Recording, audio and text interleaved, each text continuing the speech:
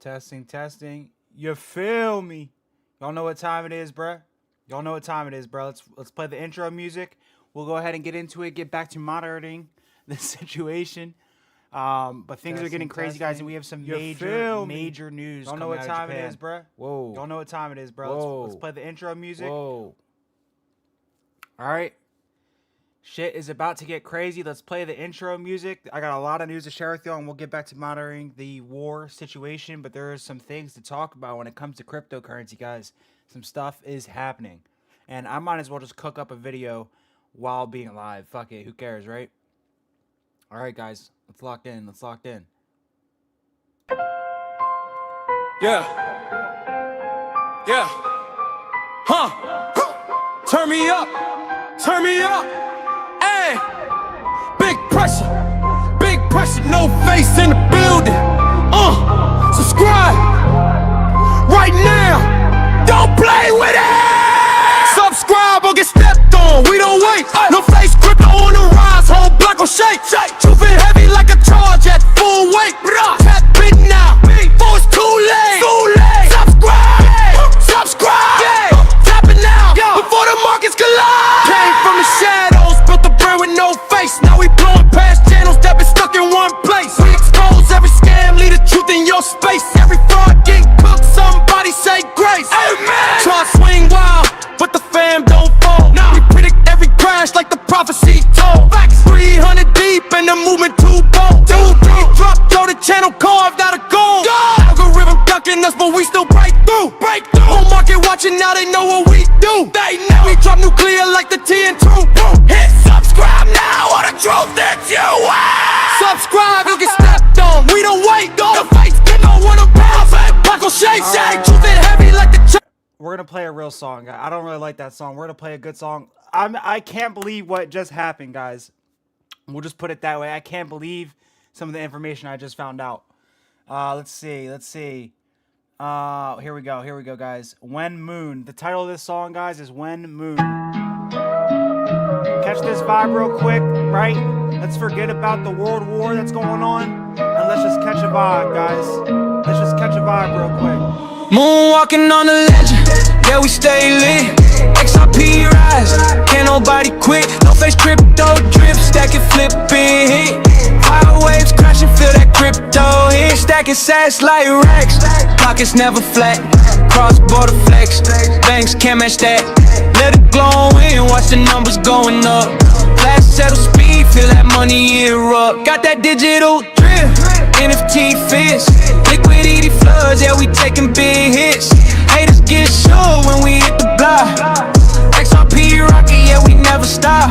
Sipping fiat like it's lemonade, but I don't spill. Crypto flows like a tidal wave, feel the thrill. Smart contracts automatic, chains never chill.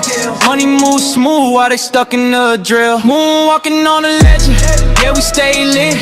XRP rising, can't nobody quit. No face crypto drip, stack it, flip it, hit. Far waves crashing, feel that crypto hit. Moonwalking, XRP to the sky. Banks looking sideways while my wallet fly. No face crypto, stack it, don't ask why. Digital kings, we live, we never die. Crypto drip like sauce, liquidity floss. Transactions fast, no pause, no loss. Bridge the world like Ripple, global boss. Fiat haters salty while we double the toss. Chain reaction, heart election, all automatic. XRP popping off that chart, so dramatic. Wallet flex insane, got that cryptographic. Money in motion, life cinematic. TikTok vibes, this one go viral. Look so sticky, crypto spiral. No face crypto, energy title. XRP moonwalk, skyscraper moonwalking on a legend, yeah, we stay lit. XRP rising, can't nobody quit. No face crypto drip, stack it, flip it, hit. Fire waves crashing, feel that crypto hit. Moonwalking, XRP to the sky. Banks looking sideways while my wallet fly. No face crypto, stack it, don't ask why. Digital kings, we live, we never die. Moonwalking. Flip it.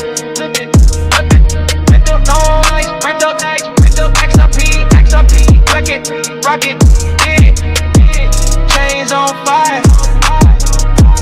Waves get higher. Digital empire. I'm hyped up today. We the supplier. Y'all know this song. This is when the block cracks. And I think the block is cracking, ladies and gentlemen. Yeah.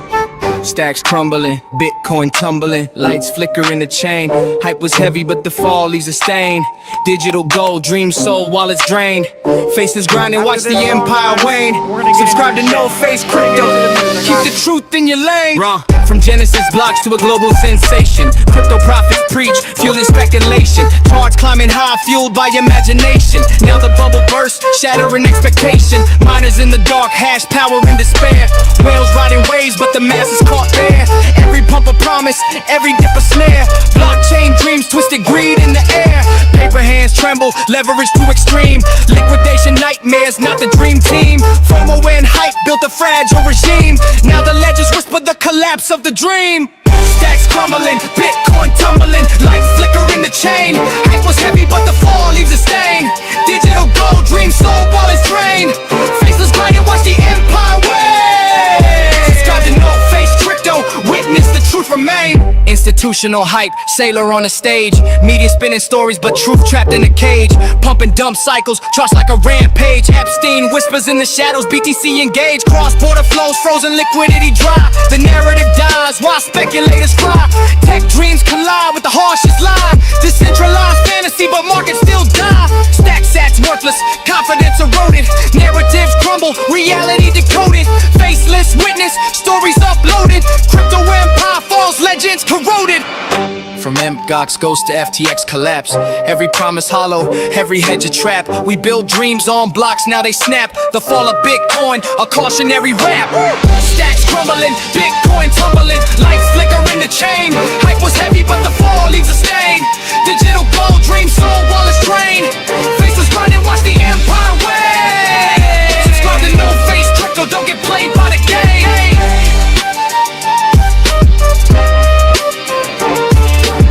No Face Crypto stands witness to the fall. Analyzing every chart, every fraudulent call. Lessons in the rubble, wisdom through it all. Subscribe, stay faceless, and watch the empire crawl. All right. I think we're ready to get started. I don't care who's watching and who is not watching, guys. There are some things that have happened, right? And we're going to go ahead and summarize World War III in a second, maybe a little bit later on. But some things happened. And we all know that XRP is likely, like this gentleman said in the comments, the chosen one. And I have no disputing towards that. All right, but something very, very interesting happened over yesterday and this morning, and we'll just go ahead and get straight into it, guys. So, David Schwartz, right? Let me explain very simply what happened here. But the DTCC and Hidden Road have officially reached an agreement.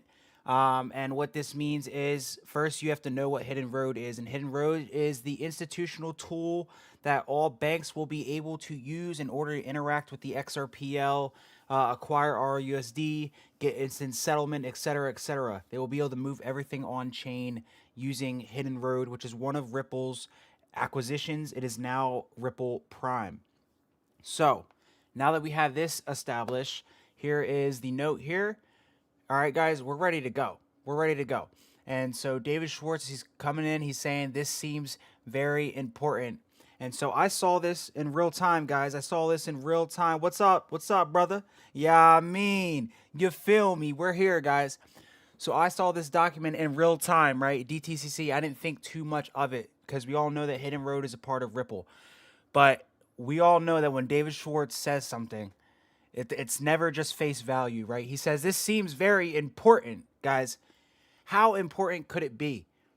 How is it that the last final piece that banks need to use XRPL gets put in place a day before something else very massive happens, which we'll get into?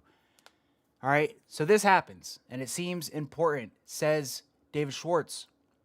Well, guys, as of today, as of literally 3 hours ago, ladies and gentlemen. I have there's no cap in my rap, guys.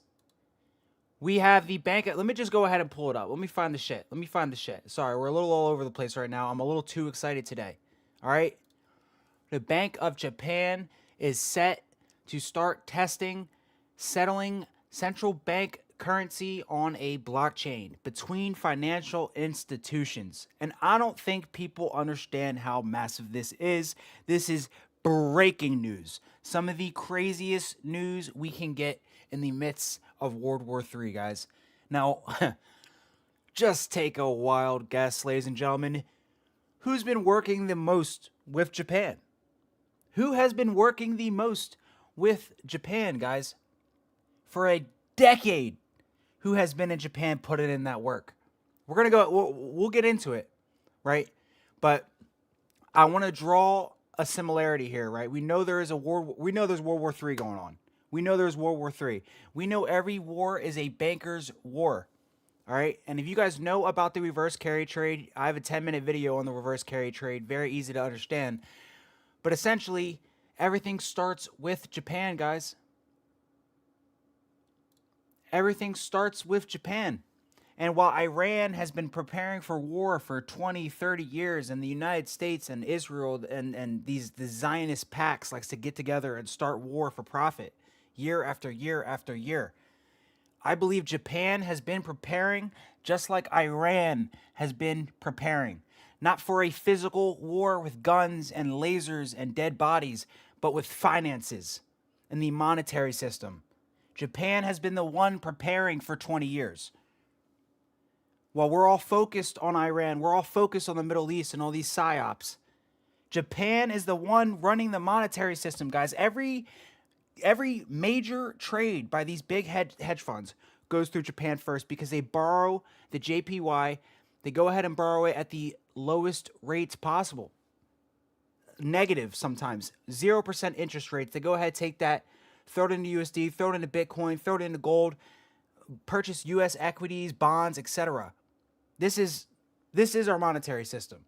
And so when we have war going crazy right now, we don't even have to talk about this, but guys, Japan is the head. They are the front for the financial war, and they have just went ahead. They have not disclosed which blockchain they are using, right?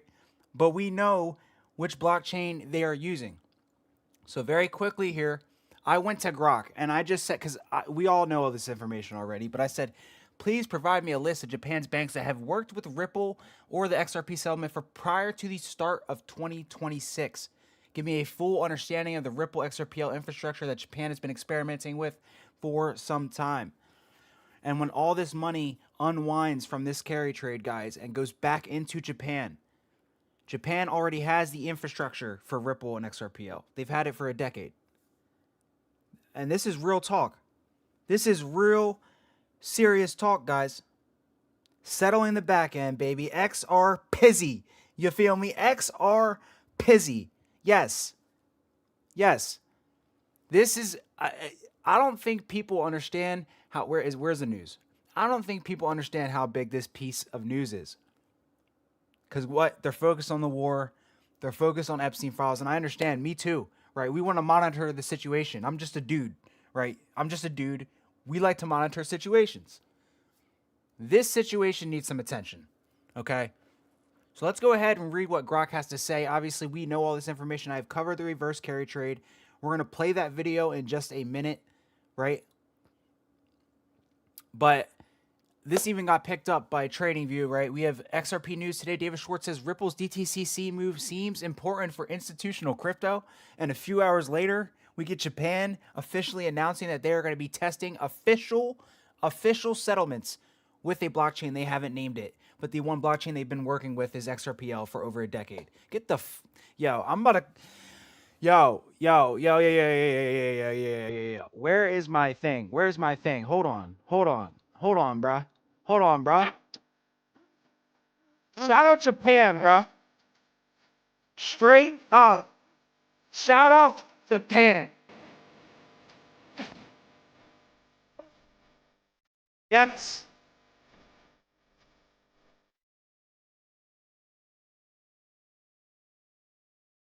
I had to. Bruh. We're here now, guys. I don't know what else is going on. This is the only thing that is important at this very moment. So let's go ahead and just summarize this, read this very quickly. But here we go. These joined the consortium, right? Obviously, we know the main bank in Japan is SBI. We also have, I forget what the other one's called, but SBI is the main one here. Here are all the consortiums that are working with the XRPL, guys. They represent the bulk of Japan's banking assets, right? Mizuho, yada, yada, yada, yada, yada, yada. All of them, right? So let's go ahead and just summarize. Core Infrastructure, Japan's Bank Consortium, and RippleNet RC Cloud. SBI Ripple Asia launched the Japan Bank Consortium in October of 2016. Its goal is to build a next-generation blockchain distributed ledger-based settlement platform to enable instant, low-cost, 24-hour remittance, both domestic and international, addressing inefficiencies in traditional systems like SWIFT. Obviously, we know how it works. It settles with the XRPL in the background, and 24/7 real-time domestic international transfers, small value settlements, and cross-border efficiency. The consortium also formed a working group to explore digital assets like XRP for on-demand liquidity. And guys, very short explanation, but when we have all this money flowing back into Japan, this shit is going to be stuck, right? SWIFT cannot move this money fast enough for how this war is about to break out. Straight up. This is what's going to happen. And Japan has the solutions. They've been working with it for 10 years. It is no coincidence whatsoever that the DTCC has went ahead. They've completely went in with Hidden Road, aka Ripple Prime, which means institutions can now get involved. And then a day later, we have Japan officially announced that they're going to go ahead and experiment with blockchain settlement for reserves. Well, bro, who they've been working with for 10 years? Ripple joint venture with SBI brings the distributed ledger to Asia. And we know Japan's not the only one, guys. Right? Japan, China, Taiwan, South Korea, ASEAN countries, you feel me? While Ripple APAC, based in Sydney, will continue to service Australia, Singapore, and India. This is no coincidence. And I think on the brink of World War III, this is some insane information, ladies and gentlemen. Very, very crazy information. Now, when it comes to the reverse carry trade and oil prices, guys, we see oil prices in the EU, specifically the UK, go up 50% in one day just because the Strait of Hormuz is closed and European countries were most unprepared for this situation. Now, what does the reverse carry trade really mean? Well, here you go, guys. Very quick explanation. That's a no-face crypto channel. Well, there's no face, no case. You feel me? I'm going to explain the carry trade and the reverse carry trade in as short a period of time as possible in the best way possible. Please drop a like if you appreciate this and drop a comment if you appreciate Chinese, this. Japanese, Thank you, and subscribe if you want more Blackanese. content like this. It's Carry trade is a you feel strategy me? investors use to profit differences in interest rates between countries, guys. So, for example, they take a very low interest rate currency like the yen, traditionally 0% interest rate or even negative at some times in history, right? So they borrow that currency and then they convert that currency into another currency like USD, where the interest rate is a little bit higher. Let's say 3, 4, 5%. Okay, they then invest that currency into different assets within that transferred currency countries. Like, so they would take yen. All right, guys, let me stop. I need to read this document real quick. I'm sorry I'm all over the place. I didn't expect this news to drop today. So let's go ahead. Let's go ahead and read this very quickly, guys. Experiment part of sandbox project on blockchain settlements. Guys, the BOJ will explore methods to connect with existing system. Oh my God. It's right in front of us. It's right in front of us, guys. I can almost grasp it with my fingers. I don't care about the price of XRP right now. How is it that Jake Claver somehow seems to be right? And I don't even like him. I don't even like Jake Claver, but he seems to be. It's happening, guys. The Bank of Japan will conduct experiments for using blockchain technology to settle deposits that financial institutions park with the central bank. They are literally preparing for the carry trade for massive unwind. Massive unwind. And we know the only people buying U.S. bonds right now is Donald Trump himself, guys, using crypto. We intend to make further progress with the support of external experts. I'm going to crash out. I'm going to crash out. We intend to make further progress with the support of external experts, exploring methods of connection with existing systems, as well as examining use cases such as domestic interbank settlement and securities settlement. Oh my God. Oh my God. And sometimes I read this, guys, and I just feel like I'm going insane. It's like no one else sees this, and I feel like I'm sitting here, I'm the one just going insane, guys. I mean, what is there to even talk about, guys? Ripple believes that SBI's presence holds stakes in 10 financial institutions will allow the firms to hit the ground running with a distribution network for Ripple Connect, Ripple's enterprise-grade settlement solution. Use cases such as domestic interbank settlement and securities settlement. And then settlement solution. Bruh. So, what are we waiting for, guys? What are we waiting for? Let's go back. We can go ahead and monitor this situation. But things oddly, almost creepily, seem to just be falling in place right now. I did not expect to wake up and see David Schwartz saying, "Oh, it just seems important." I'm a genius of 180 IQ, and I built like the craziest piece of technology we've seen in 100 years, but this just like oddly seems important. And then right after that, guys. And they don't say which blockchain they're going to be using, but we know which blockchain they're going to be using. And so I told you guys earlier, right? Japan's on the front of the financial war.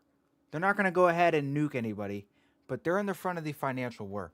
So when they're the first major bank, major country to come out and do this, and they're the head of the reverse carry trade, that's a signal to every single bank to call me up.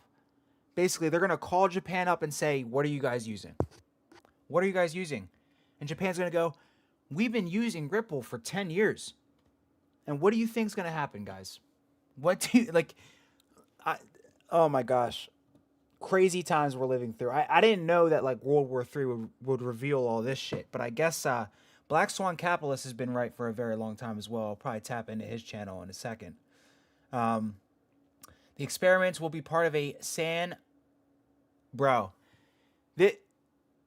I feel like I'm just running around in circles, guys, but this is very, very important, right? This is a major connection. The experiments will be part of a sandbox project underway at the BOJ to enable the use of central bank money for a range of settlements using blockchain. What's the one project that's been underway at the Bank of Japan for a decade? Ripple. It's Ripple. So I don't know how this is about to unfold, guys. But also, the largest bank in Japan, Mitsubishi UFJ, as one of the first Japanese banks to join RippleNet, and they are the largest banks in Japan, and they have corridors like Japan and Brazil. Brazil is a major player in the crypto space, guys, and I know it seems crazy, but they really are.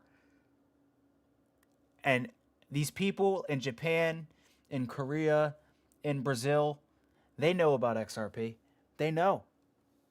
The major institutions knows what's going on, guys. This is getting crazy. It's getting absolutely insane. And here's what Hidden Road's website looks like, right? This is what David Schwartz says. It seems very, very important. Our unified quant-driven platform enables real risk management across venues, products, and asset classes, both traditional and digital. Our strong capital-based governance structure and proprietary technology that's going to be XRP, Ripple, XRPL, infrastructure minimize counterparty and credit risk, enabling more scalability than legacy prime service providers. They're just saying, like, we're better than you. They just said we're better than you guys. And as you can see, their prime brokerage deals with FX, precious metal, digital assets, synthetic OTC, swaps, digital assets, energy, and rates, and including oil as well. They clear derivatives, sponsored access, and direct market access financing. They finance derivatives margin financing and digital asset margin financing, guys. And this is the thing that got approved yesterday that David Schwartz says seems very, very important. And then we go ahead and get an approval from Japan to start bringing that blockchain experiment to the world. You know, who knows what's going to happen? This has been in the works for over 10 years in Japan, and people have been talking about it a lot. But I find it very interesting they are not naming the blockchain. And it's going to be one of them insider things, guys. They're going to be calling Japan up. When is it time to flip the switch? Because the time is coming. This is a sign, guys. Take this as a sign. Crazy stuff going on. Crazy stuff. Let's go ahead and take a quick look at what's going on with this war now. In terms of updates that I have heard, guys, you know, I hate to say it, unfortunately, but Iran was fighting on 7 fronts last night. They were bombing 7 fronts. Tel Aviv, boom, boom, Tel Aviv. That shit was on fire. I have never seen clips like this in my entire life, and it feels insane to be alive where we can watch this in real time. And unfortunately, you know, I'm trying to reserve the feeling that everything's all safe and dandy, because it's not, guys. It's not. And I know we have sleeper cells in America. I know there are anti-war riots going on all over America, and I know there is a Samson option.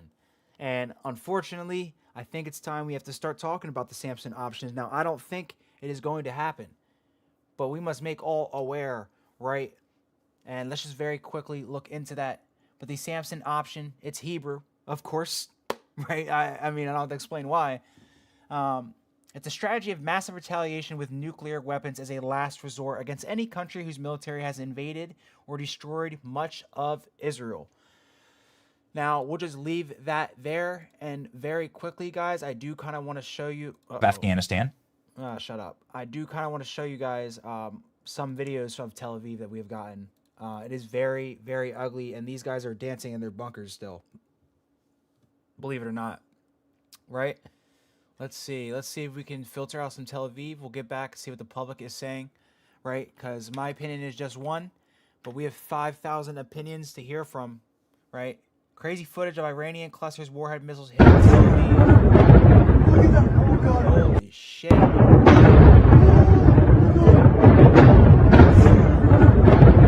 at that. Yeah. Yeah. Look, guys. It's getting to the point where even Americans, day one Americans, America First Americans are saying we have no business doing this. We had no business in this. And I'm not saying, you know, we're all siding with Iran here, but I'm siding whoever's going against Zionism. It's as simple as that. It's a world, it's good versus evil right now. It is a world of evil versus a world of good right now. It's not about what side you're on, what country you come from. All right, do you hate the devil or not? Straight up. Straight up. That's just how it is, guys.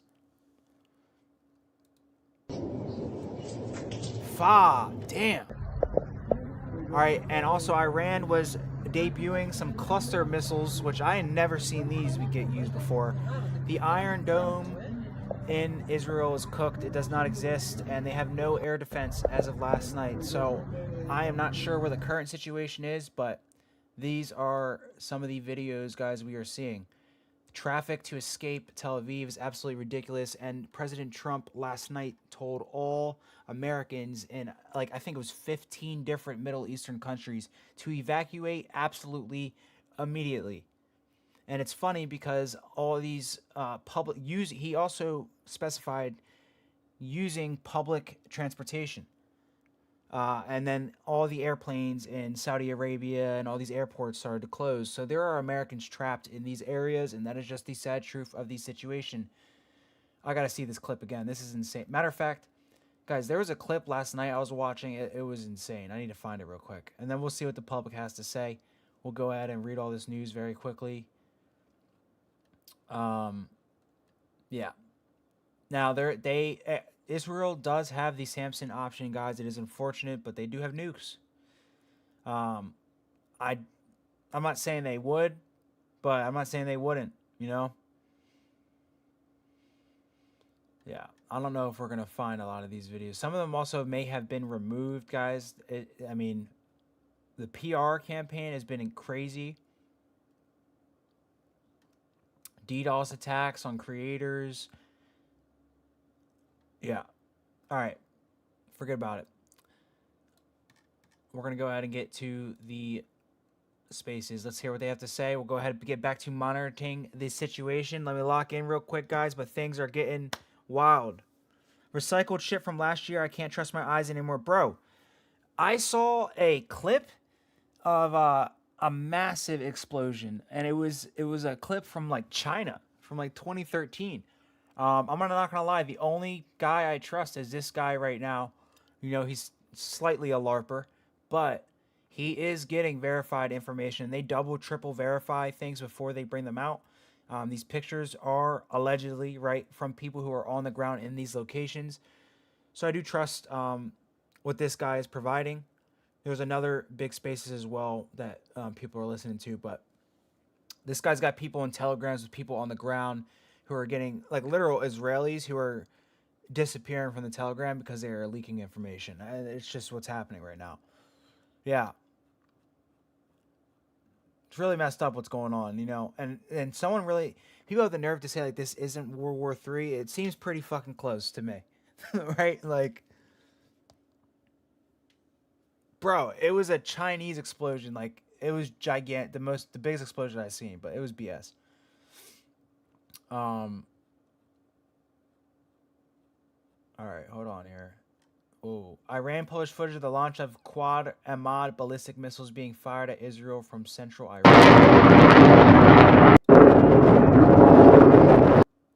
Did you guys see the video of Iran's hypersonic missile? Bro. Hold on. Guys, if you saw...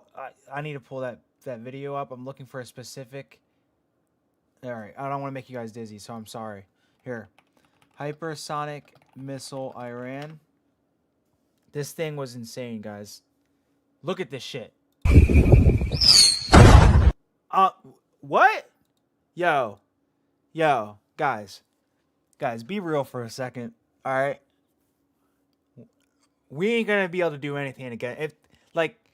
This is why you just gotta go forward with your life and spread positivity and love to thy neighbor, right? And Christ is King, because at the end of the day, if this thing's coming down at your head, you're cooked. It's all right. It is what it is. That's why if I see a missile coming down at me one day, I'm not gonna be that sad. It is what it is. What am I gonna do what am I gonna stop it? You know? Look at this shit. Look at this shit.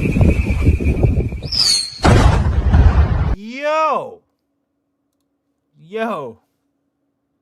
That's crazy. This is one of Iran's most advanced hypersonic missiles with multiple independently targetable re-entry vehicles traveling at 5 times the speed of sound.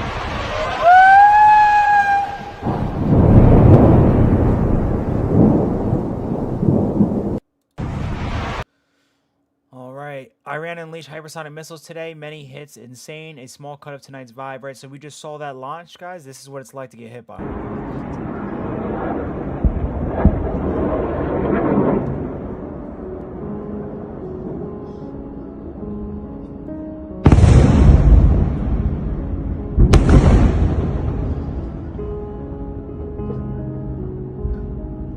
طلع ايه؟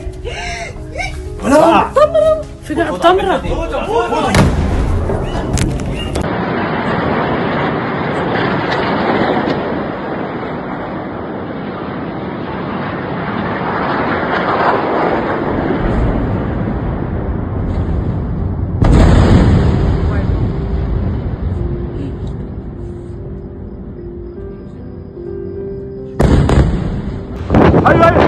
ايوه يا حبيبي ايوه دمر الدنيا هون دمر الدنيا هيو نيو دمر الدنيا فرسلية نزل فرسلية هيو. I need someone to help me out, guys. I forget the revelation, but there is a revelation. It's in the 20s and it's like -1, and it is about this situation. But we know who wins in the end. We know who wins in the end, guys. فوق راسي يا عيال.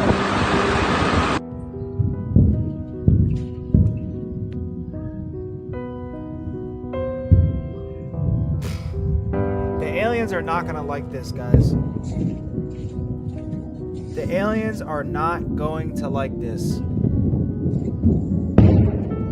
Yeah, it's a little too fast. Well, look. Alright, let me read these comments real quick. It's not World War III without Germany, and I agree. Right, we already have French join in. We know France is going to kind of bitch out like last second like they always do. But the British have joined in. The UK are backing us. Right, they're a little pet dog right now, unfortunately. That's just how it is. This is how they feel in the UK. Right, I'm giving you guys straight from the source. And it is rumored that Netanyahu was in Germany. So I don't know if that was a complete misdirection. I know what you're trying to say, though. I get what you're trying to say. Yeah, we need the painter. We need the painter, right? It's unfortunate that in school I was not taught the truth. Yeah, China and Russia have them. USA is close or probably has two by now, but Israel hasn't used it yet, so maybe USA doesn't have it. Imagine being an ordinary citizen like you and I living in these conflicts, fucked up, whatever, what side we are innocent. Yeah. And I have people who are in the United States military, guys. Like, I don't know if they're gonna put boots on the ground, right? But these people don't want to go to war. They don't. And there's accounts of people on these as Americans on these ships and stuff, stuffing their undershirts in the plumbing system to protest basically. And this is similar to what they did in Iraq as well. This is like tradition. That's what they do. They don't want to go to war. I wouldn't want to go to war either. Not for Zionism. Not for Zionism. Now, if a Zionist comes on my land and they want smoke, I'll go to war. That's my answer. Fuck.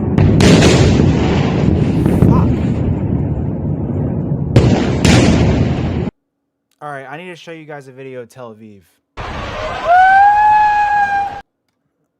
Alright, Tel Aviv on fire, guys. It was a mess last night.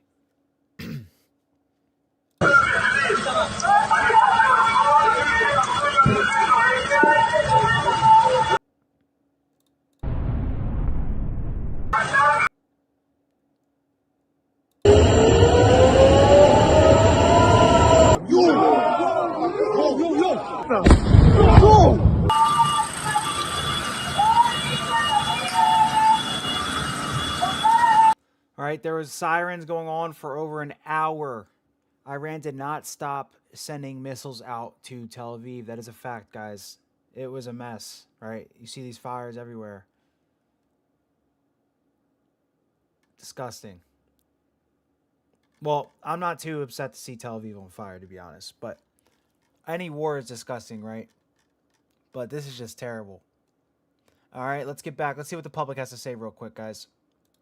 The Samson option is on the table. I know it sounds crazy. If anyone throughout world history has gone as unchecked and unresolved, it's Bibi Netanyahu, guys. And if there's anybody crazy enough, stupid enough, and destructive enough who is worshiping ulterior powers, who's going to press that button, it's Bibi Netanyahu, guys. If anyone's going to press the button, it's Bibi Netanyahu. So I obviously, we all hope it doesn't happen. But Iran's putting up a fucking fight, right? They've been preparing for this for 20, 30 years. We do not have any reason to be there right now. But we got walked like a dog into this fight. And I don't know if there's a clip. I've been out the loop for like a few hours, guys, but Bibi, I don't know if we're going to find the clip. Maybe in a second. I'm going to work on it. We'll get up to updating and let you guys listen to this. But basically, he was asked directly if if Israel dragged the United States into this war and he just sat there and laughed, a maniacal laugh. Disgusting, guys. All right, what does the public have to say? You understand this, Ryan? They're removing the entire Eastern Mediterranean from the United States Navy and NATO forces. People say it's just a base. No, that is a major, serious refit, A lot of these resupply, people are and ex-military reload and are facility. still under But some without sort that, of that obligation, is really limiting but the they are space. And speaking you're on going the to find our situation, fleets guys. moving further and further away from the battle space. And people say, no, the carrier battle group, their aircraft can go hundreds of miles and carry, but they don't understand that to do that, you have to have the entire battle group ready. That includes the submarines, everything like that. The only thing I would say, it is a big deal. They're going to keep going for it to push the U.S. forces out further and further. And I'll land it Well, here. it has to be, or they wouldn't have requested Italy and Spain for their Yeah. territory. Spain told them Oh, no. thank you. Go elaborate, sir. Yeah, So they're the IRGC Public Relations has said that they destroyed a second American THAAD anti-missile system, and it does cost like over $1 billion each one. Yeah, 2.7 There you go. billion landed and Yeah, I mean, 1.8 billion they haven't manufactured. given him any details yet. Are Uh, they sure that was in the UAE though? That is a little odd. No, the that's first what Manco plane I was said. mean, from the I'm not UAE. The saying I second don't plane or they do haven't believe said. it. Brian, what? Okay, all right. Well, yeah, I'm gonna look into that. I just said, like, I don't know. Listen, I It Yeah, and still heard. works Ivy's short right. range. The It's not UAE Hold just. on, let me did turn this buy down real quick. the UAE bought I 12 heard Patriot Palestine was batteries and 2 celebrating, THAAD batteries. or Gaza Yeah, was they're clowns. celebrating They as they they were have so much watching money. They're just Iranian buying stuff missiles because, go over and it's and so literally overkill. destroy Basically, Tel they don't Aviv need last that. night. I heard the well, kids it's were soft power screaming politics. The happy U.S. like Yep. you're gonna that buy this Iran was gear, defending whether you them. want it, Yep. need Yep. it, or And this is use why I it or just don't not. That's believe what. any Yeah. Oh, propaganda you're not coming getting out the other of side of this against the trade Islamic deal. world. So that's These what they Exactly. do all people the in time. real Like life, like that's I've the met these reason Japan people. has a bunch of patriots. They They're don't really need like them, some of the but most they'll get peaceful people punished on ever. So it's Toyota and just other kind of stuff that they disgusting. want to sell unless they But buy I'm them. So very they buy happy them. that Yeah, Iran Trump is really defending loves announcing the the Islamic $1 trillion world, deal, right? the $3 trillion deal, I agree $500 billion with people deal in believing the their White House, truth, in the and Oval this is a Office, spiritual shaking war for them. the We do dictator's not need to hands. be doing this shit, and Um, it's kind of crazy Yeah, to see whatever this shit happened to going the on. tunnel from Alaska to Russia and the multi-trillion-dollar deal? They're still full of it. But, he but wants Ryan, but back the to announcement party only. But Beatrix, the list is getting kind of long for mics. But I just want to say, for the people that you have sent it to, uh, make sure your DMs are open so she can send you a DM. And if she does send you a mic, she might be in request. So then you have to go in there and find her. She it might not come straight to your inbox. So just check there, because I know a lot of you guys asked for a mic. Check the other side, guys. You're in your DMs. Make sure your DMs are open. Leave the space and then click on the link in DMs and it'll bring you up. I'll be looking at mic requests. Thank you so much, Brother Ivy. Andrew, jump in. yes, and I Ryan, meant but message request. Check your message request, the people that are receiving a mic, and then yeah, do what she said. Leave the space and come back using the link she sent to you. got yeah. But Ryan, to finish my question, how far out do you think right now that Iran is able to reach out? Because the next Sorry. big Update: a bunch of car settlements are on fire in the West Bank. That is funny. All right, go ahead. Sorry. oh yeah, yeah, oh yeah, oh yeah. It's like vindication, right, Ryan? It's like There's that, nothing. There's nothing that brings me more joy than and then imagining Palestinians looking up at the sky and just yeah, seeing going, "Oh, finally!" Like they're getting their fucking just desserts. I know, I know. We were saying that this morning. That's what it is. It's like Guys, there's another piece of breaking news I have to share with you guys, that I forgot to share. Right, unfortunately, there was a 4.3 magnitude earthquake detected during this escalation. Right, it was detected in Iran, and that is all I have heard. This is verified by the military. This is verified. This happened. So I don't know what this means, but please let me know in the comments what you guys think this means. People are freaking out, obviously. And I don't think this was a natural earthquake. So I don't know. Can someone explain? Like, I don't know. Maybe it's because of all the missiles hitting the ground. Like, I'm not really sure. Found that report to be interesting. Let's go back to the spaces real quick. Let me get back on this shit. destroying a tank, there's outright kaboom, like blowing up the whole tank, which they can't really do. The lowest level will be like, oh, you knock the tracks off so it can't move, or destroyed one side or whatever so it can't steer. That means the personnel inside is there, the tank's recoverable, it's fixable, and they can use it again. You can hit it so hard that it's not fixable, it's not blown up. The person survives, but it's just, they have to tow it off the field, and it's effed up beyond all repair. And that's the level that happened a lot in Gaza, where they couldn't completely destroy them, but they could injure them enough. Injure is the wrong word. They could damage them enough that they were unusable. And so, because if you just break off the tank tread or something like that, well, they can replace that, fix it, and the tank is usable again. They're trying to destroy them. They want to kill the people inside the tank. And so what they did is they they hit it with a guided missile, which if that does hit the right spot, you can completely destroy it. But another thing, now I can't just go ahead and pull up all these announcements, right? But you guys can take my word for it, or find the information for yourself. But Trump has now taken some of the air defense systems outside of somewhere in Asia. I think it might have been literally near Japan. I'm not even really sure. But something happened where they took air defense systems. They are now moving them over towards Israel or something like that. Things are getting a little crazy. The second U.S. THAAD missile defense system in the Western Asia region was targeted with Iranian Revolutionary Guard air missiles and was taken out of service. And I think these air missile defense systems in the Western Asia region were the ones that Trump is trying to bring over towards Israel. Also, the THAAD radar station at Al Dafara base in United Arab Emirates was destroyed the day before. With the destruction of these two systems, the Iranian missile force is ready to successfully strike its targets. And this was 1 hour ago, right? I mean, I just don't know what the fuck. Why? Look, if we were really wrapped up in this and we were forced to get into this, why don't we just nuke Israel?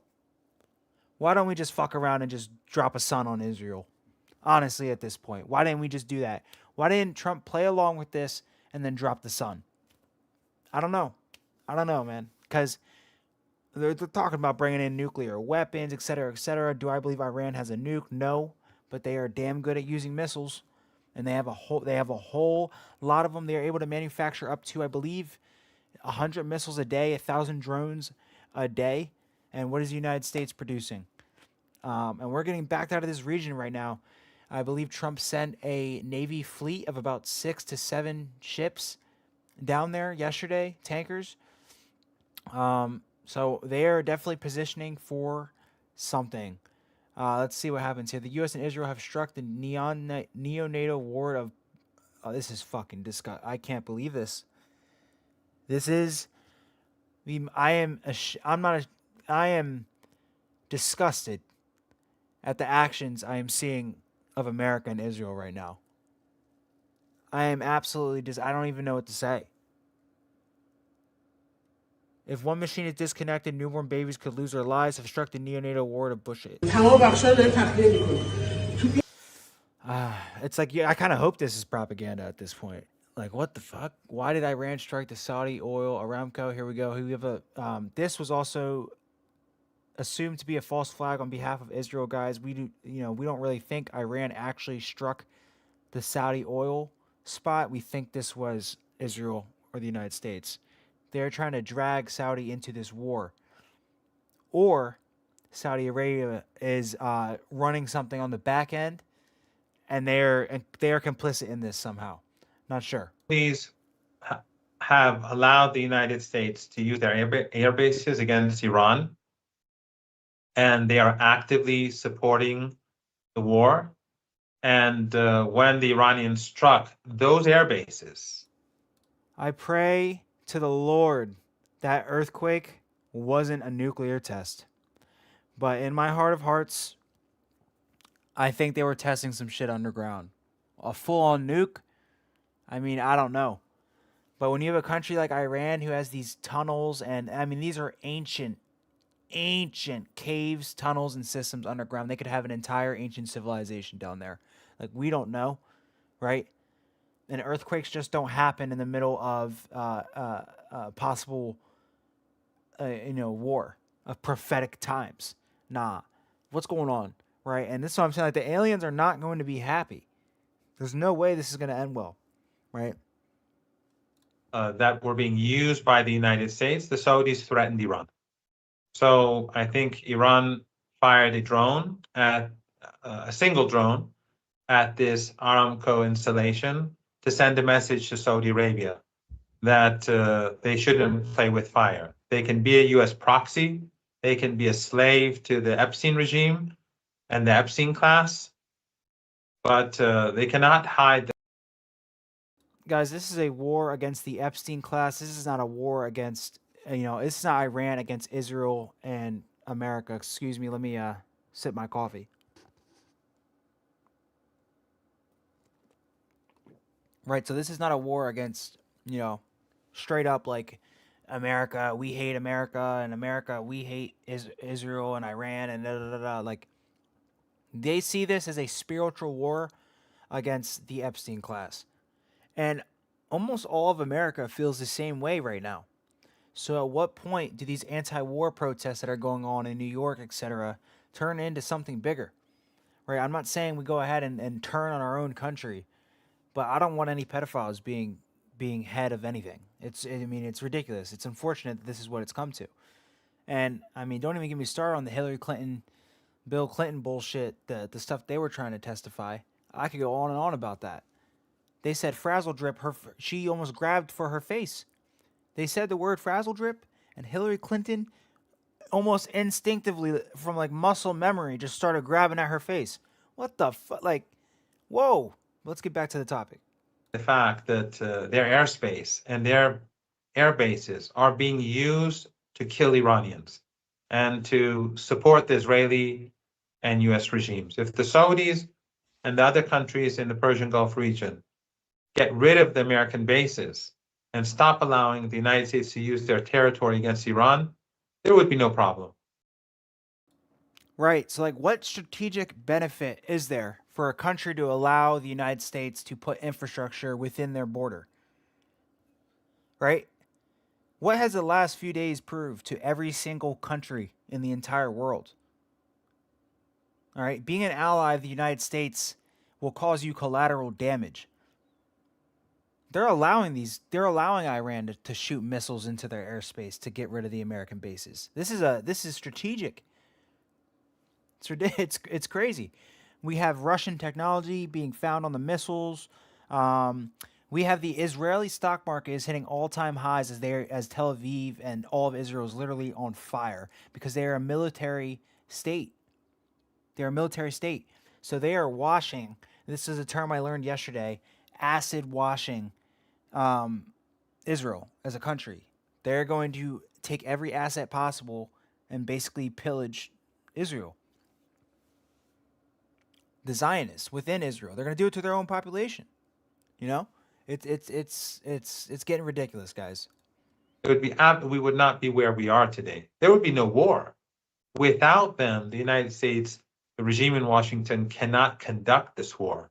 They need their bases in these countries. They need the air bases in Jordan and in Saudi Arabia and the bases in the Persian Gulf region. And sadly, even Turkey not only does it export oil to or transport Baku oil to Netanyahu, and it's been doing so throughout the genocide, but its bases, the U.S. bases in Turkey are being used.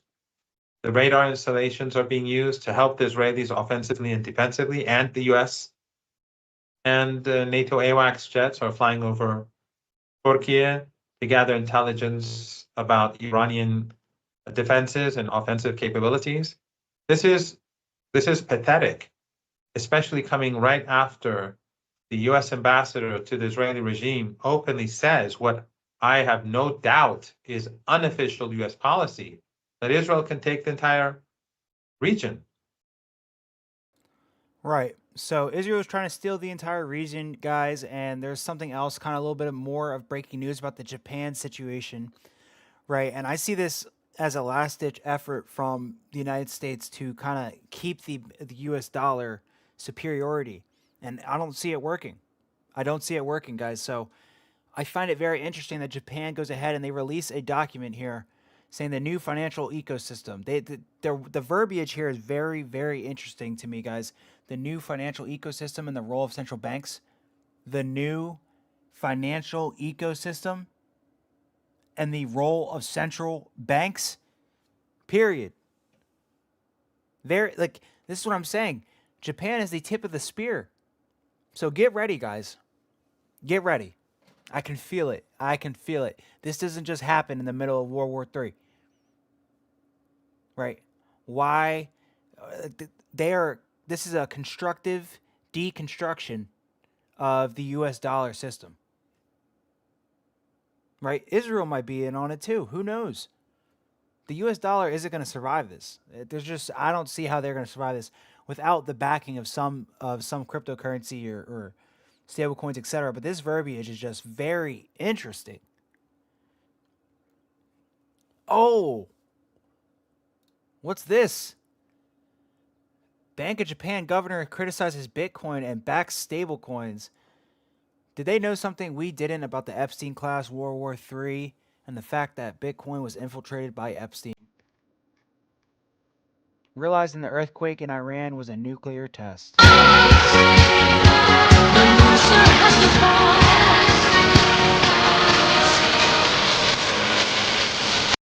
Right. I don't know how I'm feeling about that right now. I guess we'll just have to wait and see. Back to the public's opinion. Really believed that they could do this decapitation strike and that Iran would fold. And all you did was you made the Ayatollah a martyr, you unified Iran, and now they're hitting everything. They hit Oman, the UAE, Qatar, Bahrain, Kuwait, Jordan, the U.S. bases in Iraq, and of course Israel itself. Who'd I leave out? Saudi Arabia. Yeah. Yeah, and then what I put, I had pushback against Mankos. Mankos, I believe, is still in the old conventional wisdom as we just keep picking targets and bomb, blow them up, and just keep blowing stuff up, and eventually we're gonna break them. We don't have the inventory, nor do we have the will staying power. But Mankos, are you still on that belief, sir?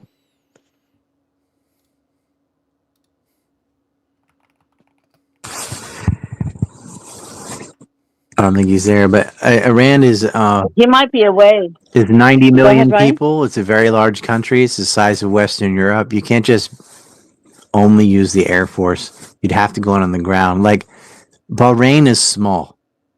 Kuwait is small. Qatar is small. The UAE is small. Even Israel is small. You can pound that. What's funny is you could get a revolution in Bahrain by taking out a dictatorship. But Iran, do you know how much Yeah. firepower you would need to only use the Air Force and pepper that entire landmass and 90 million people? Get bent. No, you'd need like China, Russia, and the U.S. to do it. You can't do that. You'd have to send in an army, which they're unwilling to do because then you'd lose tens of thousands of soldiers. Well, I mean, that pretty much sums it up. We're going to get back to that. I know I'm all over the place, guys, but in terms of the Samson option, right, it's time we do some investigation. Where is my thing here? So, the start of this war started with the United States and Israel bombing 3 schools in Iran as a blood sacrifice, in my belief, right? And this was on the start of a Jewish holiday. I'm not too versed on this, so I'll let a person explain this to you guys.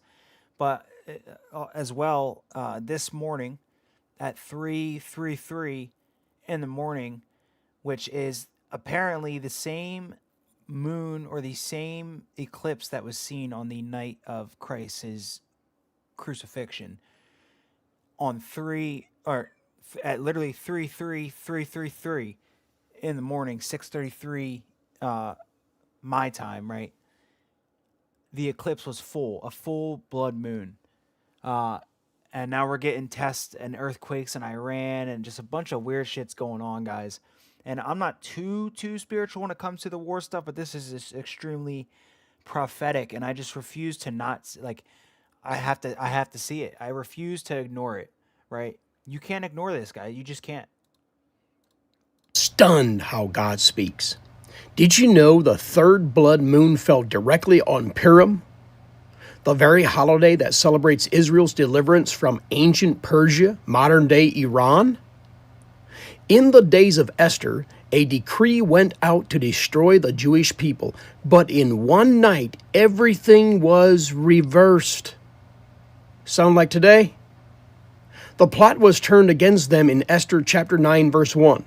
Now in a time of rising tension involving Iran and Israel, a blood-red moon marks the sky on the same night that commemorates Persia's failed attempt to wipe out God's people.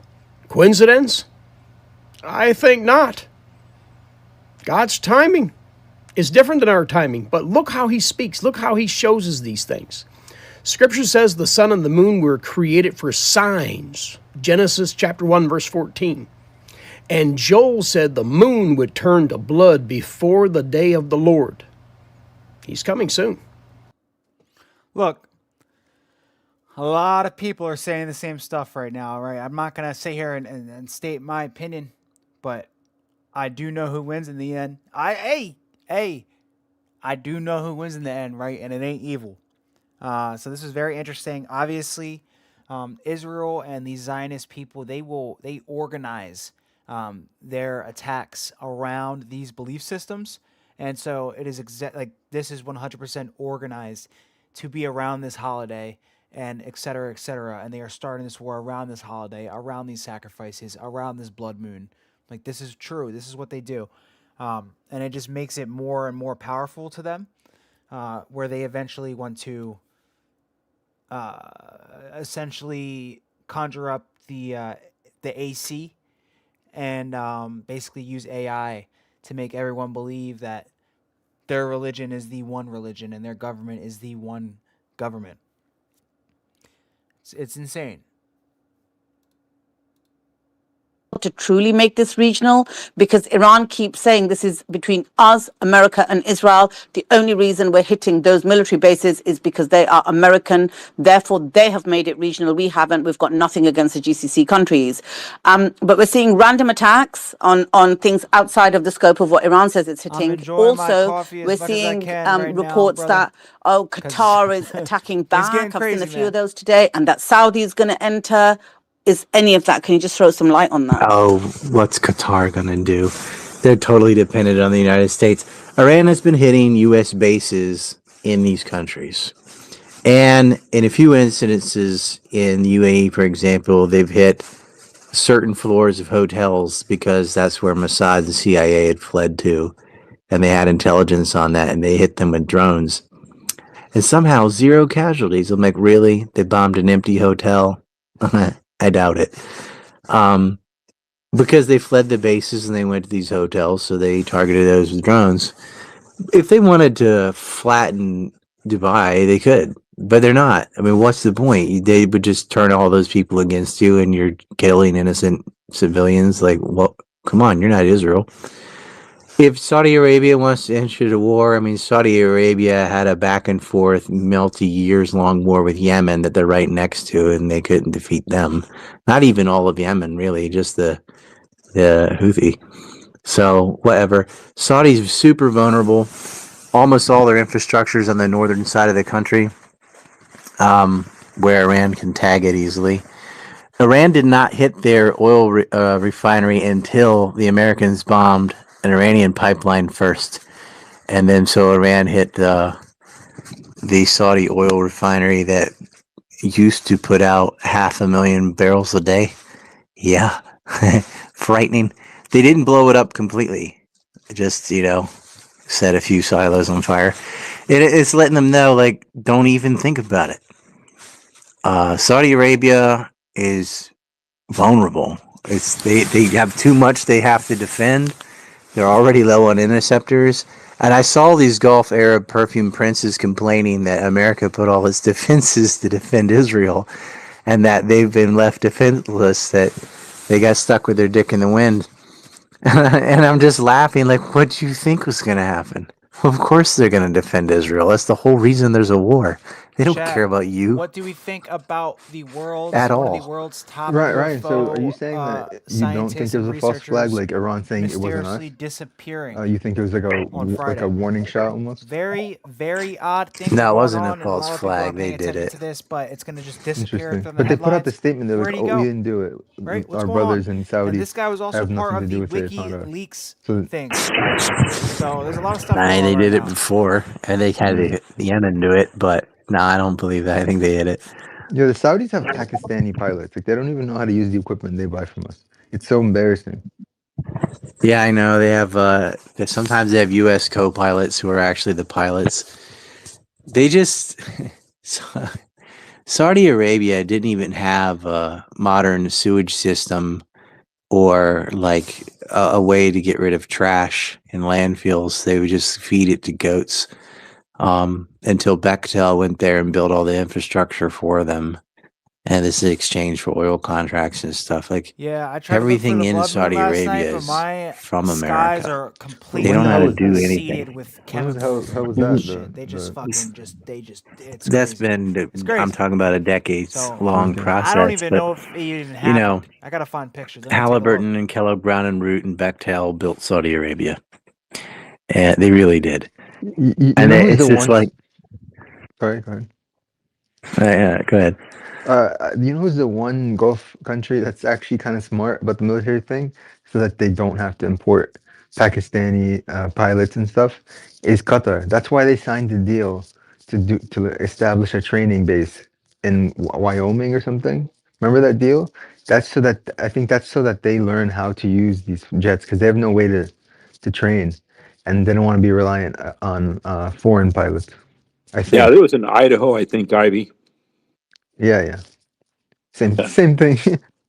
Yeah, same difference. Hey, real quick, breaking news, possibly our Zionist friend Tim Pool is flashing massive, I guess, mass shooting event. Something's going on. Just kind of throwing that out there. We haven't Break heard it. about that Whoa, since it whoa, happened, Oh, they'll no blame whoa. one that fell on for that every. false flag. No one Yeah, fell for it. all of it's going to be. Oh, look, he's got Iranian colors, and it's some like Yep, 65 IQ retard that they gave a flag to. Whatever. Like, who's going to yep, fall for that? yeah. Get bent with that People, stuff. please, people don't fall for these All right, false quick note, flags. guys. False Dude, they flags That will is be all over the groomed. place. That is That's one thing. We all already know that, COINTELPRO and we'll get back to the public groomed retards, opinion. But expendable until morons that further they can get to do notice, something ladies and gentlemen, I stupid do and not then believe a blood moon even have the happened right until I see a paraphernalia picture. on them, so then go, Can ooh, someone look, show me a Iranian picture flag. of the Oh, moon, the blood They moon? found his Because passport. what's They going found on? I remember them doing the This same crap is in the crazy. This 90s, is the crazy. demonized I don't know what to Southerners. believe right now. Somebody did some shooting. Until Like, he's further got a notice, I don't Confederate believe the blood flag. moon even Like, oh, happened you until I put see that a real on them, picture probably. from last night that Yep, somebody took a absolutely. video or something. I don't You believe know, it. but I didn't see it. they Did literally anyone else see dropped it? it. Let me know in the No, comments, guys. not a single news source is talking about that mass shooting in Austin because no one fell for it, and they were like, "Okay, guys, let's just move it forward." It was so on the nose. Yeah, it was like, oh, whatever. You orchestrated the whole thing. I'm hearing the recycled rumor that Iran tried to assassinate Donald Trump. Remember that crap? They Yeah, said, yeah, now yeah. he's like, Yes. well, he tried to kill me, so I had to kill him first. Well, they Oh, put a by the way, bullet did you through his see ear. Trump? Ryan, Yeah, listen, the well, Iranians put a bullet through Trump's ear. I saw it. It live. And he healed Well, in almost one live day. on TV. yeah, Crooks was Iranian, huh? It Little magically skinny Hey, healed blonde I kid think from he overnight. was. Ukraine. I hey, think he that dude was, is Ryan. capping, bro. He said I saw it live and then go Yeah, on TV. he was in wasn't he Bro, in a BlackRock bro's talking commercial? crazy right now. Yeah, the shooter Just another that question for allegedly you, did that was in a Ryan. BlackRock commercial.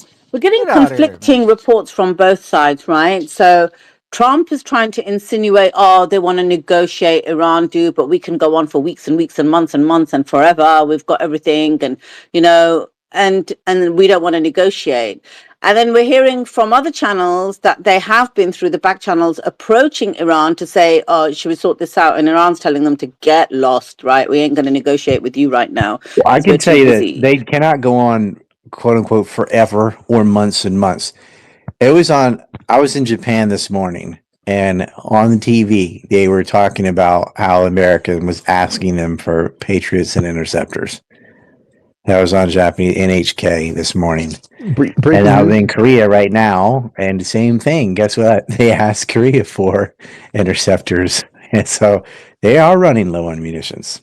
And this happened hours after the war started, which means my hypothesis that America wasn't in position, and that Israel just sort of forced their hand by going and doing a bombing. So America immediately asked Korea and Japan because they could see this coming. They didn't have enough.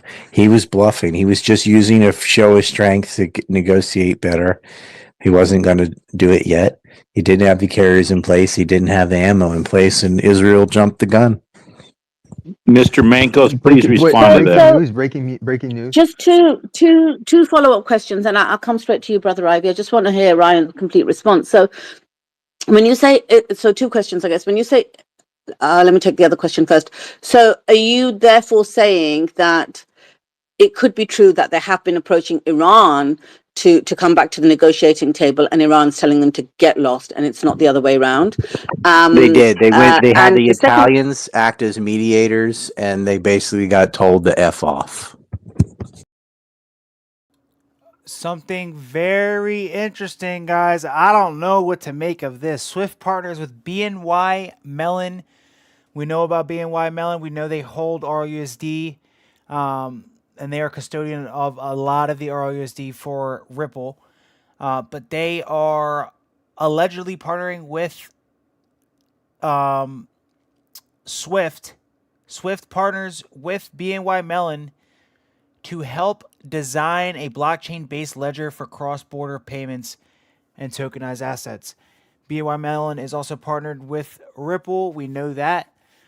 So very interesting news. I guess we'll see what happens with this. I am not sure. I almost want to say at this point that, I don't know if they're going to be using the XRPL. This is very interesting. So not enough information to speak on now, but I will go ahead and keep looking into this in the background. I don't know. I do like BNY Mellon's relationship with Ripple. I think it is very interesting, but this is very, not sure what this means. So I'll keep looking into this. If he's telling the truth, he was telling congressmen that, well, Israel just did it and it didn't inform us, but we have to join them. It's like, that's not how you conduct a war with your allies. You plan this out together. Israel just went ahead and did it. That, according to our own Secretary of State, who is definitely pro-Zionist, I don't think he's lying about this. So that's why I'm saying they jumped the gun. And I think the only thing I could think of, like, why they would do something so stupid is the hubris and arrogance where they thought if they took out the Ayatollah that Iran would collapse. They thought they could do that and hit them really hard and bomb them, and that Iran would capitulate. But because they were saying stupid stuff like, oh, they've only got hundreds of ballistic missiles left, that we almost got them in the 12-day war. We intercepted 90%. They believed all the Hasbara lies. They've got thousands of missiles and even more drones, and you weren't even close to finishing them off in the 12-day war.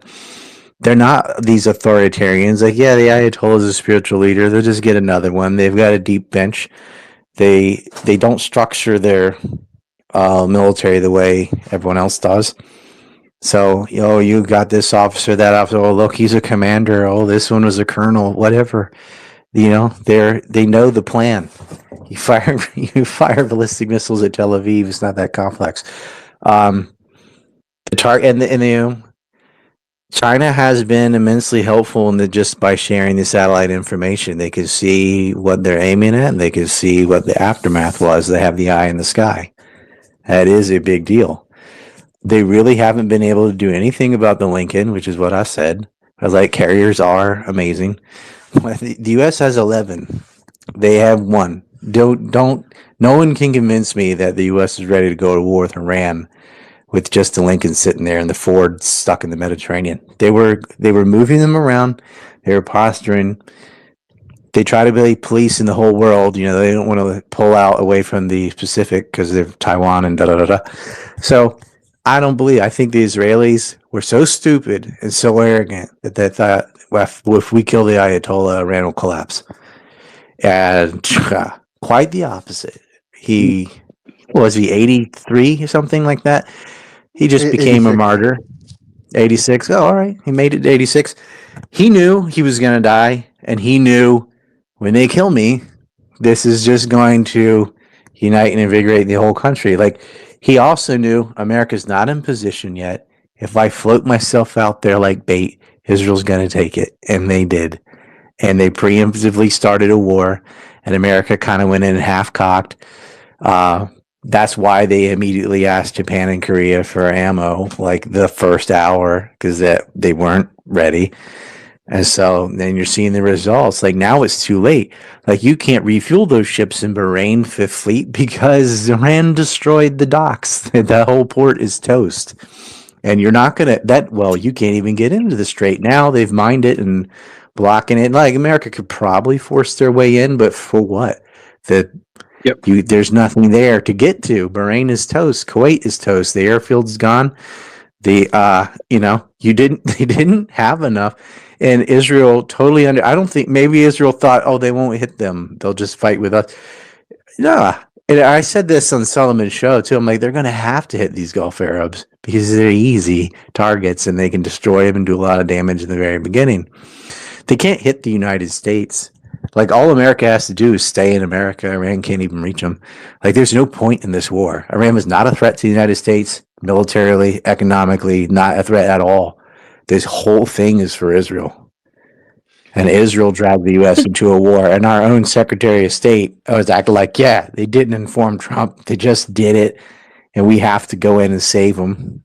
You know, the Secretary of War said we didn't start this war. I'm so sorry, Brother Ray, but I'm going to come straight to you. So just to clarify, Ryan, they had a choice though, right? So when Israel just went ahead and did this, and I see how that makes sense. And then when America was informed, they could have thought, okay, no, we need to just distance ourselves and say Israel did this rather than go all into a war with them. But they chose the latter, not the former. So therefore, Israel, do you know what I mean? Yeah, they're not going to leave Israel hanging like AIPAC and Epstein, that combo. They got them by the balls. But, the last time Israel attacked, that was planned together. They were like, we're going to get them at the negotiation table and you do your surprise attack. Like, we're going to tell them Witkoff is meeting on Sunday. You attack on Friday. They coordinated the whole thing. On this one, it seems to be several botches because it seemed like they wanted to do it back when they had the uprisings in January and they didn't pull the trigger. But again, I was like, well, the Navy's not in place. If you're going to have an uprising, you got to wait for the ships. Do you guys not talk to each other or something? And and Iran was able to defeat Starlink and curb that. And they thought that would just escalate bigger, and then the boats would get there and they start the war. But Iran squashed those so-called protests, those AstroTurf protests immediately. They just turned off the internet, got rid of Starlink. Turkish intelligence helped them catch some Kurdish factions.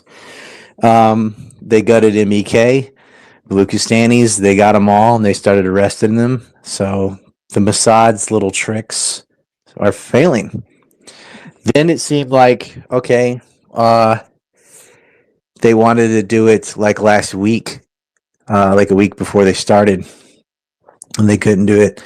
But when Israel saw an opportunity to kill the Ayatollah, they took it. And maybe they thought, whatever, it's enough. It's America. Like, well, what's Iran going to do? It was like, well, Iran's going to do is bomb 27 bases and hit Israel too. And it's still like they could still lose. America really, I know most people are only seeing like the quote unquote good news of whatever Iran blows up, but Tehran, especially the capital, like they got hit hard today. But I'm sticking to what I said earlier. It looks really bad. It is bad in certain areas, but most of the country is still untouched. It's a very big country with an enormous population. It's not going to collapse by blowing up some buildings in Tehran. Like there's hundreds of people, maybe 1,000 people dead. That ain't enough. Those ballistic missiles are everywhere. You can take out the launchers. They make a big deal. Oh, we got 42 launchers or something. It's a truck with a tube, and it's very easy to replace. It's the missiles themselves that have value, and they're not being able to get them because they're underground.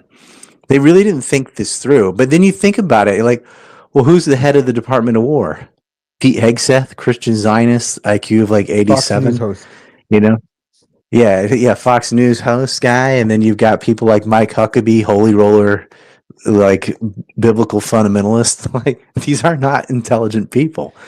They're not even You know midwits. what I Ryan, realized? He made yeah, Ryan. I fact checked you. No, sir. Pete Hegseth does not have that. No, sir. His IQ is 48, and that is. Hold on. No, I'm sorry, Maybe I 57. dyslexic there.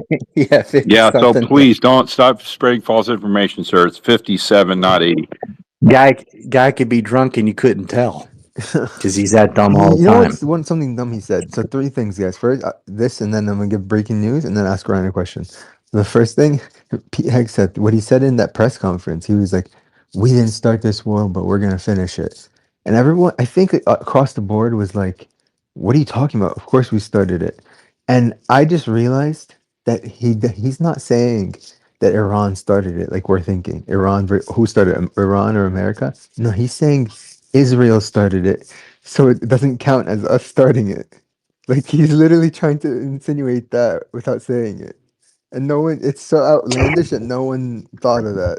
I think it's dumber than that. I think that they think Iran started the war because of their global war of terrorism, which doesn't exist because that's almost exclusively Sunni thing. But they're like, well, we're just defending ourselves. Like Israel started all of these wars. That's why I had Promise 1, 2, 3. Well, Trump Israel said, preemptively attacked Iran in April. Israel preemptively attacked Iran in June. Israel preemptively attacked Iran in Wait, hold February. on. Let me just get the breaking news, Mangoes. yeah, and So go hold ahead. on.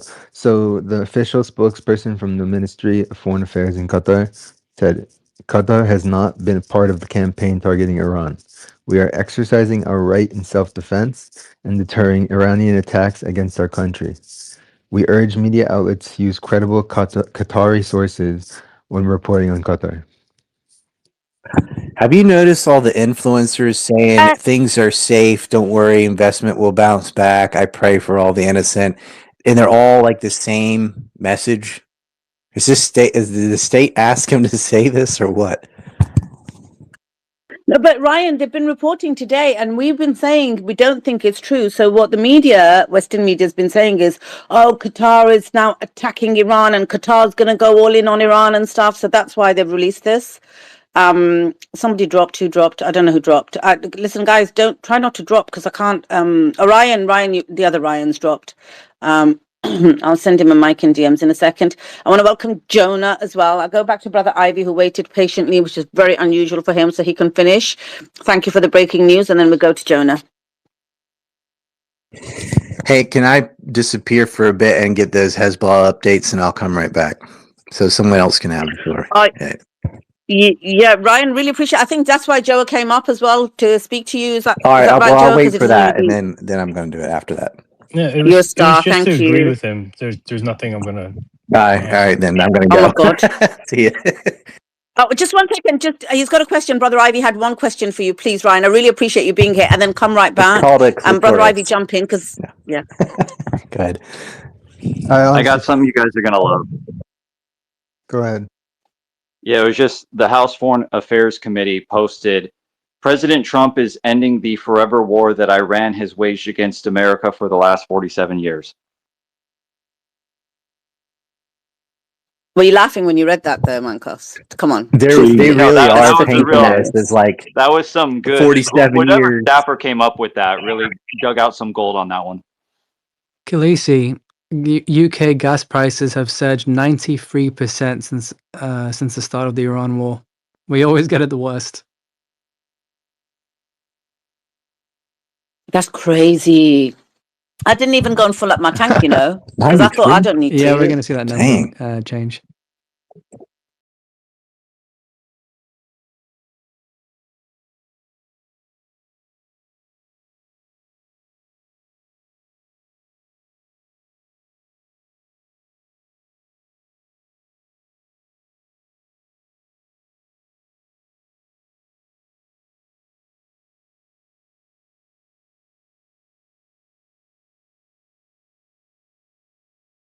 for a week who are going to get off the jet and say, oh my God, it was so terrifying. I was so scared. I could hear noises in the distance. And then they could use that in their propaganda here to say, oh my God, the Brits were terrified. And whilst they're doing that, what are they running with in terms of daytime TV? People have been sending me clips of it. Was there a guy The in debates have all Scotland been stabbing people? no, it's not about it's related to Iran, but it's not about Iran and whether we should be involved in the war, whether we shouldn't be involved in the war, what Keir Starmer's doing. It's literally should taxpayers from the UK spend money getting back the Brits that aren't paying tax in the UK? The whole debate is Yeah, R.I.P. Matthew Mellon of the BNY Mellon family. Yes, he was one of the first XRP millionaires, and I don't remember the full story, but didn't he get like slimed out or something? Like something kind of shady happened to him, or is that somebody else? He might have been taken out by Mossad or something crazy. Something crazy happened with him. I don't remember if I remember correctly. I'm not too sure. They did the same. Are we talking about Swift's chain? Swift. So I'm looking into it. So Swift is building or allegedly building a blockchain with BNY Mellon using consensus. Now, it's very interesting because BNY Mellon, even though consensus is Ethereum, we know the XRPL has the Ethereum, I think it's called the wormhole or something like that. There's an Ethereum bridge that the XRPL has. And so they're building a blockchain using consensus with Swift, allegedly, BNY Mellon. Now, BNY Mellon settles basically all of Ripple's RUSD reserves, and BNY Mellon also put in an update basically where they will take cash and they will transfer it into basically tokenized, like receipts, essentially for institutions. So it's interesting that Swift came out and said that. I think they're trying to save face, and I don't know. They're trying to say the quiet words out loud, but I'm gonna keep looking into that because it is very interesting. We already know who's 10 years ahead of that, and we clearly do not have time to wait another 10 years for Swift to build a new blockchain. People are done with that shit. They've woken up. So it is very interesting to see. I don't know. I think it's a last ditch effort from Swift to make it seem like they're doing something. But it's just very ironic that BNY Mellon has all the RUSD reserves. Very ironic. Something to be said about that. Yeah. Israel doesn't have a central line of command, and this is why they act like they act, because they're taught since a baby that they're on a just war, which makes them have absolutely no morals. The same way, when if someone was to hit your wife, you'd probably kill the guy if you could, and it makes you lower your morals. Same thing happens, and that's why I don't think that these are false flags. Just actors acting out of turn. Only I can hit my wife. No one else. But no, Joe, Brian Okay, Dawson, Epstein Brian class. dropped. Brian dropped. I was gonna ask him a question. I'll ask you guys, but I want to ask him when he comes back. I did come to you, Brother Ivy. I I forgot literally, it. this I channel forgot is it. my witness. But then Mankos had something, and I was like, So, oh, I don't know what keeps going on with X, but so from what I heard, well, I do want to look into the Matthew Mellon thing because something happened there. I know it's very, very weird, and I'm not sure how many coins he had, how many XRPs. He might have had like 1 billion, but he might have been like slimed out for his XRP. Basically, is what I understand. We'll look into that. Very, very weird though.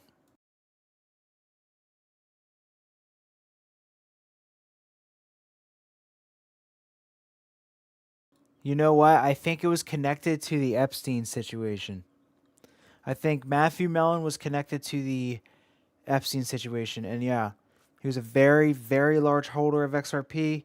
Obviously, in with the BNY Mellon family. Uh, it's kind of crazy when you back up and you look at it like that, and then you realize like this shit all connects. It's just very insane to me. What the public got to say, you feel me? Let's play Boom Boom Tel Aviv real quick too.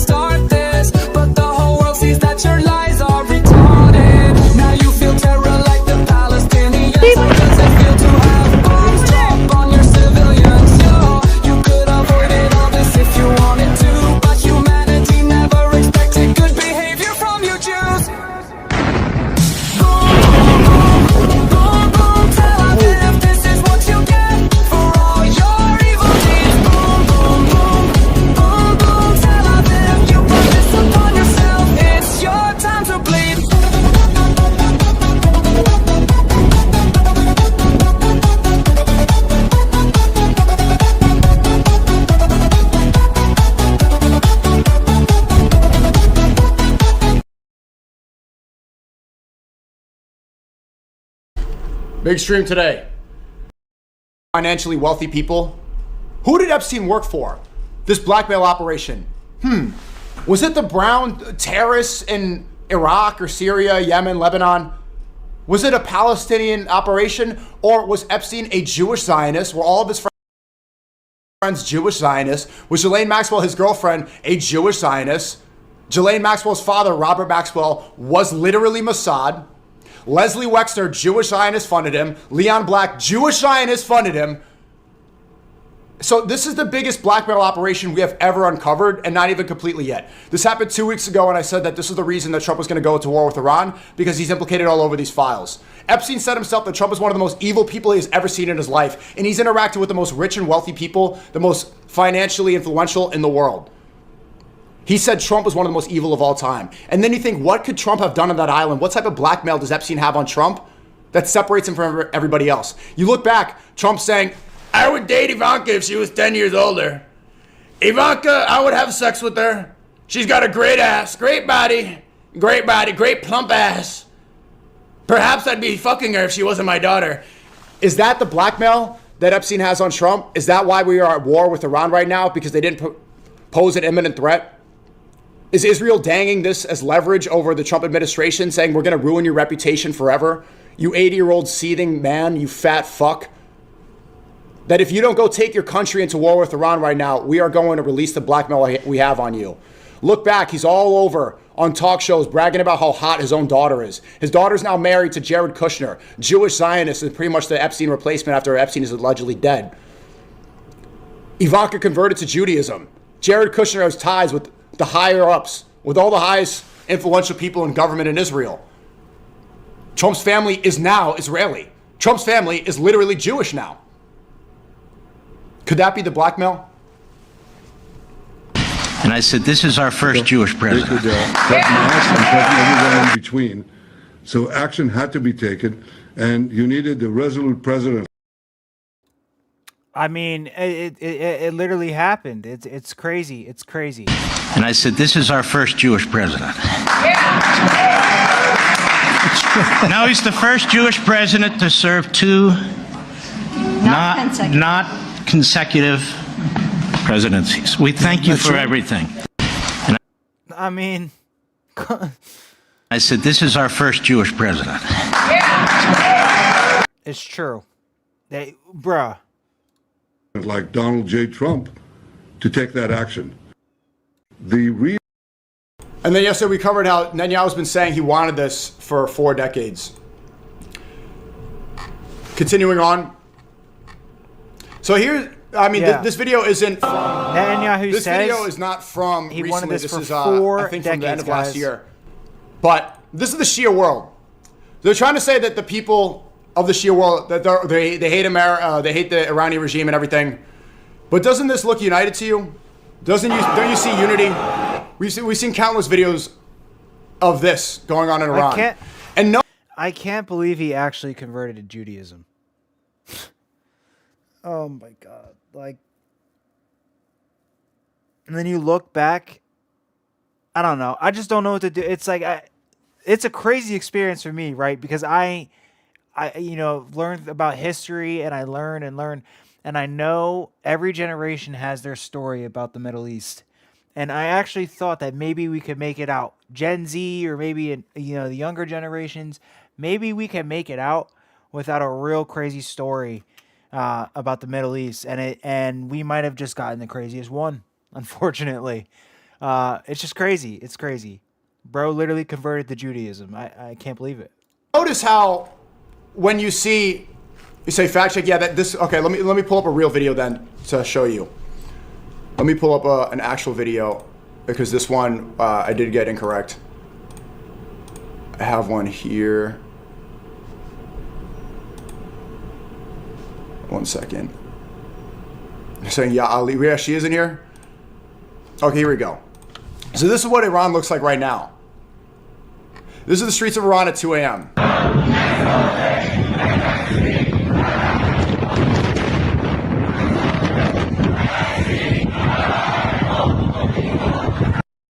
So every video you see in Iran right now, they look inspired, they look unified, they look united. every video you see of Western Iranians who are celebrating the fact that they bombed a school in Iran, 160 schoolgirls killed, they're celebrating and waving flags in the street after American soldiers lost their lives and probably a lot more than they're reporting. You notice that they all look like literal prostitutes? All the girls, they're like, oh, we're making the liberals mad. This is what they're doing. They're making them play YMCA and do the Trump dance, and it's a girl who's dressed like a street corner hooker, like a literal whore. Just like gay looking bumbaclots, and then people who are definitely Jews pretending to be Iranian. That's all the videos of Western Iranians celebrating this so bad. One thing, they're not going to go back to Iran. They're going to stay in America. They're celebrating that this war happened. They're not going home. They're staying right here. 2, you see the separation? The women in Iran right now, they're dressing the niqabs, they're dressing in white, which is an act, it's a display of martyrdom, right? The men, they're more unified than ever. Look at the masjids right now. Look at the way they're praying. Look at the access and resistance. Look at how they're standing up. The difference is, the people in Iran who loved Khomeini and still do, they're religious. The people in the West, these Western Iranians, it's just like they're celebrating, ooh, we're going to make the liberals mad. Wait, so why is it making liberals mad for women to dress like an actual prostitute? It makes libtards mad that they're leaving their religious values behind. And all these Iranians here who are celebrating this all over, I'm seeing them in London, I'm seeing them in New York City, I'm seeing them even in Paris. These Iranians, do you understand how the Quran, if you claim it's to bomb your country so you could dress for a gay pride parade that Khomeini didn't let you dress for?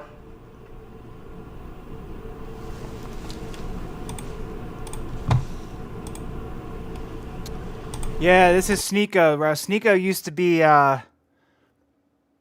this guy used to be, like, he got Jewed out, basically. He knows all about this shit. He was caught up in the mix. This dude used to hang out with, like, CIA assets and shit, right? And he's been through it. But he knows a little bit. He knows enough. He's one of the good ones, right? I posted this yesterday. Say, O Prophet, O Jews. This is from the Quran. If you claim to be Allah's chosen people out of all humanity, then wish for death if what you say is true. Lord Fishtank, thank you for the sub. And it's because you could see the people that fear death and the people that don't. This is in Israel. This is them fleeing a strike. Look at the way they act.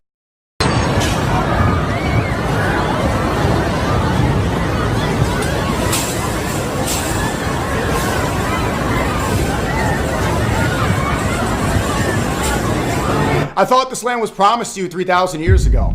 I thought this was your land and you were promised there. Why are you running? Why are you running? I got this. This is your land, no? I got this. Then why are you running? Why are you running? Back to the tunnel you go. I got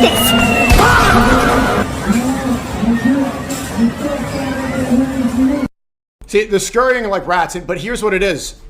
What you're seeing is a visual representation of people who know deep down where they're going in the next life. I mean, this guy is just, he's like taking the words straight out from my mind before I even speak them, right? This is why we have a problem. Because America and Israel went ahead and did some shit with no spiritual backing. And Iran, this is spiritual. This is deeper than, they don't care if they die. They don't even care. Because they are fighting for a good cause. Like samurais, right? Samurais will take themselves out before they let another man take them out. And this is what Iran is on right now. And you go ahead and you look at Israel, they're screaming, crying, shitting their pants in bunkers and dancing. That's literally what's happening. It's crazy. That's why they fear and they scream so much, because the horrors, the imagination is going to a place where if you're no longer in this world, where are you really going to go in the next life? Where are you going to be damned for eternity? Where will you go? Are you going to go to eternal paradise? Or is there a feeling deep inside that when you die, you're going to be held for all of your actions? You're going to be held accountable for everything you've done. And you know it. Somewhere. All right, brother. If you out, I'll see you, man. Enjoy your rest.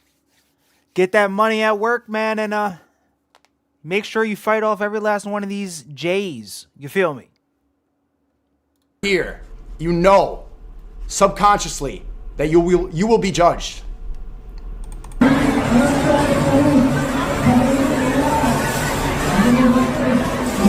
Why are you running? Why are you running? Yeah, I tweeted. Okay, we're trying to see what else. Yeah, so look at this tweet too.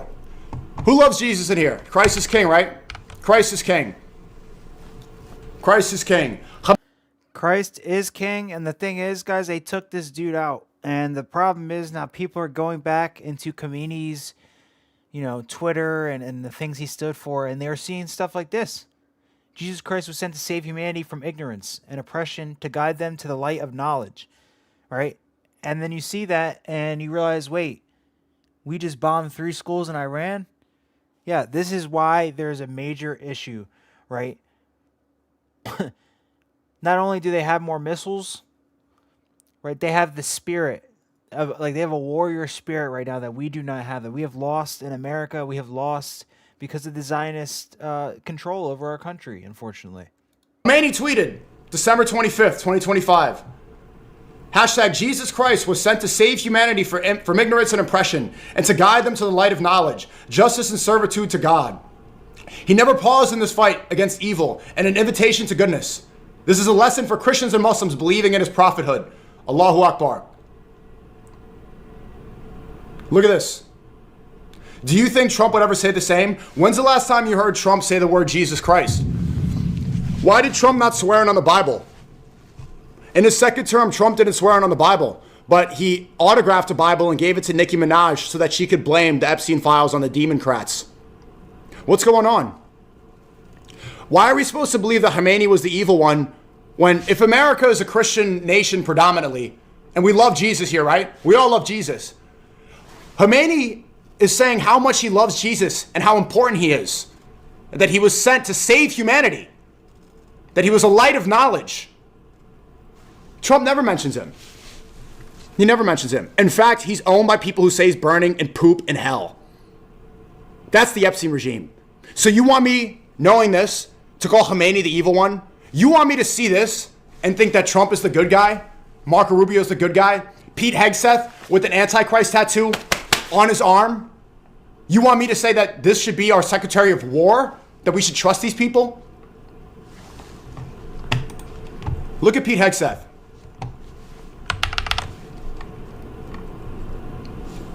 This is his tattoo. Right here. So it says Deus Vult. So he's a Christian crusader. Here's the cross, and when he holds it up, it's an Antichrist symbol. It's upside down. And I pointed out the Antichrist symbol right here. Right here, it says Kafir. This is what the Antichrist will have written on his forehead. 3 letters right here. The Antichrist is a one-eyed demon with Kafir on his forehead. This is our Secretary of War. This is Pete Hegseth with Benjamin Netanyahu, the war criminal, the one who's in charge of our country. Apparently, the leader of our country, if we are now going to war to protect his interests, not ours. This is what's in control of our country. Literal satanic demons. Look, right, it's right here. It's in front of your face.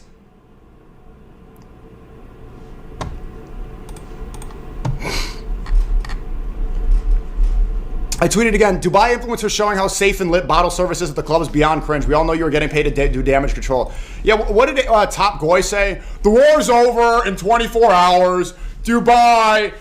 Top Goy said the most retarded geopolitical takes I've ever seen. And it's because he thinks that reading is gay. Just talk about Bugattis and yachts because you get everything wrong. Iran struck Dubai to get publicity on the war. It's all a stage.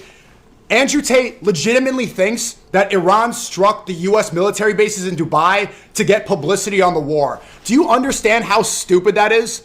And the fact that you guys are going to let him get away with pushing that slop, and then people like Neon see it and believe it? I saw Tate said the war's over in 24 hours. Okay, where are we now? It's day 3.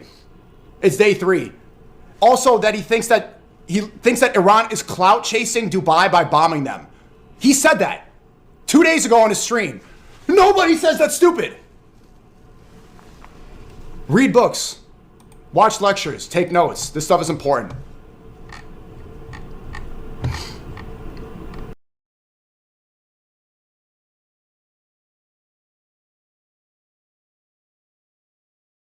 Out his bait and they all run up to the truck and then you just mow them all down. Ethnic cleansing.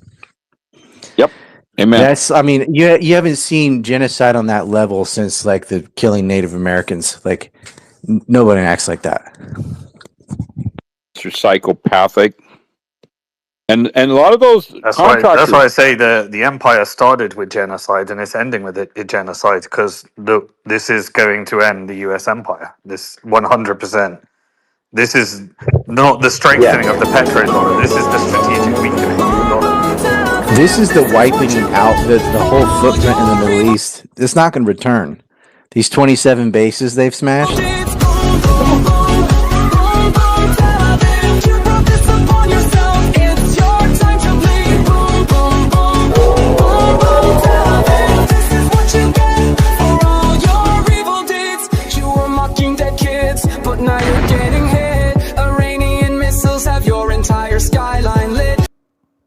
Here's the thing, guys.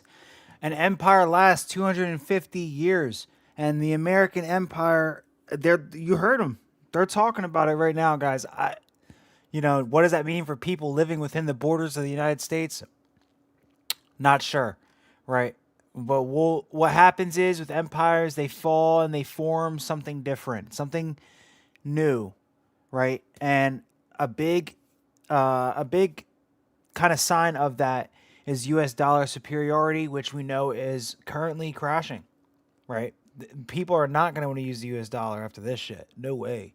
Intelligence and thought, well, we know where Imam Khamenei is. We're just going to go and take him out, and then the Americans can join us afterwards. And so they went in and they did that. There's a lot of like propaganda in the media, though. Like they were saying, Qatar is attacking Iran now, and Qatar's in a war with Iran. And I think Brother Ivy or somebody read out earlier, I don't know, it might be an Adam, that Qatar's now actually issued an official statement saying this is not the case, and be careful what media Yeah, sources you listen to. So it's crazy. I have more breaking news. So the U.S. Debuted suicide drones in Iran after the Pentagon fast-tracked the procurement of them.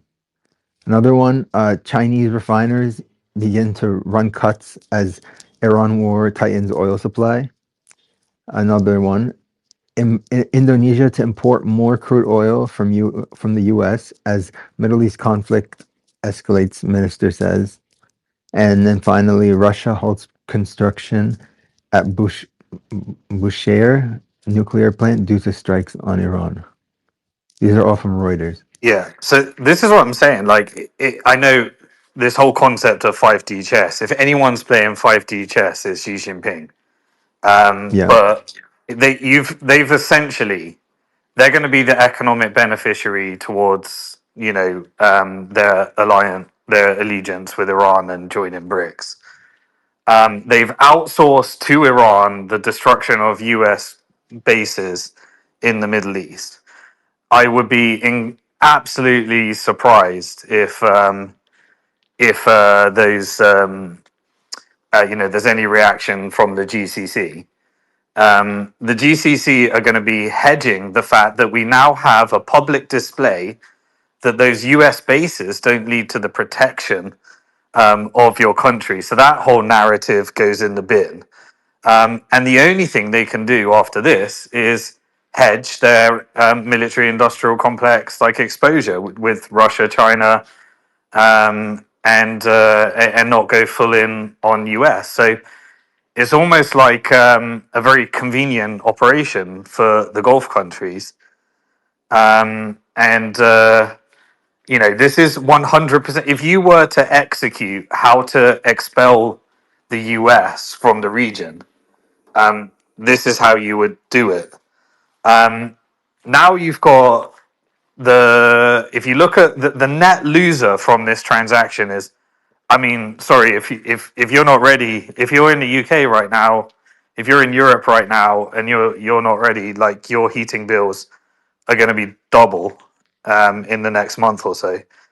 The Europe basically took away the model that relied, that built the German manufacturing base, which was Nord Stream pipeline. So now they've hedged away from Russia, but they can't hedge away from Russia because they have to continue painting Putin as Hitler and the Boogie Monster. And then where did they hedge to? They hedged to Qatar. And now Qatar has not only stopped their exports, they now stop production. So what is that going to do? Well, now Europe are going to have to go begging to America. And so now America has got their full blown European, vassalization, because whoever controls the energy controls the region. And so America controls the Western Hemisphere now. That's a checkmate, like for Chevron, Exxon, the gas companies, and American exports. But they have split, the Western Hemisphere, and China's going to be mopping up in the Middle East, and China's going to be rebuilding. They're going to be rebuilding the infrastructure, and they're going to tie that to, tied contracts. Now, meanwhile, the price of gold is acting very peculiar. So we've had a bit of a rebound, and then we've had a bit of a correction. So gold, isn't really telling us much, but that's probably going to break the all-time highs of 5,500 in the coming months ahead of this. Oil is now up to $84 per barrel. That helps to a certain degree with trying to attract some investment to Venezuela. But Venezuela, I bet I've been, Russia's happy. yeah, Russia's happy. Now, and China can corner the market, because so China built above ground 1.2 billion barrels of oil. Underground, we don't know what they got, but just on overground, they're currently chewing through 700 million. Sorry, what was it? 700. I think 700,000 to a million barrels per day. So they've got 2 to 3 months based upon just their oil. But obviously, they've been building ginormous solar panels and various other infrastructure, which is why they're holding all the silver. So that destroys it's so coordinated at the financial market level. You had China that was building up all those reserves, building out those solar panels, which required silver as the main component for that. Then we had the silver short squeeze. Then we had the gold pump leading up to the silver short squeeze. Now we're getting the pump in the price of oil. So China, if they want to put the price of oil down, they can sell massive chunks of oil, but they're probably going to preserve it and diversify. But I mean, Iran and China would have known exactly how this is going to play out. This is not a surprise for China. China pre-Maduro had already pulled out and allowed that operation to happen. Like, if you follow all of the flows of oil, there is nothing that is surprising the market here. Everything. Even right now, I spoke to a few of people in the insurance side. The financial institutions are participating in this blockade. With the Houthis, with the Red Sea, with the Suez Canal, they just put their insurance premiums up, and people either decided whether they wanted to pay it. It created some inflation, but they never stopped. They're actually charging deliberately high insurance premiums that they've never charged before, like 75% of the value of the cargo ship. So that means they are actually participating in Iran's blockade here, and it's not normal in any way, shape, or form.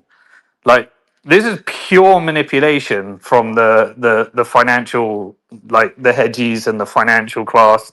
Like, they were ahead of every single move here, in silver, in gold, in oil, in insurance premiums.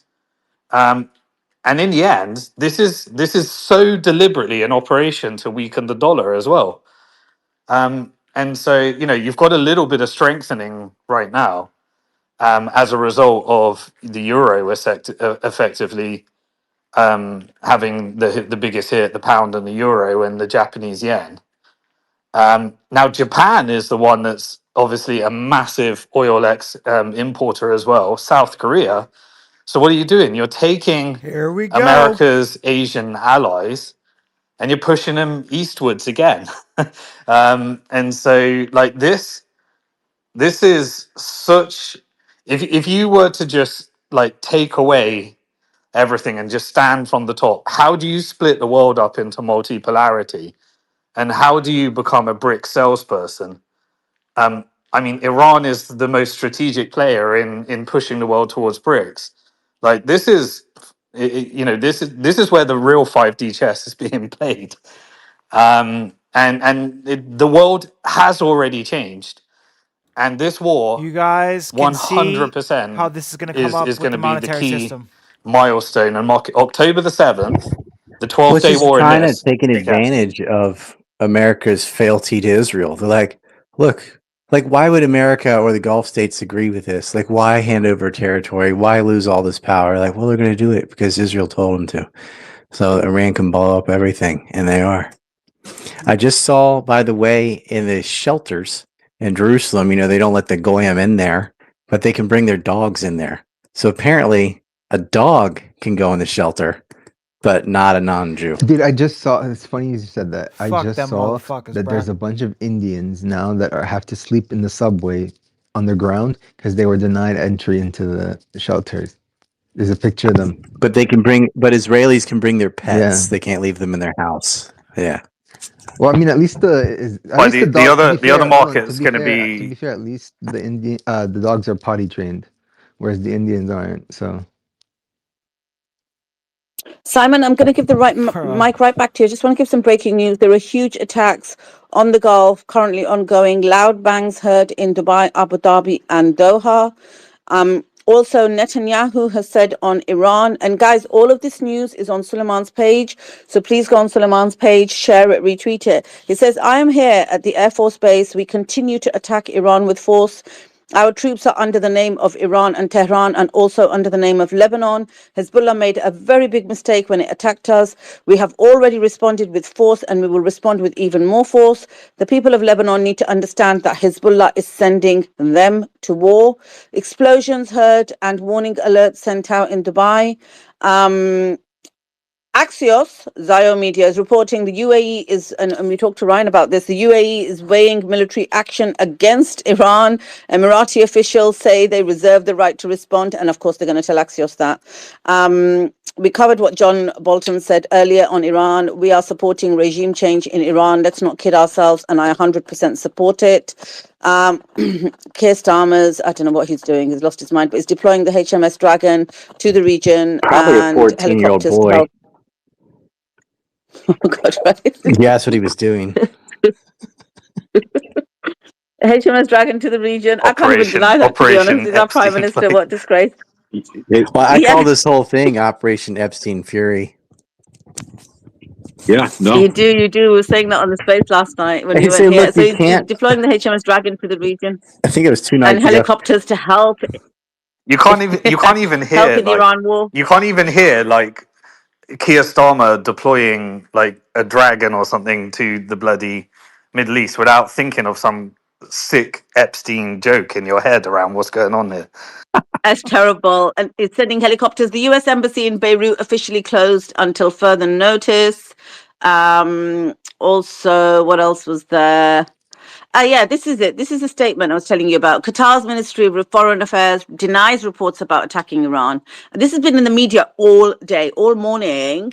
Like we've been on the space, there's been headline after headline, and now they've said Qatar has not been part of the campaign targeting Iran. We are exercising our right in self-defense and deterring Iranian attacks against our country, i.e., they're using the defense mechanism, they're not attacking. We urge media outlets to use credible Qatari sources when reporting on Qatar. Bang on the money. I'm glad they gave that statement. That's it for now. I'll pass it back to you. Sorry, Simon, I Simon, interrupted you when check Ryan DMs, talking. Simon. Cool, yeah. So the other thing is so while China had built up all those reserves and built out their entire every type of alternative energy, so the whole time that they were destroying Europe by getting them to buy Chinese windmills and Chinese solar panels and all that ESG shit from BlackRock, I'm sorry. I China was think actually the only one that was Iran able to deploy it at a may have cost-effective attacked manner. first. And now Bruh. Europe have got two choices. They got to buy the the incredibly expensive US dependency, and then the only thing they're going to do in reaction to that is thinking about investing in solar panels and wind farms and all the renewable stuff which is significantly more expensive, but you have to hedge the dependency because you can't look to Russia. You can't, you got to hedge against the Qatar exposure. What up, Dex Ranger? And What up, so, Dex Ranger? and then America, like if you look at what happened during the Russia-Ukraine war, when the Biden administration needed to use the strategic petroleum reserves to control the inflation, I think they put out, I was just researching it, they put out, so Biden released 180 million barrels of oil to try and, control the issue. And that led to the complete draining of America's strategic Well, to petroleum manipulate reserves. the election. It was like the 2022 election or something. Absolutely.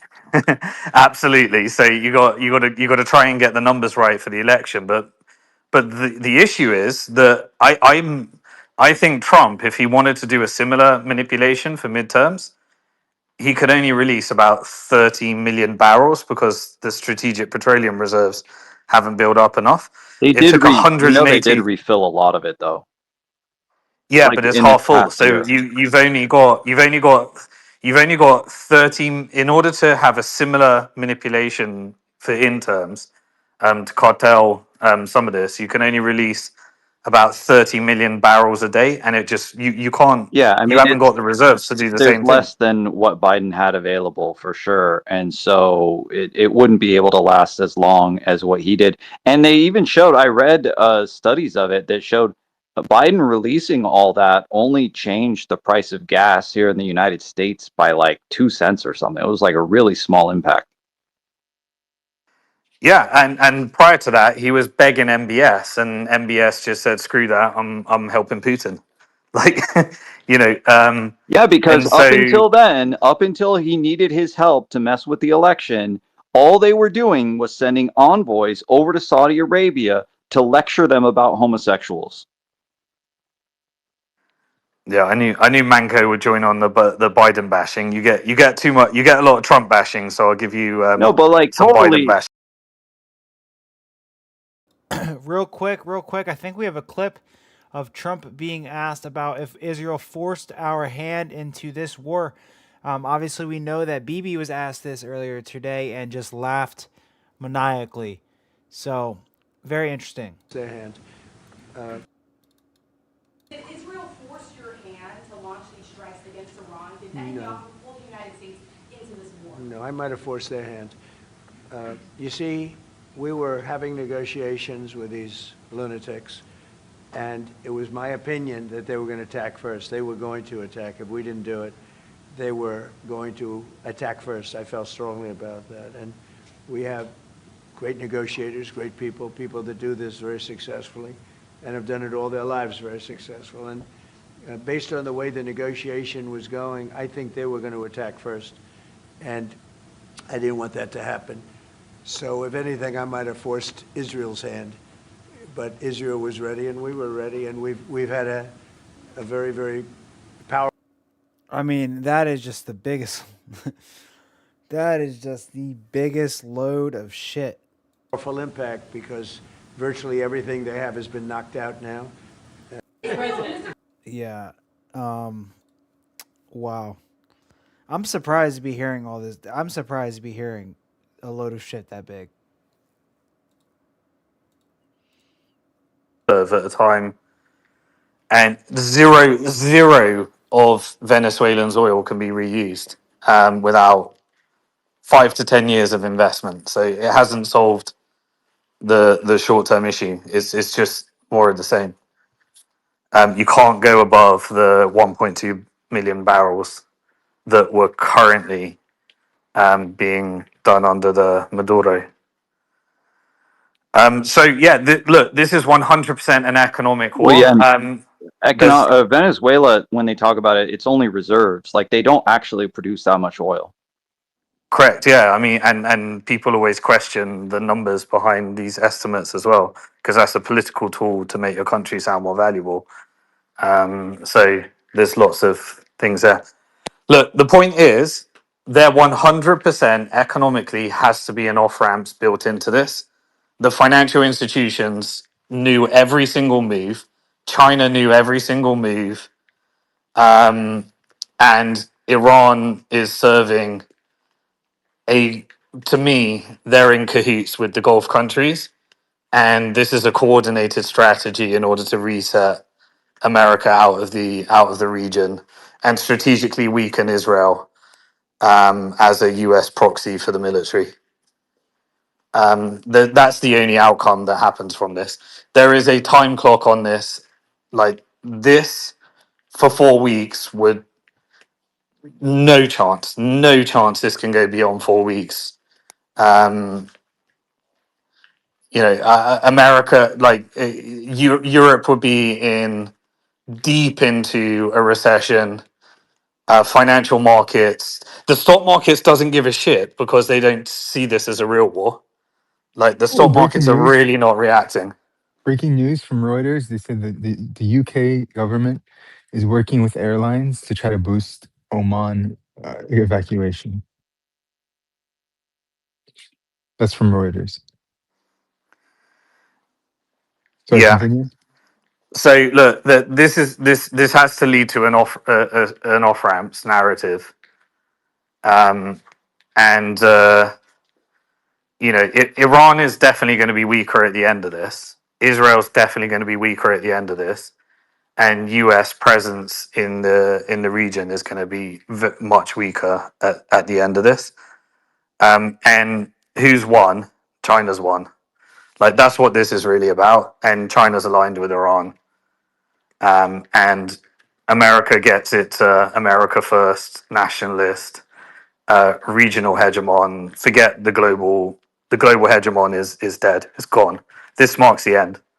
October the 7th, the 12-day war, and the off ramps that comes from this. It's the end of the US being the global hegemon of the world. It's over. It's done.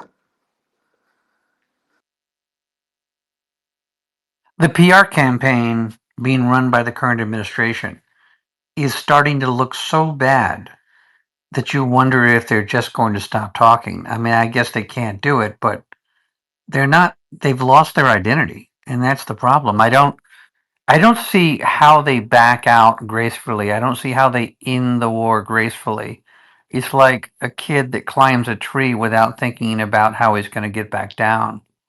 It's just looking very, very Perfect awkward. analogy. Perfect analogy. Well, Trump will be.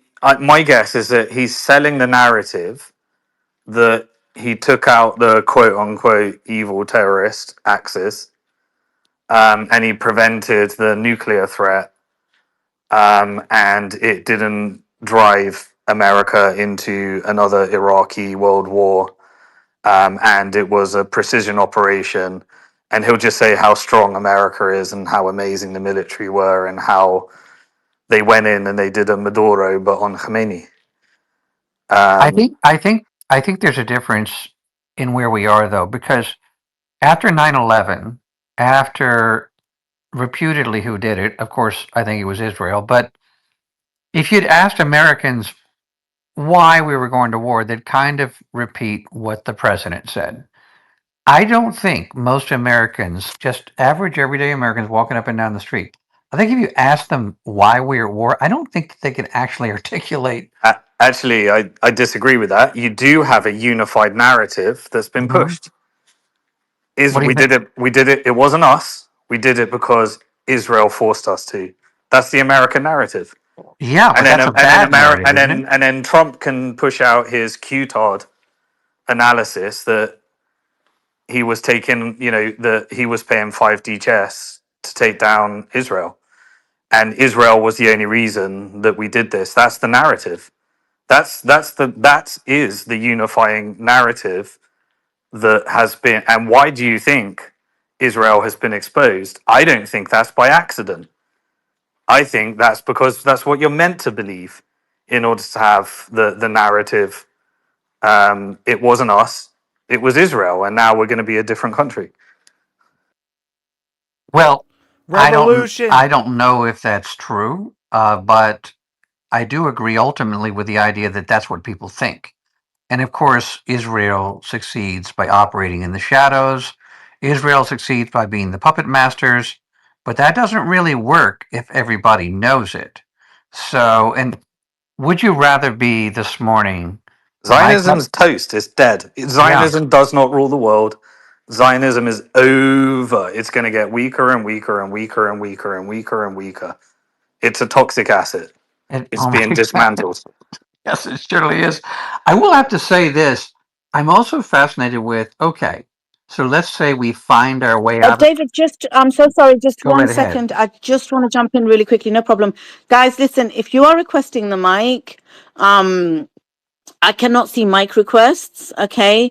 Please DM Brother Ivy, who's on the panel, Mr. Abundance. If you DM him, unless obviously, you're one of like the fam on here and you can contact me, DM him and he'll send me the handles to bring up. And just a bit of breaking news, and I'll give the mic right back to you, David. So, Trump on who will take charge of Iran. He's in the White House speaking at the moment, and he says, the worst case would be we do this and then somebody takes over who is as bad as the previous person, right? That could happen. We don't want that to happen. Like, it's his decision. Anyway, yeah, he's been asked if Crown Prince Pahlavi is an option, and he says some people like him. We haven't been thinking too much about that. It would seem to me that somebody from within might be more appropriate. Simon, that actually is what you've been saying, right? And generally on Iran, and this is all on Suleiman's page, guys. It's all been posted, so please go there if you want to. There's clips of him. He's doing a press conference right now in the White House. So if you want to hear what he's got to say, you can play the videos on there. Suleiman's team's putting out the videos. So on Iran, he says they no longer have air protection. They no longer have any detection facilities at all left. They're going to be in for a lot of hurt. These are bad people. He says they are hitting countries, as in Iran is hitting countries that were neutral. And now those countries are all fighting against them. I mean, the guy just lies. Nobody's fighting against them. Now those countries are all fighting against them. So he was asked by a reporter, did Israel force your land to launch? Oh, I think it means hand. Did Israel force your hand to launch these strikes against Iran? And he says, no. I might have forced their hand. It was my opinion that these lunatics were going to get attacked first. It's crazy. He was asked further on Iran. He says they have no navy, they have no air force, they have no air detection. Their radars were knocked out. Just about everything has been knocked out. That's it. That's the news, and I'll just keep jumping in and giving it. And once again, guys, It's just insane, guys.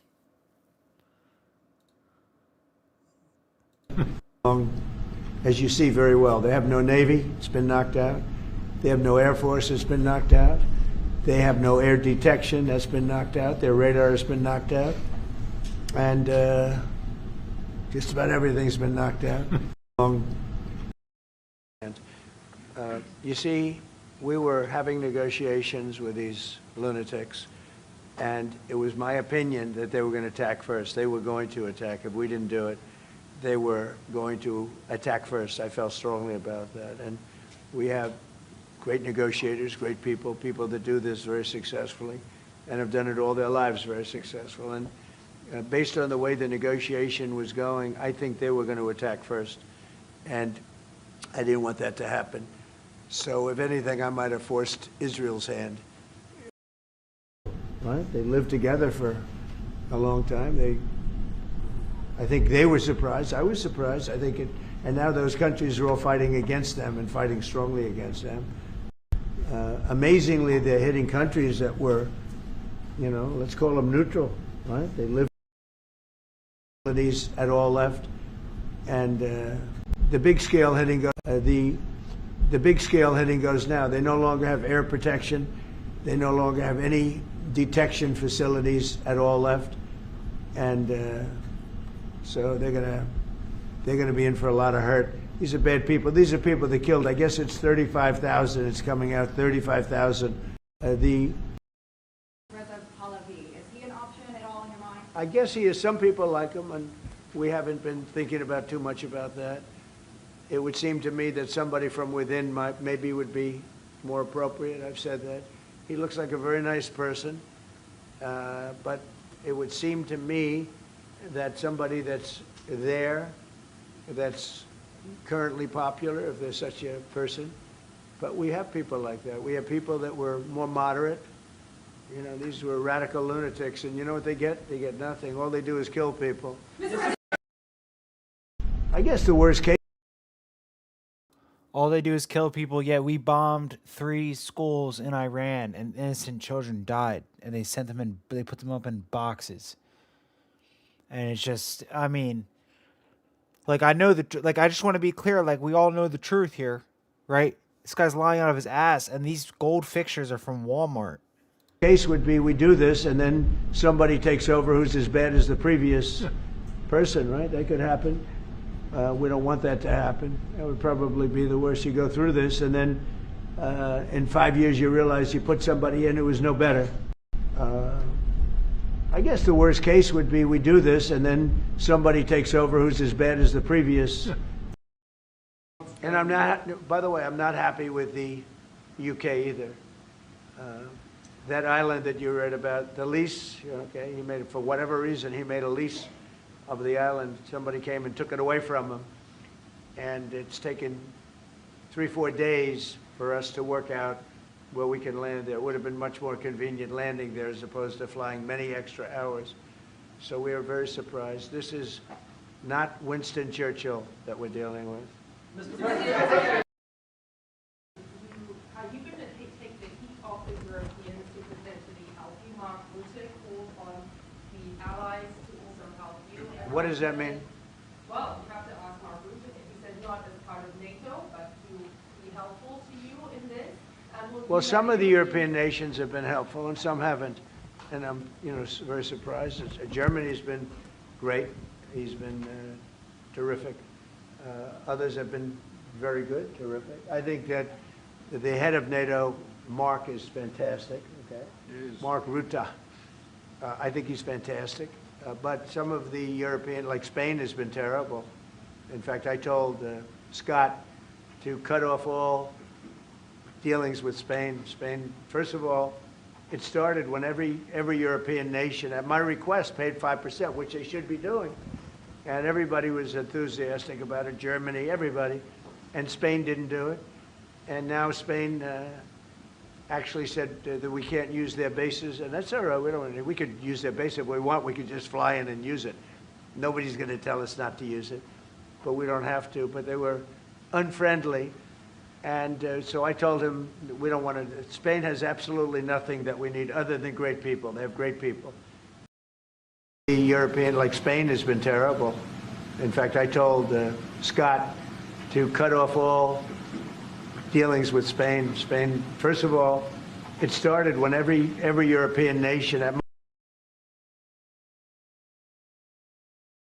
in a very experienced way, almost as a full-time job. Stay away from it unless you want to donate to the banks. Oh wait, oh my God, yeah, don't touch leverage. I have some bad stories with leverage and option contracts too. That's also one that you should not touch. Yeah, if you want especially now. if you want to give a contribution to Zionism, then trade on leverage. Yeah. I mean, unless you're breaking the law with insider information, options are basically gambling. Yeah. Sometimes I made some money on biotech once. Sorry, go on, brother. Have you finished what you're saying? And then Just something. buy my Epstein maps. No, go ahead. Say no to pedophiles. Bahrain's in full revolt, throwing Molotov cocktails. It's like nothing's going well. Israel lost 3 tanks to Lebanon. Their media is panicking. Some shrapnel, I guess they intercepted, but the shrapnel came down on some more settler houses. There's nothing better. And there's video of it with the holes through the ceiling and stuff. They're all kvetching. And of course, they want Americans to pay for it. Hey, Ryan, tell the listeners where the Fifth Fleet is located, headquarters, Fifth Fleet headquarters. Well, it was in Bahrain, but not now. Yeah, exactly. I've got a bit of news, guys. Just really quickly. So Trump's speaking and he's just bashing different countries. Spain has been terrible. In fact, I told Scott to cut off all dealings with Spain. Spain actually said that we can't use their bases. We could use their bases if we want. Nobody's going to tell us not to use it. I mean, literally, this is what he's saying. That's hilarious. And I know he's hilarious. Honestly, this guy's like he's like a little cartoon in the It's White House. actually He true says though on as Iran, well. To be fair, if America wants to use a European base, they can use it. He says on Iran, he says, I guess you have a third wave coming in. Um,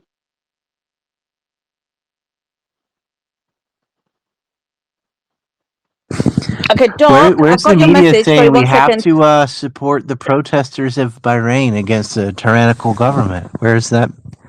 I don't hear that. Yeah, just 1 second. Doc, if you're listening, join with the link I sent you. It will bring you up. Just my link will bring you up. Nobody else's will, because I'm co-host, and it will bring you up, and then we'll sort the other stuff you put in your message out after you come up.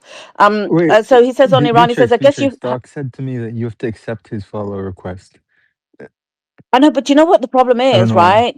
I've got like about 3,000 follower requests there from all sorts of fake Elon and fake rabbis and fake Zios and stuff. I have to scroll through that list to find his. I will give the breaking news, and that's why I said I will sort that out, Doc. It's not a problem. I can't even see Adam's in there. I sent Adam a Wait, video last night Khaleesi, of these hundreds of Khaleesi, requests. if you Mm. search for his profile and you go to his profile, can you accept it that way?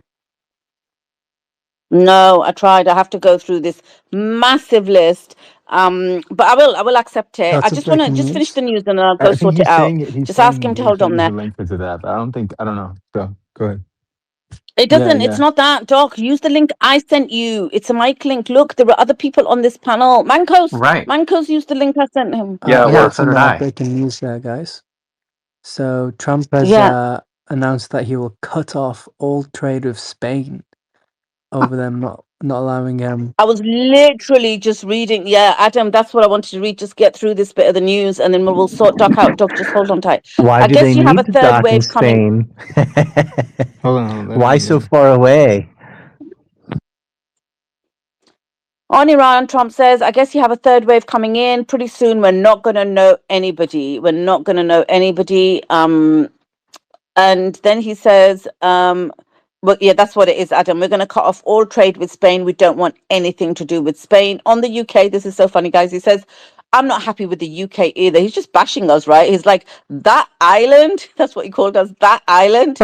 He made a list of literally, he says, then he's talking about the Chagos Island. I think he says he made a lease for the Chagos Island. Somebody came and took it away from him, and it takes 3 or 4 days for us to work out where we can land. And then he says, "This is not Churchill that we're dealing with." Yeah, no, no kidding.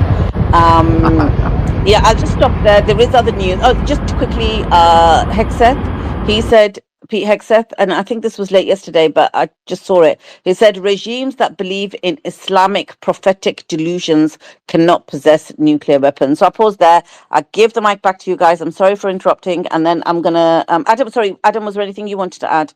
And then I sort Doc out. No, not at all. Just that most recent comment you said, what Hegseth said, is that's literally Christian terrorism What did he call them? Regimes that believe in what? and Islamic prophets.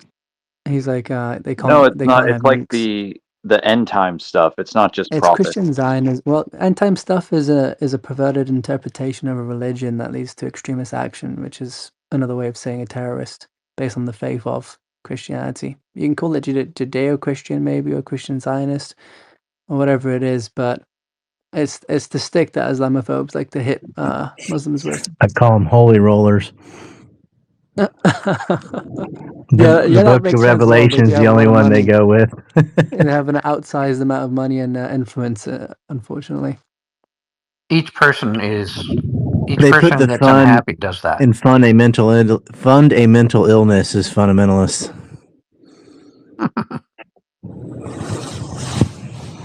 Absolutely. And they use that narrative in Gaza too. Anthony Aguilar said those Christian nationalist psychos were using that. It's God's given purpose in life. We have to take him out. They Amalek. used to say, kill a commie for Christ in Vietnam. Yes. Like, oh yeah. Brother Robert or Robbie, I'm not sure what you tried to say. It says your message retracted. It won't let me see what you said. Uh-oh. I wish I could see what you said, man.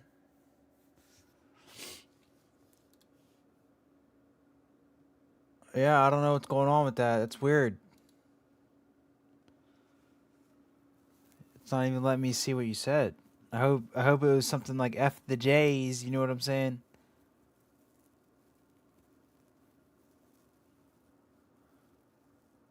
Weird. You want some real hypocrisy when these Jewish terrorists burned down the Church of Miracles, where Jesus is said to have divided the loaves of bread and fish among the multitudes.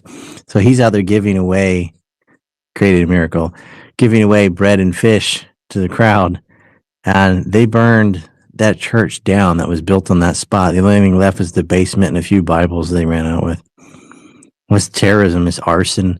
And all they got was administrative detention, and they came out as heroes. It's disgusting. I didn't hear it. There's not one Christian raised their voice about it either. Nope. It's like, oh yeah, it's just an ancient Christian church burned down by fanatic Jew settlers. No big deal.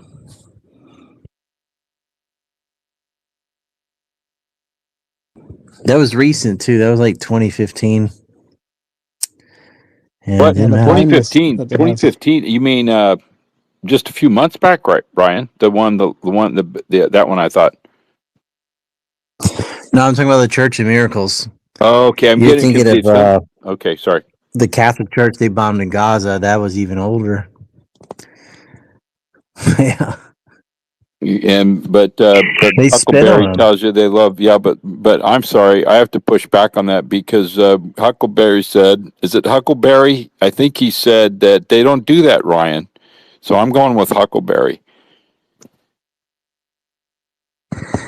Mike Huckabee doesn't believe in dinosaurs. He thinks that the devil put the bones in the ground to fool the evil scientist. Yep. Okay. Okay, let's move on. Nothing to see here. Move on now.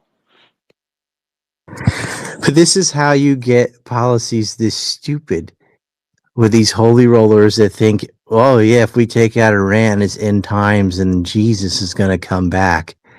Like, oh, yeah, let's bring about Armageddon, the end of the world. Wonderful. Hey, you just go shoot yourself and then you're in heaven, right? So they're telling them these people is like a biblical war, and you see like what few people do support this war. It's always the holy rollers that hate the Muslims. They're like, these damn towel-headed Muslims. Every single time. My buddy, my former acquaintance called me a Hamas sympathizer. What did you say? That's Hamas. You're talking like Hamas. And then it was, now you're un-American. You don't want to bomb hospitals? Then you love Hamas. Yeah. Nancy Mace is out there being like, if you don't like America, you should leave. I'm like, your policy is not America. Your policy is just a dumb decision wasting America's treasury and blood. You fucking go. Hey. So, guys, this is quite funny. The EU urges Ukraine to allow access to the pipeline carrying Russian oil. How ironic is that? Simon's been talking about that. It's because they need it. It's absolute. It's That is hilarious. major No, news, it is guys. That is absolutely major, hilarious. And the major solution was news. always, and this is what this is why this is why CIA blew it up, because it was always to destroy Europe into the Western Hemisphere, to vassalize the country into BlackRock portfolio companies. Like, that was always the mission. That's what the whole thing was. And eventually, once you own everything, once you privatized everything, once you've acquired everything in distress, once you've extracted all of the debt out of the central banking system and pumped it all Iran into the is a stock bad market, seed. at that stage, you can then just say, hey, I got a good idea. Why don't we pump some Wow. Russian oil into Germany and they can rebuild their manufacturing base? Here's some investment. Like, it's so obviously cyclical. It's just a corporate raid. It's a corporate raid. Like, the whole thing. But Simon, don't you think Europe is way different than America? Like, I look at Europe as, they're very, very slow to move. They tried to walk both sides on this thing. They knew they were being attacked by America. I know a lot of politicians in Europe. Half of them will say, we're being attacked by America. The other half won't say it, but they know it. Um, but they still try to keep relationships with them. They're like, oh, we just got to hold on for 4 more years. Um, No, they're not. but the Then Europeans, when they have their back to the wall, they typically make the right decision. I'm just wondering if the back to the wall is what you're saying, where it's already vassalized, or if they act before. And this turning on the pipeline, to me, is kind of the middle finger to the states, no, right? as soon as BlackRock has got the amount that they're going to have of Ukraine, and Russia's got the amount of Ukraine that it agrees to at the end of this, then there'll be the finance houses that will be negotiating all the different trade routes and equity holdings and private equity deals. And then they'll say, right, how can we make Germany great again?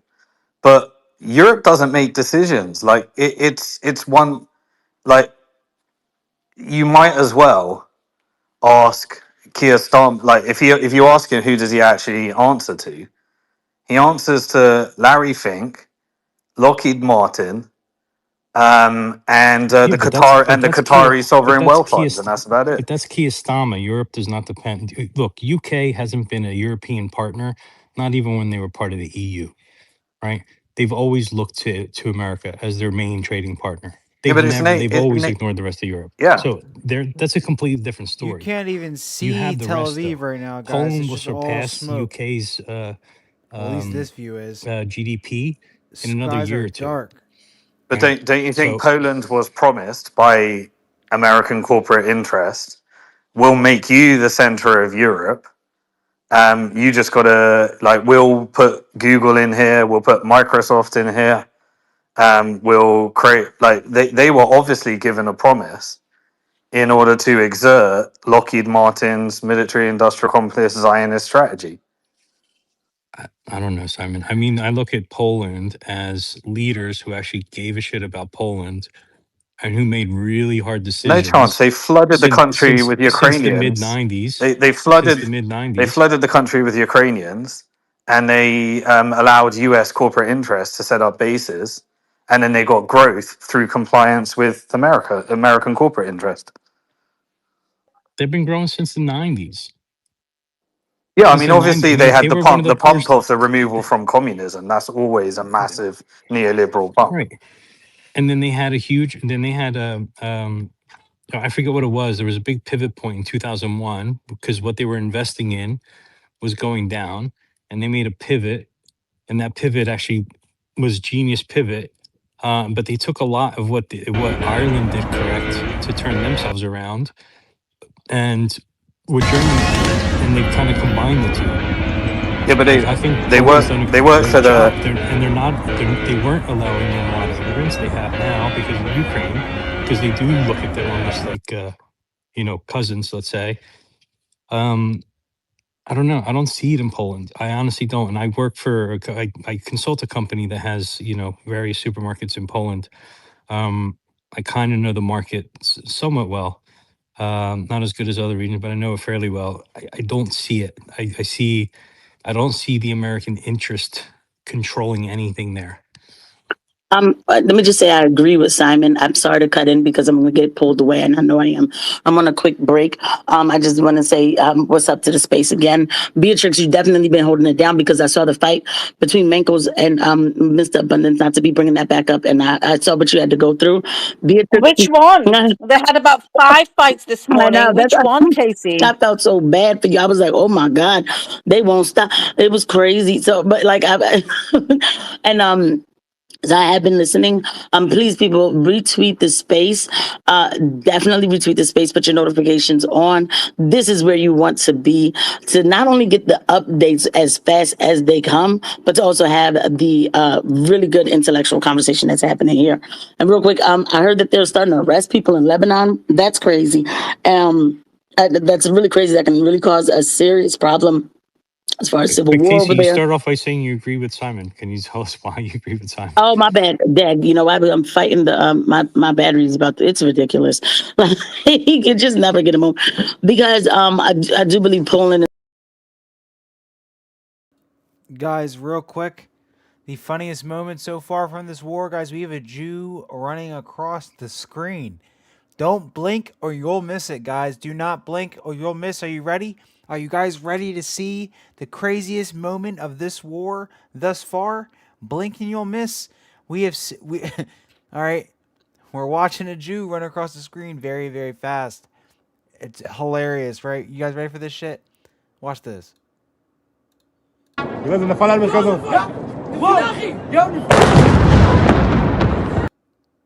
Oh, got him. Uh-oh. Oh my god. Uh-oh. He's running. He's running. Yo. Goofy ass, bruh.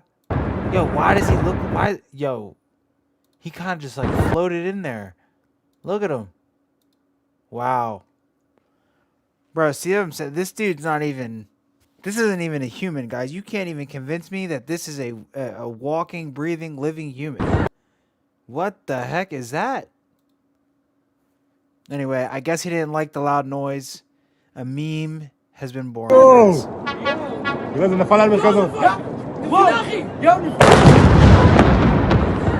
Run, run, Forrest, run.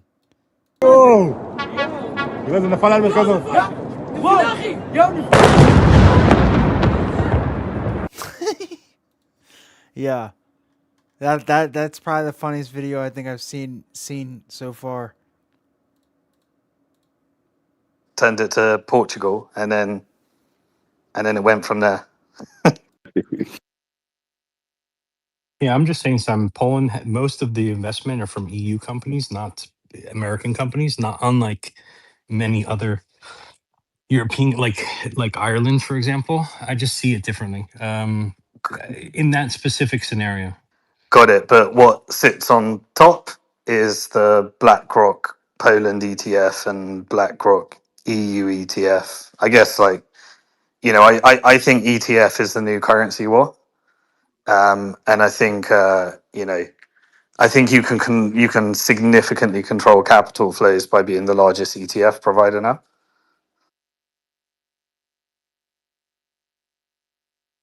Yeah, it depends. I don't know how big the Poland ETF is. I didn't even know there was one. Is there one? I don't know specifically, but you can get exposure to any country via some ETF mechanism.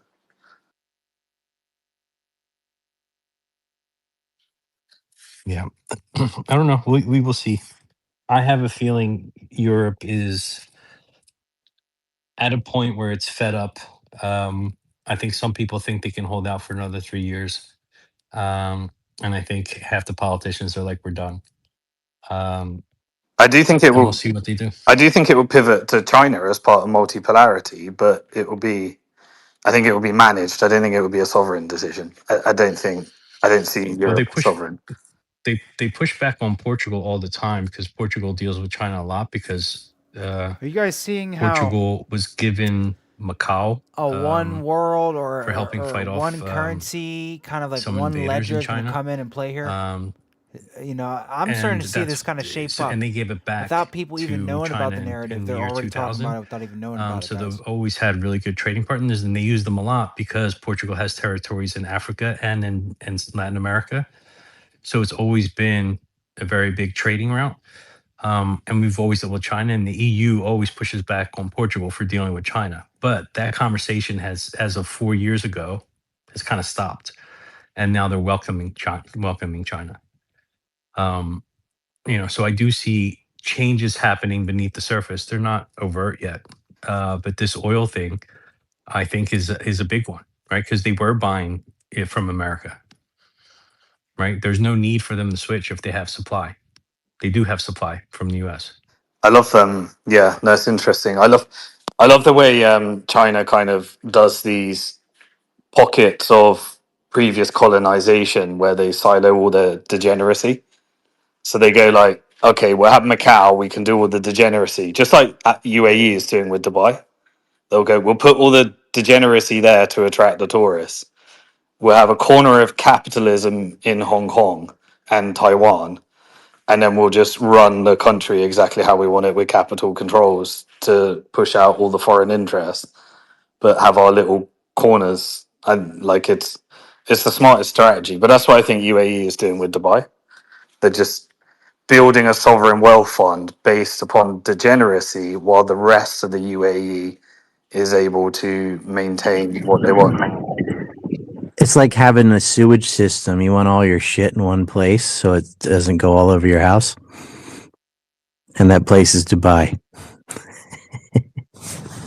As someone who lives part time in Dubai, Dubai's an amazing city, and there is an area that's degenerate, but the majority is not degenerate at all.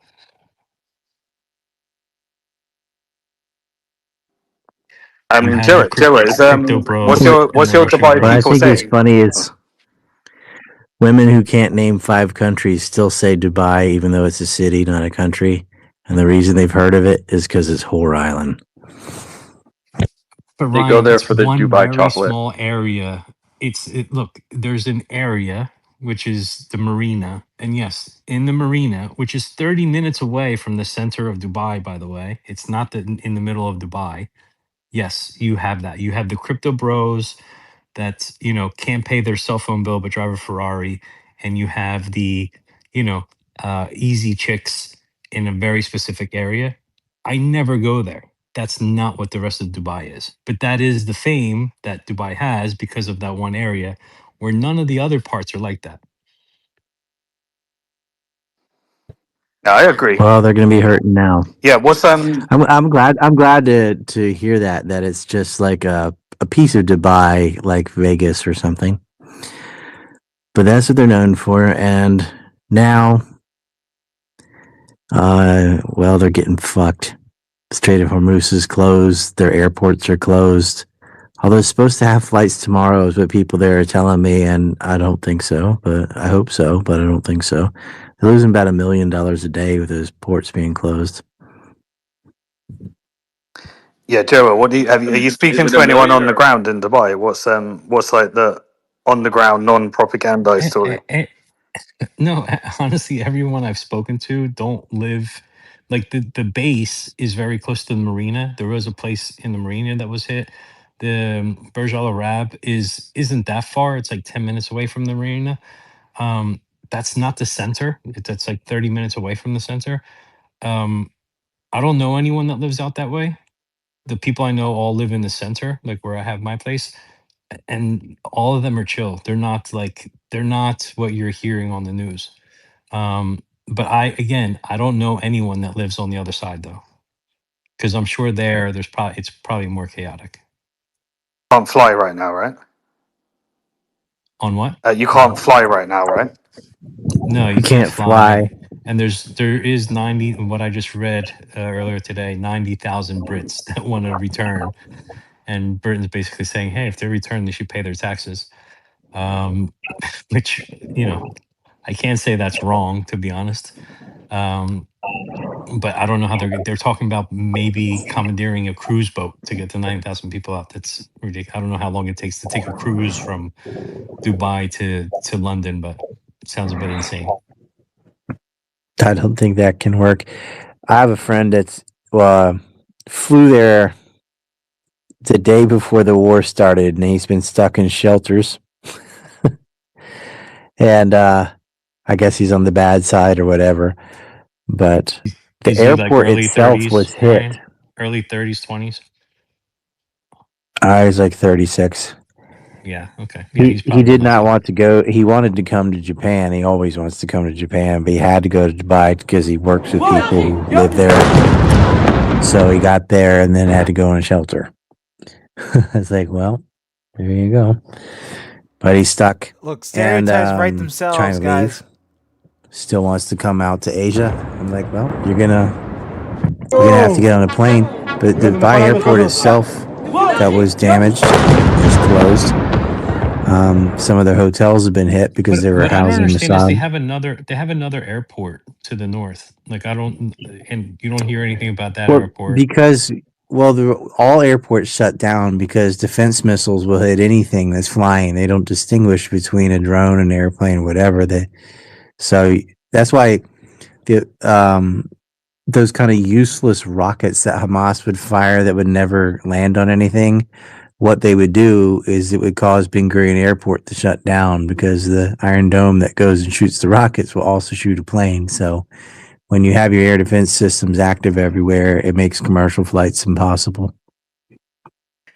I tell you what, you can't. Allegedly, Kuwait shot down 3 F-15s, although what did they or did Iran? We don't know.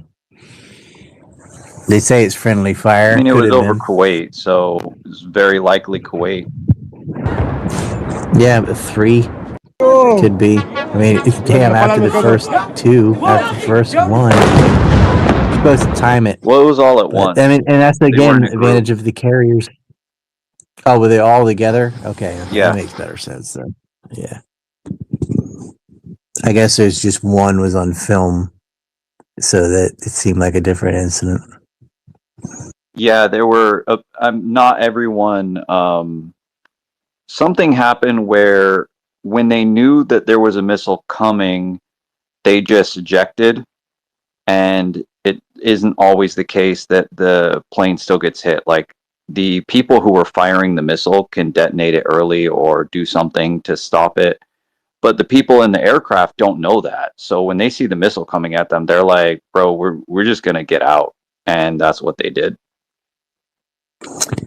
I just figured the female pilot rolled into the other two, but yeah, it could have been a missile.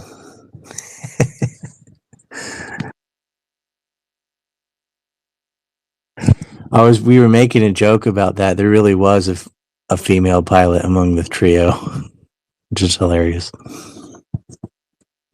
But I understand the pilot's decision. If a missile's coming at you and you don't know if the ground knows that it's you, you gotta eject. I mean, your life's worth more than an F-15. They can be rebuilt. A person can't. Yeah, and the thing is, like, if you're not prepared for it, if it's coming out of nowhere, there isn't a lot you can do, especially against something that's really high tech, like Patriot missiles and Standard missiles, stuff like that.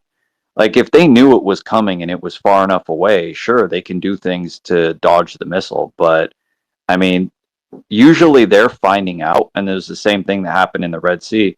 They're finding out, and they have a matter of seconds notice.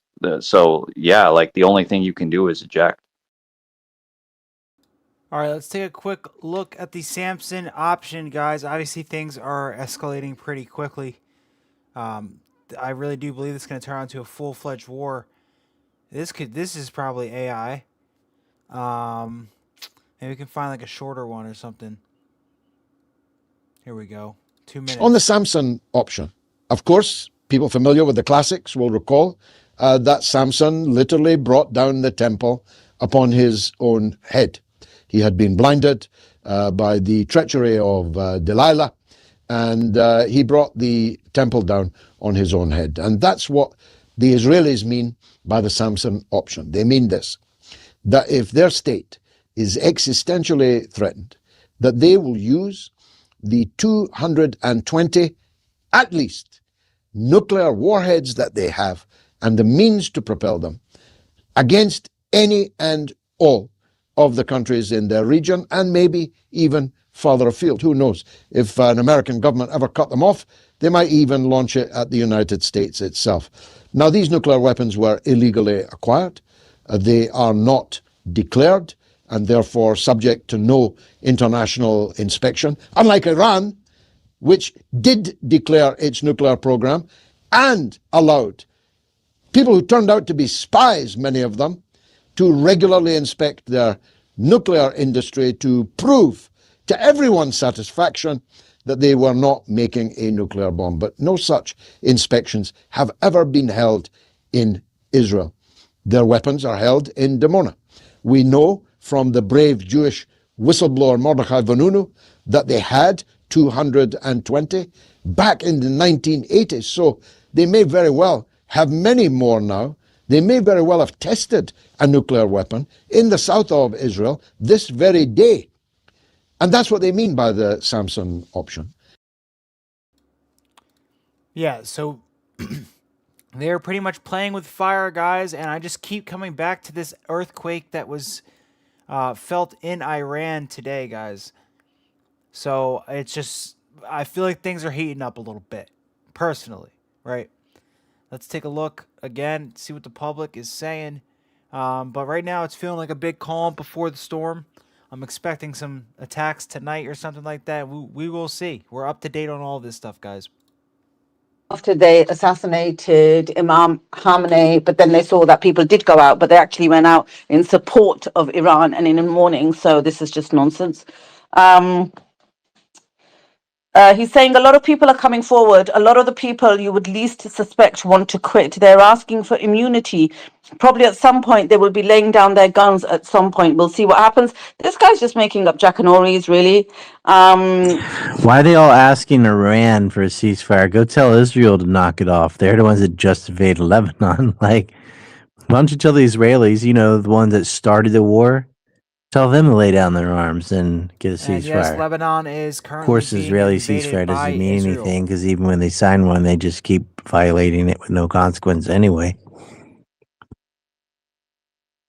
Yeah, I think this is Ryan. This is definitely PR exercise, right? Because Channel 14 showed images of Netanyahu pressing the button to drop ammunition from an Israeli drone on Iran.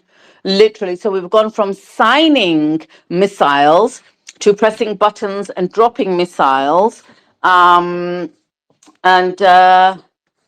I think that was it for now. I'll jump in if there's anything Well, they else sign that them, they comes in. kiss them, and some of them do what Lindsey Graham does with them, but we don't need to talk about that.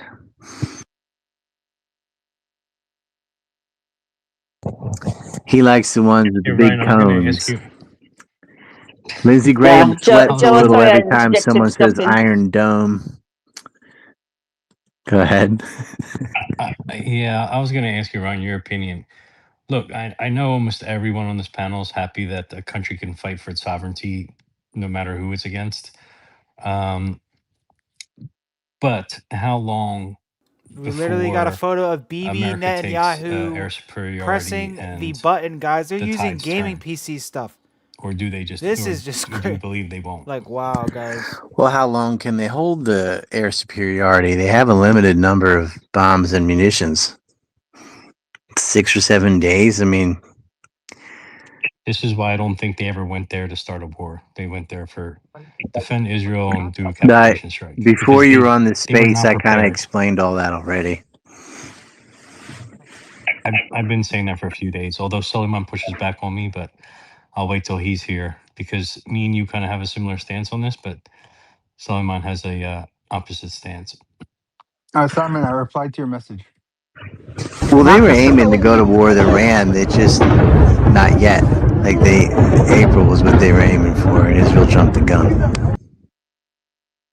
And it's not just about air supremacy. You have to have a ground game. And, now what's a victory? I mean, the leader of, I'm sorry, Lavrov in Russia, he said, look, now Iran is going to double down on their need for nuclear weapons because it's the only thing, and this is what's being communicated to them by Israel and the West, the only thing that stops this hegemony and these aggressive attacks is owning a nuclear weapon. I mean, North Korea is sitting right over there, safe and sound, being run by a veritable lunatic themselves, and yet nobody's attacking them. So, if you don't have a ground game, if you're not going to invade, if you're not going to really go and take over, which they're not going to do, then this air supremacy idea seems kind of makes us look a little like a paper tiger. No one was attacking North Korea before they had the bomb either, because they had enough conventional weapons to kill millions of people. And Iran is defending itself pretty well with ballistic missiles and the things they have without getting a nuke. A nuke is completely immoral. Like, you cannot use a nuke without murdering millions of civilians. It erases cities. That's what they do. I understand the argument. People are like, well, you have to have a nuke where people invade you. Like, Russia has more nukes than any country on earth, and Ukraine is fighting them anyway because they know they're not going to nuke them. Yep. It's kind of like only when your back's against the wall and you're completely being invaded, and you have to do it. And it's mutual destruction. India and Pakistan went at it. They both have nukes. They're not going to use them on each other because that's just like an eraser of that's just hitting the reset button. I don't think Iran needs to go that direction. I think what Iran should demand is that America completely abandon its footprint in the Middle East. No more bases in the Gulf. No more bases around Iran. You're this many miles away. Like go back to Europe. Actually, go all the way back to your side of the ocean. That's what their demand should be. And America's not going to comply until they have to. And Iran's going to keep bombing Israel. Israel will never ask for a ceasefire. They're going to ask for America to ask for it. But, with them invading Lebanon, they're trying to escalate. And I don't think Daddy can save them. They do not have infinite interceptors or offensive weapons. And once they blow through their wad, then what? Because Iran has plenty of drones and missiles. And they will be able to just choose what they want to blow up. Once the interceptors are depleted, they can hit whatever they want. And I hope Israel burns. I want them to bomb it until it looks like Gaza, because that's what they deserve. How does Iran quit fighting, knowing that Israel will never stop, knowing that there will inevitably be, if the Israel of today still exists, a recrudescence? I mean, this is a lunatic state. Exactly. How do they make peace now? It's like there's a pit bull outside of your house and suddenly it's not attacking you because you kicked it. It's going to attack you again. This is the third time, right? Yeah. In 2 years. April, June, and February. They have to wipe them out. Yeah, if you can get the U.S. to leave, abandon all these 27 bases that have been blown to bits anyway, out of Iraq, out of Qatar, out of Kuwait, out of Bahrain, out of the UAE, out of Saudi Arabia, get out, get pack and leave, get out of Jordan, leave. And Israel just needs to burn. I think it should just be called Palestine, just pack up, get out. That's not going to happen, but Israel needs to suffer. They need to suffer so bad that they don't think about doing this again.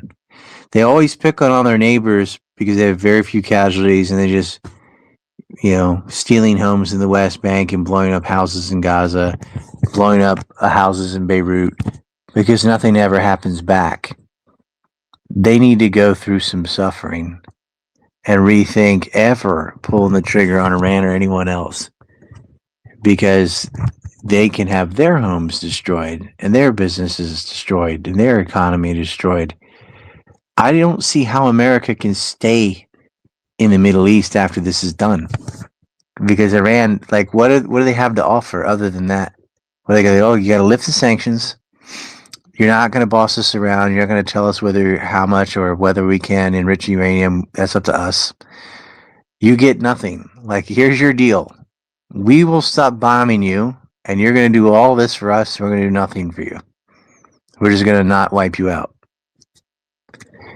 But it all depends. It depends on how effective America's bombing campaign is in the next 5 or 6 days, because they are definitely doing a lot of damage to Iran too.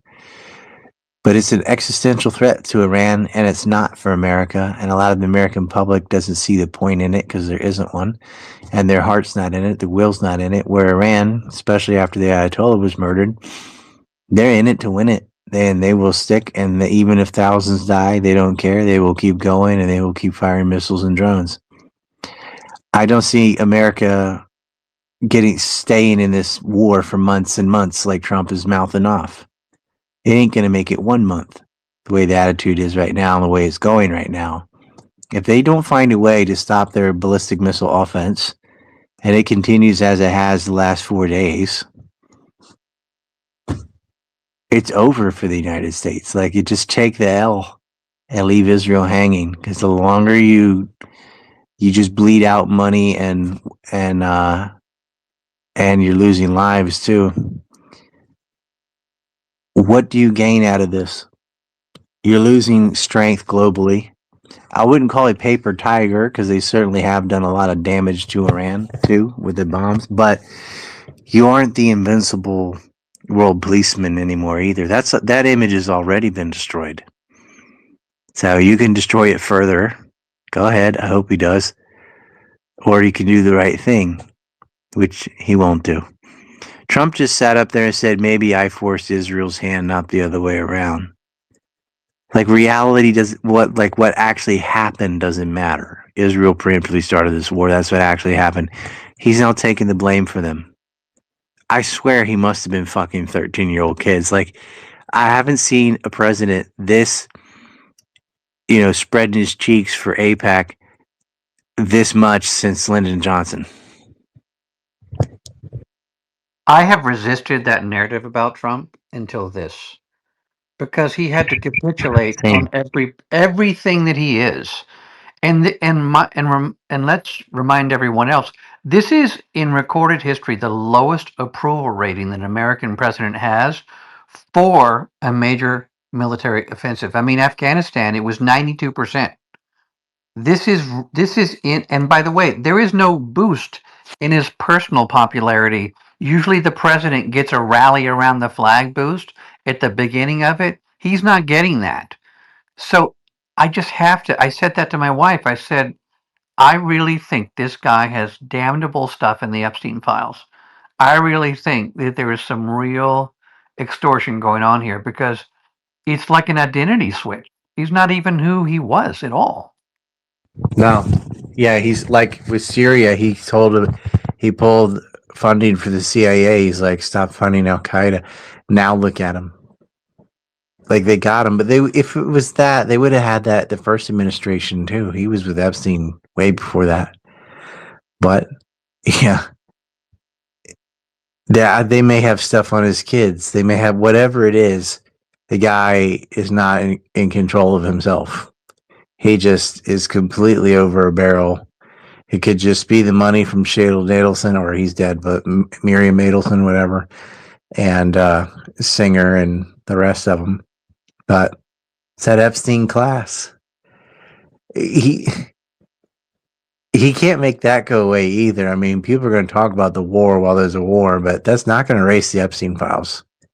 Those aren't going away. Arrests need to be made. Did you see Bill Clinton shaking and stuttering when he was looking at photos of himself? See the coffee cup shaking? Like he would pick that coffee cup up to drink, and his hand was like shaking. Bad. Yeah. I don't know if that's age or nerves.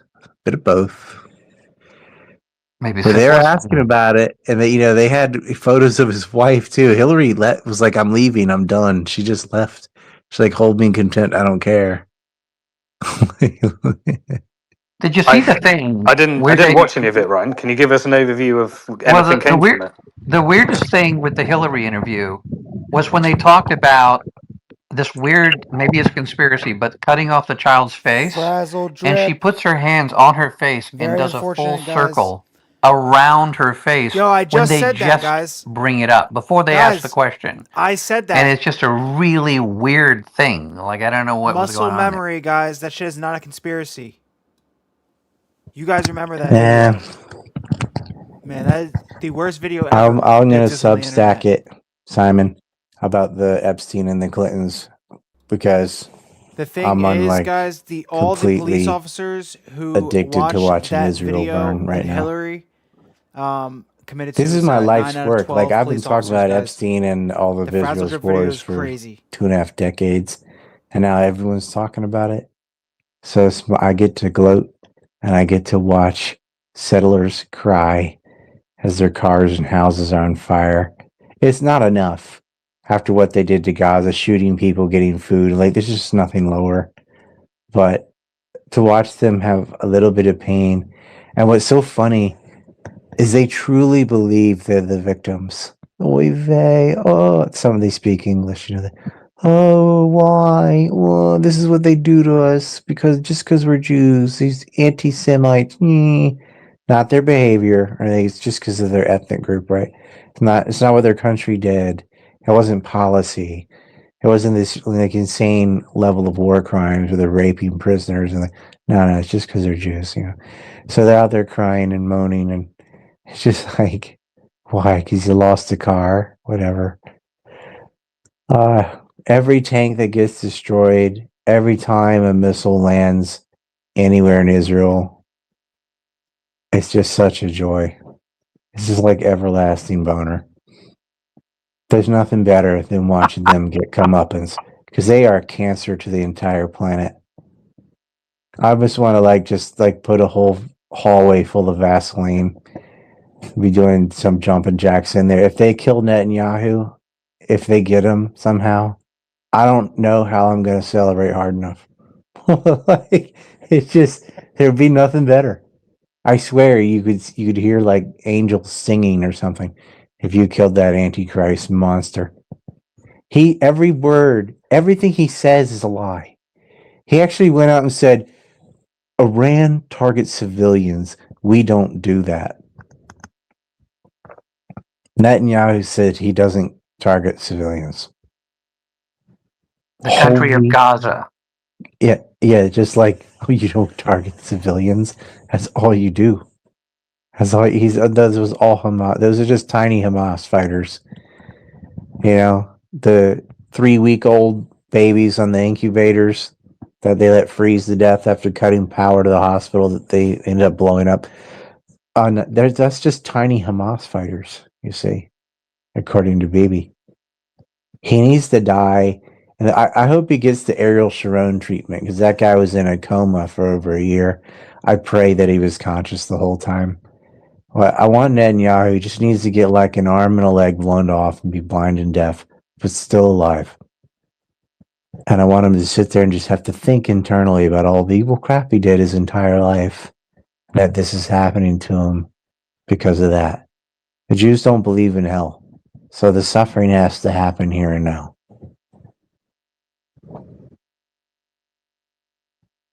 We should have a collective prayer. Dear God, blow off Netanyahu's legs, but let him live. Amen. Here's the guy, Netanyahu, who looked Americans right in the face and said, "We've got TikTok. It's one of our weapons of war. These are the new weapons of war. We're going after the other ones." And it was to stop us from speaking. And of course, more importantly, from hearing. I remind everyone that Frederick Douglass said that censorship is a double wrong because it's offense against the person's right to hear, not just speak.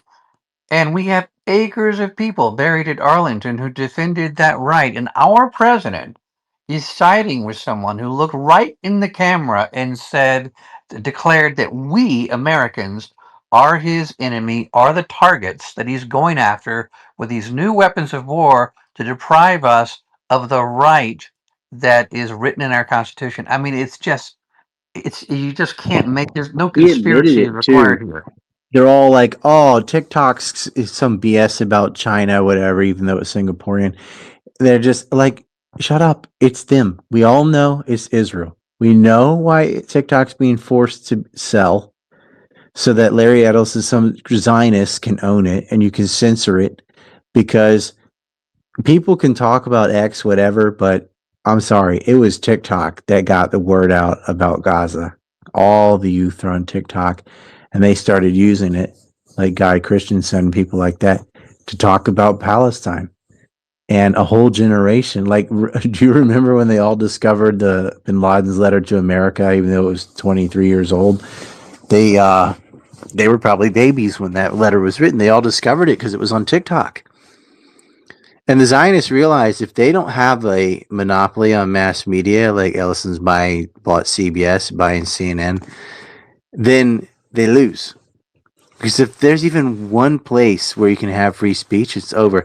I can tell you this, if it wasn't for Telegram, nobody would know anything of this war and what's going on. The only reason X has to allow things is because it's already on Telegram anyway.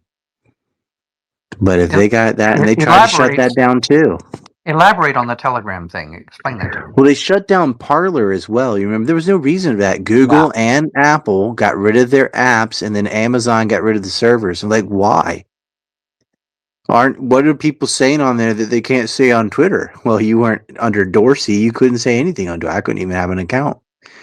Telegram is like 99%. Every time you hear anybody saying, "Oh, we got this update, this happened, it's from Telegram." But like the IGRC is saying that's from Telegram. And if not, it's on Twitter because someone took it from Telegram and put it on Twitter. All the journalists are on Telegram. I'm one of these people. Like Twitter banned. None of us were allowed back on Twitter until like 2023, 2024. So we've all built up Telegram channels because it was the only place. We can't be on Facebook, can't be on Instagram, can't be on any, can't be on Discord. You're not allowed to use anything that Zionists own. So Telegram was it. Now we have Substack as well, but Telegram's the front runner because it got such a head start. And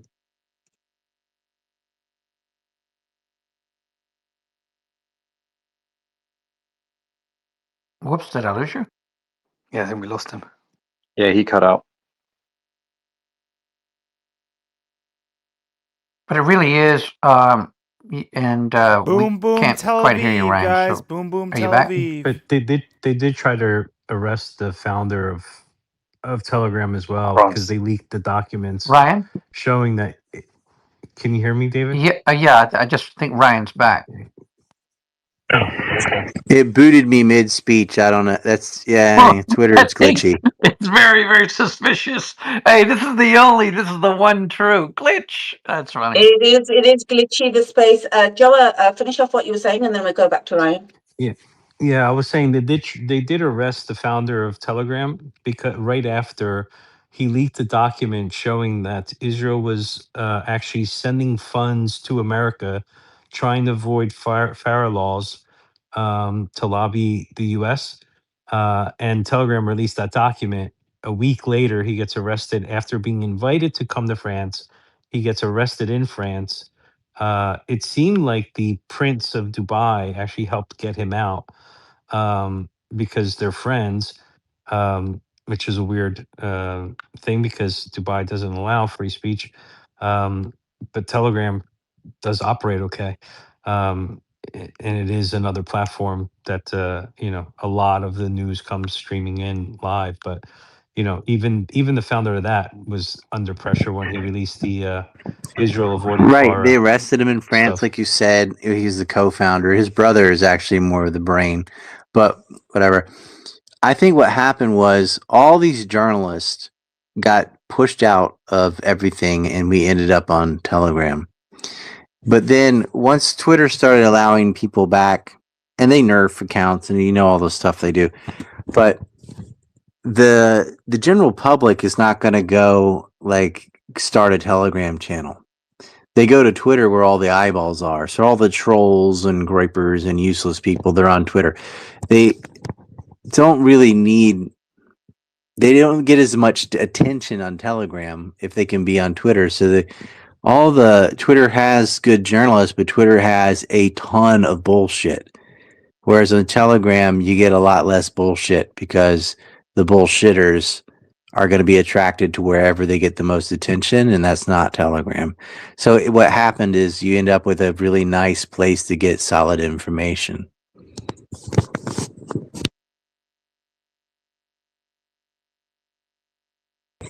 That's what I think happened anyway.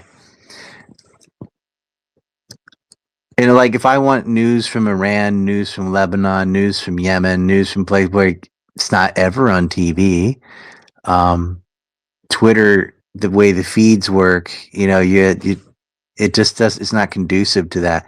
Whereas Telegram, you can set up exactly what you want to hear and go look at it. It's super easy. Twitter doesn't make sense. It's just sort of random stuff shows up on your wall. But you're right about you can't dam up half the river or even 3/4 of it. If censorship fails, it's really bad for the people trying to do it. I mean, the censors, without exception, have always been on the wrong side of history. And Americans particularly don't like to be told what they're allowed to hear or what they're allowed to say. So I absolutely agree with you, and it's just a really bad look when you fail at censorship.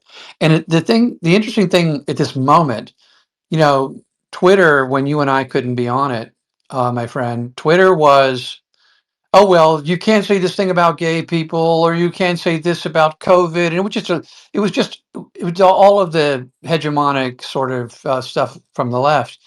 But now they're all trying to censor one thing. And just, it's like saying, don't think about pink elephants, right? It's like, if you're only trying to censor one thing around Jewish supremacy, around Israel, then it kind of backfires. And then doesn't it backfire way worse when somewhere you're allowed to talk about that one thing? And then the last gasp of the people that don't want us to talk go, why are you obsessed with this? I'm like, well, it's kind of pretty important, You can write I was gonna "don't say, kill kids" and if you just write "don't kill kids" or "don't rape kids," either one, and they go, "That's anti-Semitic." Like, whoa, wait, why did your mind go straight to that? Why? Don't rape kids, and you're thinking it's a Jew thing. Why? How well, come? are you blocked by Mark Levin? Of course. Okay, well, of course for you, but I'm a relatively small account. And I'll tell you how I got blocked by Mark Levin is because he tweeted out neocon is anti-Semitic, is an anti-Semitic term. And I immediately, within seconds, retweeted it and said, what a startling admission. And he took it Yeah. down and It's like blocked me. Epstein client is anti-Semitic. Same reason. Right. What a startling, yes, exactly. That's, I don't know. I think yours is better, but what a startling admission. And then he, David, yeah. sorry, I just want to Yeah, give that's some why you breaking have news to and just bring. screenshot. Say again? Yeah, thanks, Michael. I just want to bring it back to the Iran updates. I have got some breaking news. Let me just give it to you really quickly. There's quite a bit coming out. Make it good, Beatrix. What's happening in Israel? Israel's boom boom Tel Aviv. We can say that because obviously Suleiman's not on TikTok. And guys, just while I'm getting the news up, Suleiman did do an interview this morning with Scott Ritter. It was fire. You'll see the post in the nest above on the Twitter space where you see Suleiman's profile. Just go above that and you'll see that he interviewed Scott Ritter today. It was on TikTok. It was on YouTube. Go and give him a follow on TikTok, on YouTube. Subscribe to him on YouTube, please. It is free. Let me have a look. One second. There's a few clips. Oh my God. You know what? This guy, Trump has just been on an attack on the UK. So I told you what he said earlier, where he called it that island, and he said we ain't dealing with no Churchill. Now he says the UK has been very, very uncooperative. They're ruining relationships. It's a shame. Windmills are ruining their country. Like, how's that relevant? You have Sharia courts adjudicating law. Pure Islamophobia coming out of Trump there. We have Sharia laws adjudicating law in the UK. Not true Laura at all. Loomer's in his ear. Yeah, Senator Warner says the U.S. is being pulled into war by. Sorry, somebody's mic's open. Ryan, your mic's not the other Ryan. Ryan Tower. I keep muting your mic and it keeps opening. Oh, Joel's dropped. Great. Joel, you can just use the link I sent you to bring yourself back up. Senator Warner says the U.S. is being pulled into war by Israeli priorities. He says there was no imminent threat to the U.S., only a threat to Israel. I did mention this earlier. Oman's Foreign Minister Badr Abul Saidi has actually put a tweet out saying there are off-ramps available. Let's use them. There's clips of Suleiman's interview with Professor Morandi on the Suleiman's profile as well. He interviewed Professor Morandi yesterday. You can look at that. Trump has also spoken about the London mayor. I'm gonna give me 1 second. I tell you what, right? I bet Suleiman's team wonders how good it was in the Biden days when they didn't have this news cycle to deal with, because Trump's just spouting rubbish all the time, like crazy statements. On Iraq, Trump said, if you look at Iraq, where very stupidly everyone was fired, the generals were fired, the military was fired, the police were fired, the fire department was fired, and all of the government workers were fired, then ISIS was formed. That is where ISIS came from. We don't believe in that, he says. Okay, fine. it's just all propaganda. My app's really glitching, guys. American Simon, if I get booted for any reason, but I'm showing on here, I'm going to send you a message saying I'm booted. And so if you can just man the space until then I'll get back up somehow. American military personnel were told the war with Iran is Armageddon and the second coming of Jesus. Adam mentioned this earlier this morning. A human rights organization reports that commanders were sending such messages in more than 30 military facilities across all branches of the military. They were told it was Armageddon and for the return of Jesus. Trump was asked about thousands of Americans that are stranded and why wasn't there an evacuation plan, like stranded across the Middle East. And he says, well, because it happened all very quickly. We thought, and I thought maybe more so than most, I could ask Marco, but I thought we were going to have a situation where we were going to be attacked. They were getting ready to attack Israel. They were getting ready to attack others. So he says we were going to be attacked. Then he says Israel was going to be attacked. And he says others were going to be attacked. And it all happened very quickly. I thought so, maybe more so than most. I could ask Marco. So really no clear indication of anything. And then give me 1 second. That's just more. We got to get them there before they get us here. Rhetoric. Yeah, exactly. There is a little clip which it's a 10-second clip. It's an old clip, but I'll play that in a second. And then on the London mayor, I don't know why the London mayor was brought up in this press conference, but he says, you have a terrible mayor of London, terrible. He's an incompetent guy. You have Sharia courts adjudicating law. He keeps repeating that. So yeah, that's the news. Also, Hezbollah has launched more rockets.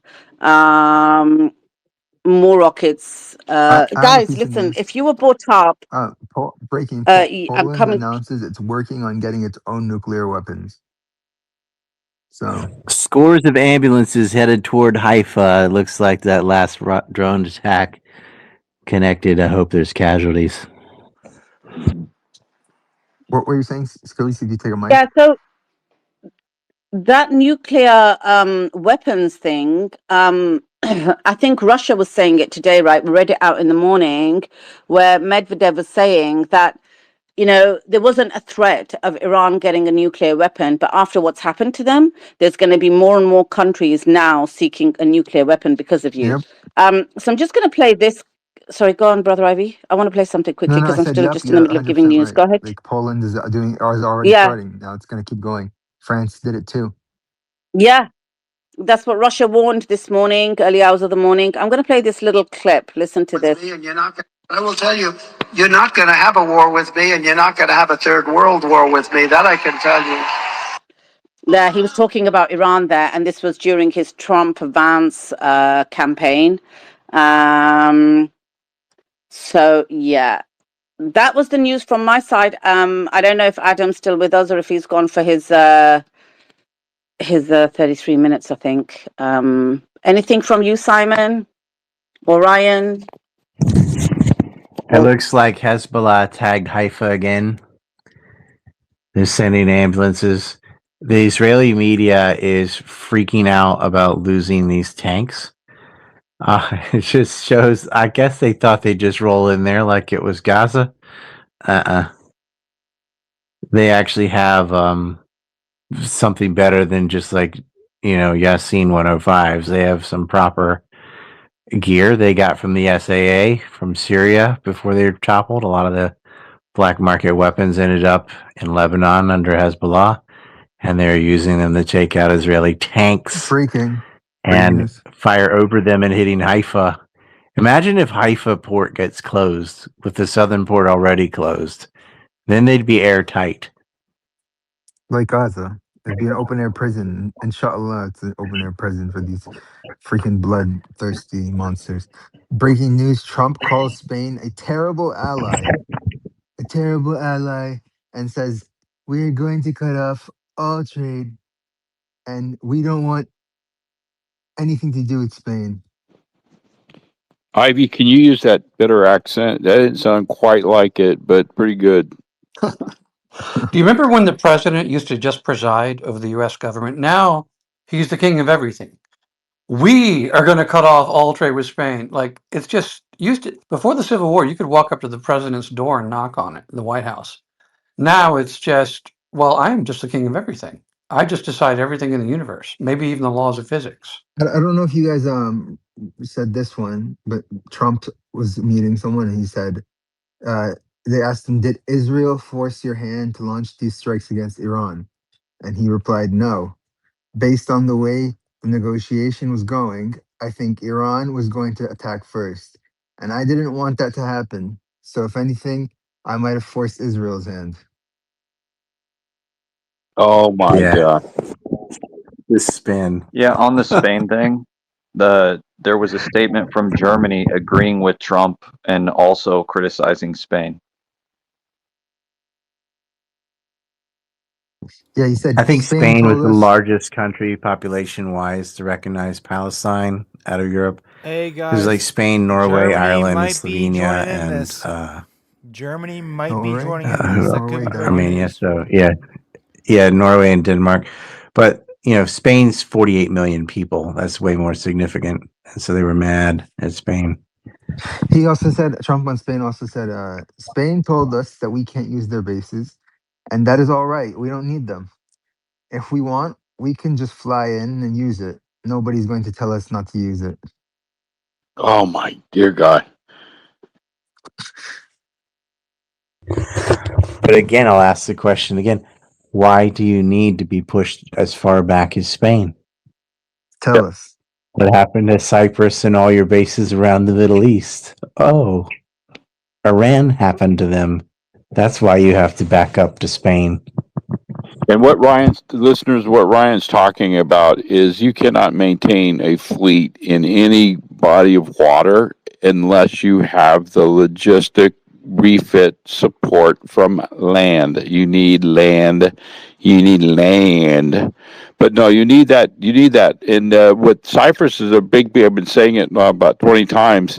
When the very second I heard that Cyprus was hit, I says, "Oh boy, watch this. They know exactly. Of course, they know what they're doing." But I said, "Watch. They're not going to let up. They're going to close that they're going to shut it down or make it a very bad spot to be." That isolates the Eastern Mediterranean, which restricts the Sixth Fleet. When I say restricts the Sixth Fleet, as a resupply point and refit point. I know that was word Yeah, guys, might not make things sense, are not but looking too good just for the United imagine you're States right now. closing a very strategic place for the military, U.S. military and NATO forces to operate. When I was in Greece, when we were in Beirut, Lebanon, when I was with the amphibious navy before I transferred to submarine warfare, we used Cyprus for resupply. Well, all right, let me tell you this. Even with the carrier battle group, which was situated about 70 miles from us, nautical miles from us, we supplied out of Cyprus like crazy. In fact, we were calling those flights, hey, that we were calling Cyprus, like our little mothership, if you will. Without that, I would have hated like hell to imagine because we were there for 9 months. Without that, we'd have been screwed. People don't understand the significance of like what Ryan's saying. They're trying to push us further. Well, they're trying to push the Sixth Fleet out of the Med. Yeah, you have to think it's not a video game. Like you've got about, I think, stories of 96 shots or something like that. Once you fire all your torpedoes or missiles, then you got to go get some more. You're out in the ocean or in the Med, whatever. You gotta go get this from land. And if you don't have, once you've fired your wad, you're sitting duck. So it's not just fuel and food and Our all that, but infrastructure it's has gotten it's smoked over your the last 3 or armament, 4 which days, you're going to guys. deplete if you're fighting in a war. And so the further you have to sail back and forth, the more useless that navy becomes. Like, what are they going to do in the Persian Gulf? You're going to go all the way down to, I don't know, Diego Garcia, I guess. Like, because you can't go to Bahrain, you can't go to Oman, you can't go to the UAE. Those have been taken care of. So once the Lincoln uses up its firepower, I mean, it's mainly there for the aircraft to land back and forth on, but it's got to go way out in the Indian Ocean, pretty much.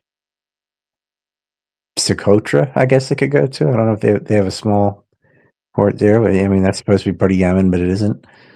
I mean, where are they going to go? And on the Mediterranean, without Cyprus, you'd have to go to like Italy or Greece. Italy, You have to go Naples. to, Yeah, yeah, you'd have to go to Italy. Greece. Yeah, let's talk about Greece. That's a different. Yeah, but yeah, Italy would be the main supply point. But Naples, you got to remember Naples. How do I say this? It's still very vulnerable. I won't go into that.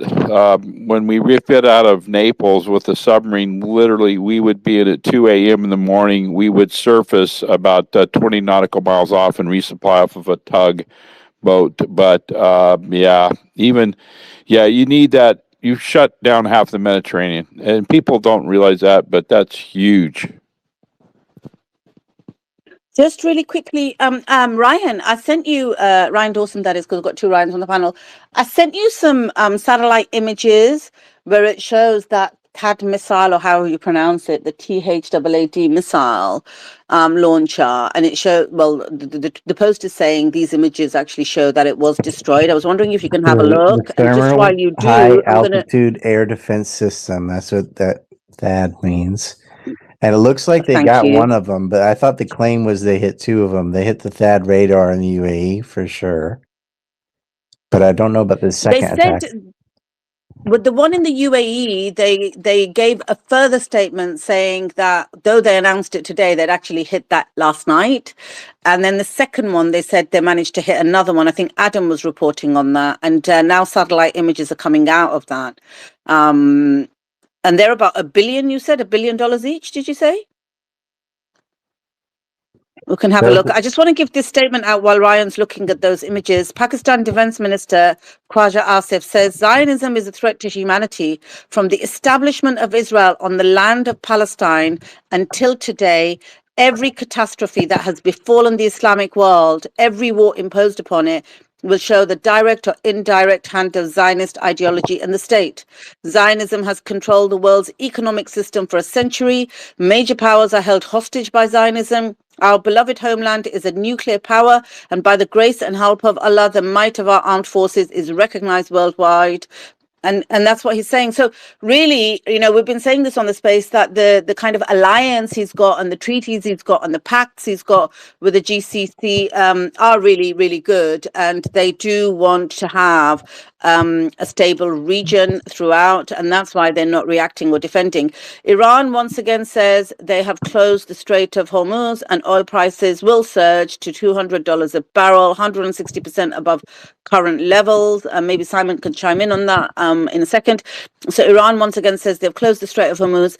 IRGC advisor Brigadier General Sadar Ibrahim Jabari says, we are saying to the enemy that if it decides to hit our main centers, we will hit all economic centers in the region. We have closed the Strait of Hormuz. Currently, the price of oil is above 80 and will soon reach 200.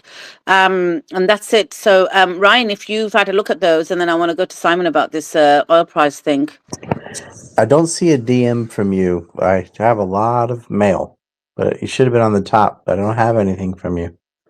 It's weird. I won't be at the top, Ryan, because on this account you don't follow me. So I think I'll be on the other section. Oh, I hit follow. I'm Oh, supposed to did be you? You know following. what it is? The stupid thing, right? Guys, listen, if I don't know you, stop sending me follow requests, because I have to go through these dumb zero follower accounts, No, if you right? do it really, if you And do it right when you like, if you coordinate, he takes it away on cancels the request. If he requests to follow you right when you're talking to each other, you'll see it. It'll be at the top of the list. But if you don't, will yeah, but it? if you don't do it coordination, it's gonna end up in the pile, like you said. So you could just try it right Okay, let's now. try that. This is mental. Yeah, hopefully people don't spam follow requests though right now. There have been. I'll have to go through this list, Ryan. I will go through it and accept it. Like But rescinded my request and sent a new one just now. Yeah, yeah. okay, perfect. I'll check.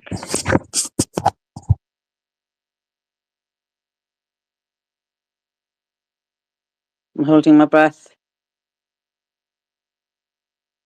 I don't think that helps. No, do you know It what? does. I've got Bingus Boy. I don't know who that is.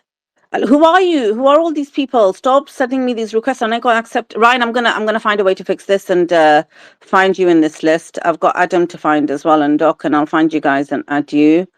This is crazy. It's from the Middle Anyway, I'm gonna Eastern fix this in a Observer second. that has the satellite photos. Yeah, it is. Yeah, that's the one. And just really quickly, I saw a statement there, and it's gone from the Israeli army. I'll find it in a second. They just issued a warning. The Israeli army did all that bravado. I'll find it in a second. Yeah, that's the one that you're talking about.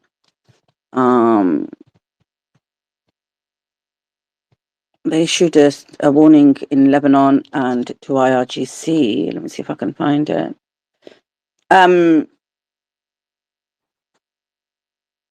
Israeli army says it killed commander of Lebanese corps for Iran's Quds force. That's what they're claiming. And I'll find the warning in a second. Yeah, they've announced that officially now.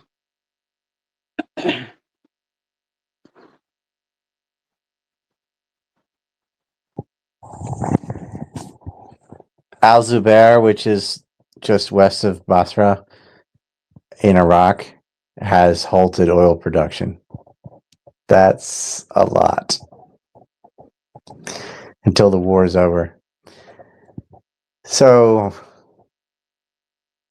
you can add that to Qatar stopping LNG and the strait being closed. This means this is not only not going on the maritime route, it's not going through pipelines either. I hope you filled up your car. Might want to go get some gasoline. I didn't. Do you know what? I didn't because I thought, oh, it's not going to affect our prices. But I want to Yeah, it ask will. Simon about that. But I found I'm this about to get statement. The gas Israeli today. Army's Arabic language spokesperson, Avishai Adrai, warns Iranian regime representatives in Lebanon and issues them a final warning. You must leave within 24 hours. After that, you will have no safe haven, and the Israeli army will work against you wherever you are found. I don't Who even know said how to that? break Who that said one that? down. The Israeli army spokesperson, What the hell? Telling them to get out of where? Oh my Lebanon. god. He's not telling them where they can go. He's just saying Well, get they out have a of habit of doing Lebanon. that. And if you don't get out of Lebanon, you've got 24 hours. We'll find you wherever you are. So I'm assuming they can find them wherever they are anyway. It doesn't make sense, does it? It's just Wouldn't you They have bravado. a like them to habit go of into saying Syria leave, with and ISIS? yeah, they have a habit of saying leave, go somewhere else without there being any options or telling anyone. They just say leave. You have 24 hours. All right, to where? If they say 24 hours, that means 4 hours.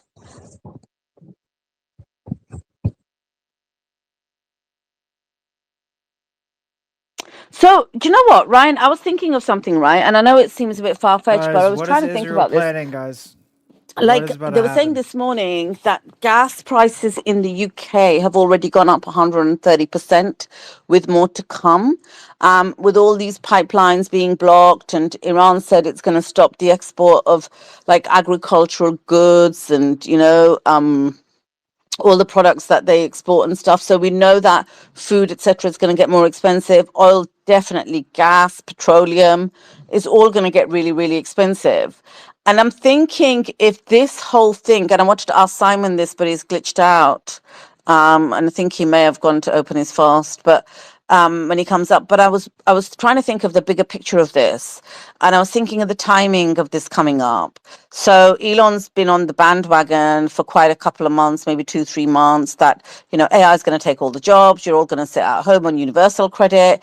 He's right I about that, know by the way. that somebody. He's right about that. Yeah, so I know that I lost my train of thought. I'm so tired. Okay. It's fine. Let's go to somebody else. Let's go to Ryan Tower. Go ahead. Thank you so much, Khaleesi. I just wanted to say I appreciate you a lot. I've been listening to your guys' spaces probably since a little before the 12-day war.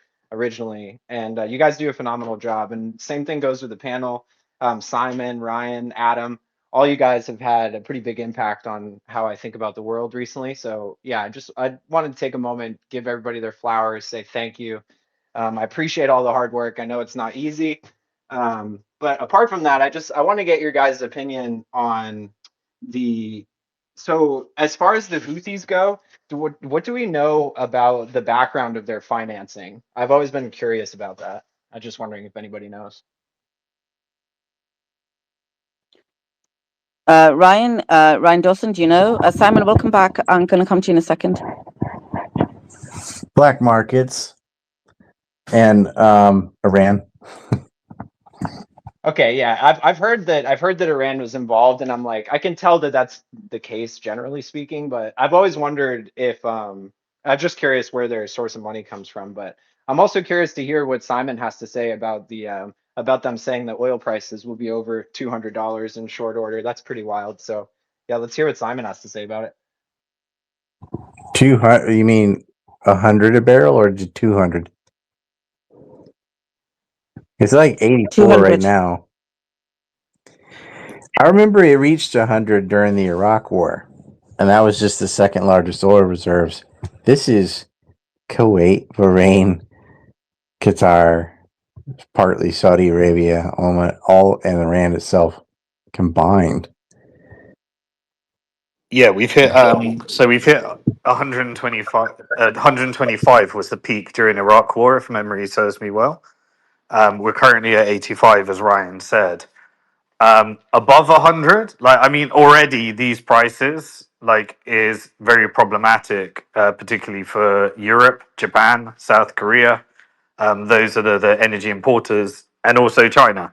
But as I've said, I'll repeat it again. Reverse carry trade, ladies and China gentlemen. knew about this, was prepared for this, and has been building the largest oil reserves in the world right now. So above ground, they got 1.2 billion barrels. We don't know what they've got underground. And they've spent the last 20 years building out alternative energy infrastructure. So the China is insulated, but it does break factions within Japan, South Korea, and Europe, and those are all U.S. allies. So this puts massive And pressure, Taiwan. and Taiwan, I don't of think course. electricity is the problem. It's gasoline that they need, and that's oil. Yeah. Can't So get that from solar power. exactly. Yeah. So that puts massive pressure on all of America's allies. At the very same time, when how is Japan, if they needed to, going to fund that? They've got massive trade surpluses, but they've got the highest debt to GDP in the world. It's not the same as America. America's got the highest, like, the highest debt, Well, would but you look it's at got that, also guys? got a This is how. This ginormous is how, trade guys. deficit, and both a trade and a fiscal deficit. Lock in, lock in. And so the issue here is that if you force Japan to sell its treasuries, it's the largest holder of US treasuries outside Cayman Islands. And Cayman Islands, 50% of those bondholders are hedge funds that are just simply clipping it in the short term markets for a carry trade where they're arbitraging the treasury auctions to the repo markets. And so at the moment, you've got a bunch of hedgies and speculators, which is the largest foreign lender to the US government, but it's pretty much domestic. And so if you force Japan into any kind of economic issue, which is what oil prices do already, then you force them to sell their treasuries. And already there has been, the currency pair between the Japanese yuan and the and US dollar that already went through a bit of a regime change between the relationship between the Bank of Japan and the Fed. So they're kind of, this would force a decoupling that breaks the Japan carry trade, that breaks a lot of things for Told you. overexposed hedgies. And this puts significant pressure on Europe. That breaks the euro dollar, unless you can prop it up by essentially making Europe have to buy all of its gas and oil from both Norway and America. And so that You might brings, even see an interest rate go up. I mean, it's only like 0.5. It's almost 0%, but there's a big difference between zero and anything, right? You might see that in addition to Japan selling bonds, is the interest rate going up a tad. So Guys, that the gets rid of the carry carry trade is trade as going to well. unwind, And and a new you know system which is ready country to go, exploits guys. that the most was Australia. They're fucked. By the way, one of their bases got hit too. They were okay, but I was like, I didn't even know they were at a base up there. But in the Australian base in UAE was tagged too. So yeah, Takaichi will sell U.S. bonds. She has no problem doing that. Trust me. yeah. And recently there was a change in leadership that Trump almost, had a sigh of relief about because it was more, hot free market What up? Japan, Just send it. America U.S. first, allied. But baby. you're quite The right. If the real Bank of America Japan first. put up interest rates, that's a disaster. If they started selling their treasuries, put up interest rate, and you had this Miss BT. decoupling. Yeah, go ahead. Sorry. Yeah, but you could force that by putting up the price of oil. If you were trying to war game it out, how do you break the Japan carry trades? You increase the price of oil and force them into such a trade.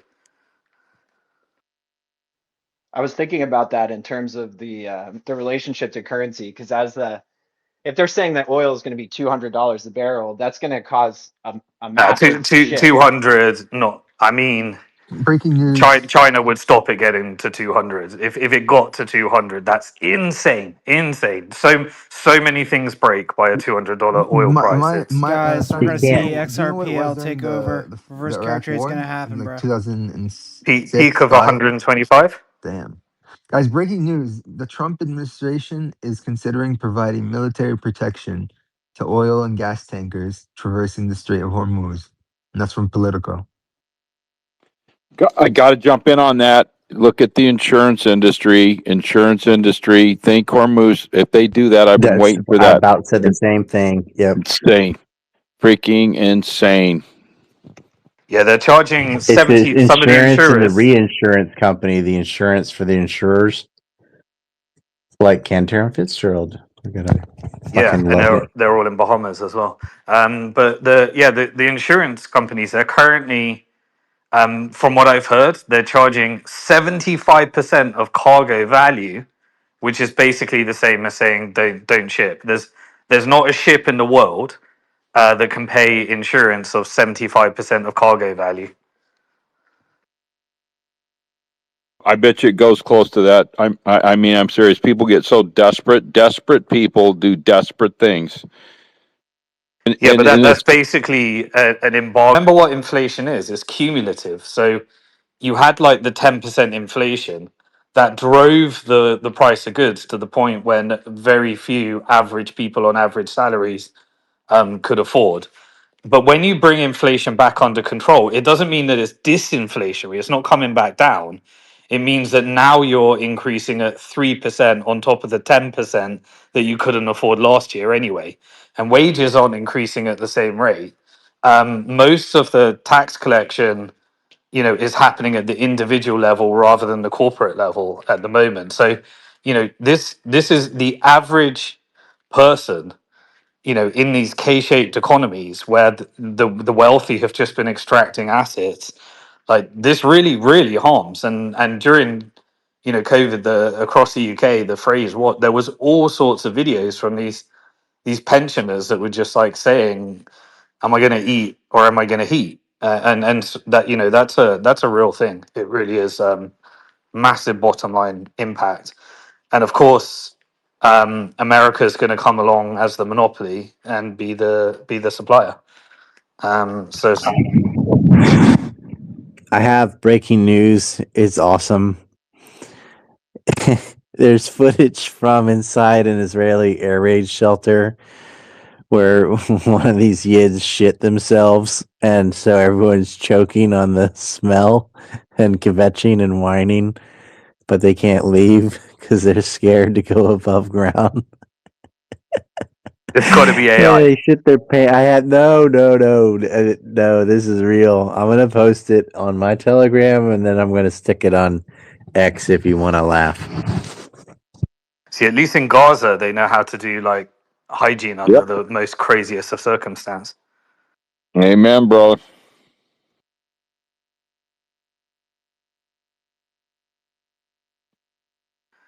Yeah. So anyway, $200 oil. Look.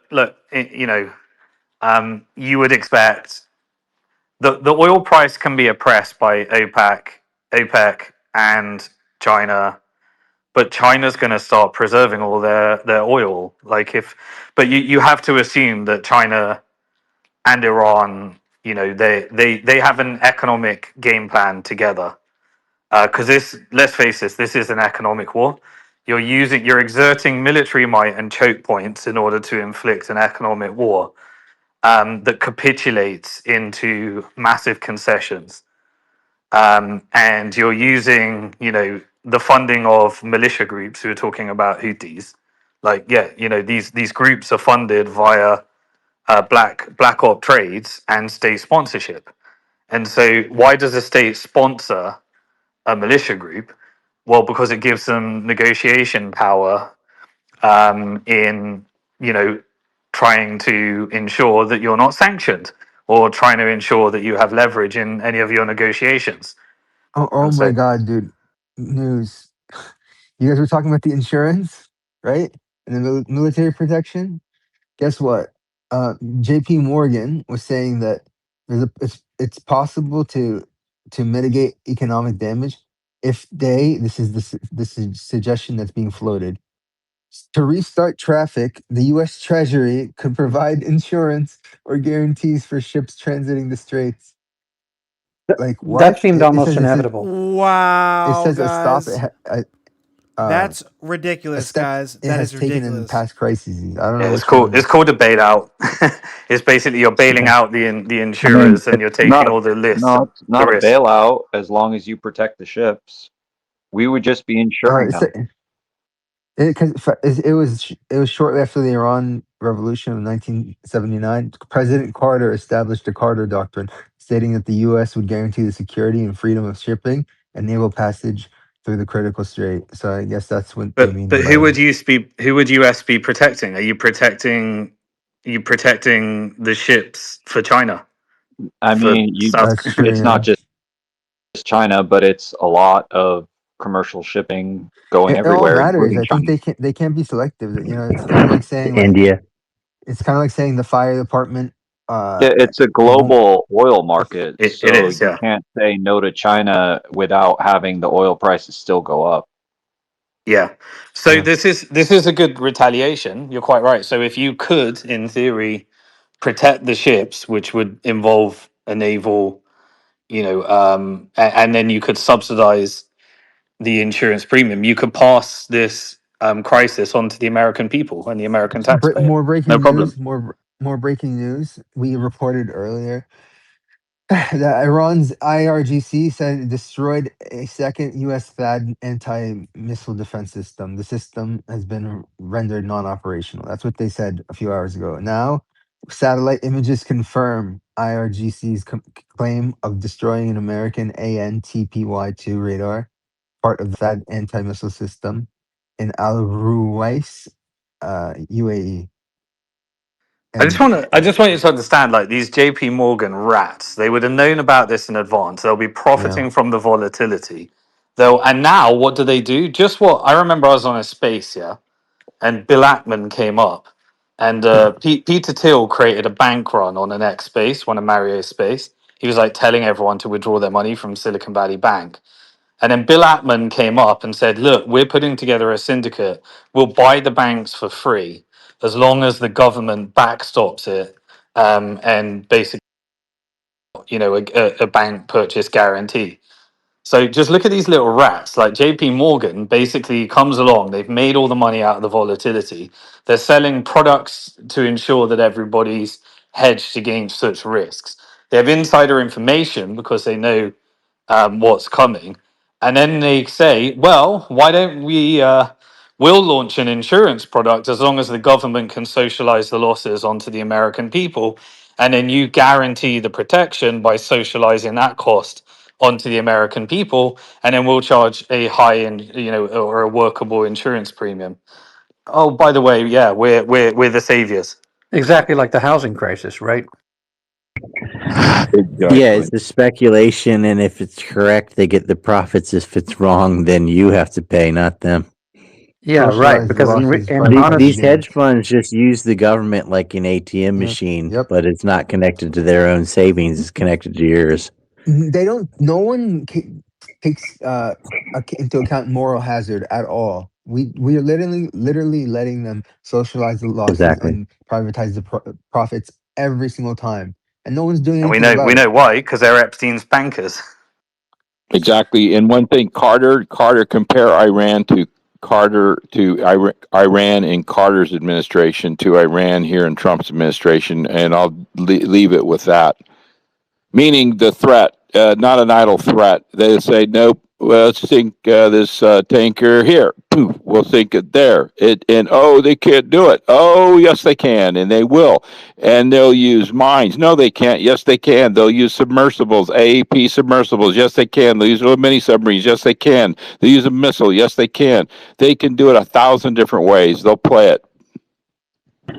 I think Patrick was saying this earlier from 21st Patrick Century Bet Wire. David.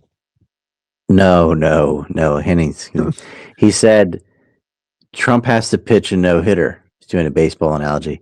Iran only has to get lucky once or twice. Like if they can get a couple of these tankers, then that's it. The insurance goes out the roof, whether they have escorts or not. They just got to get one of them.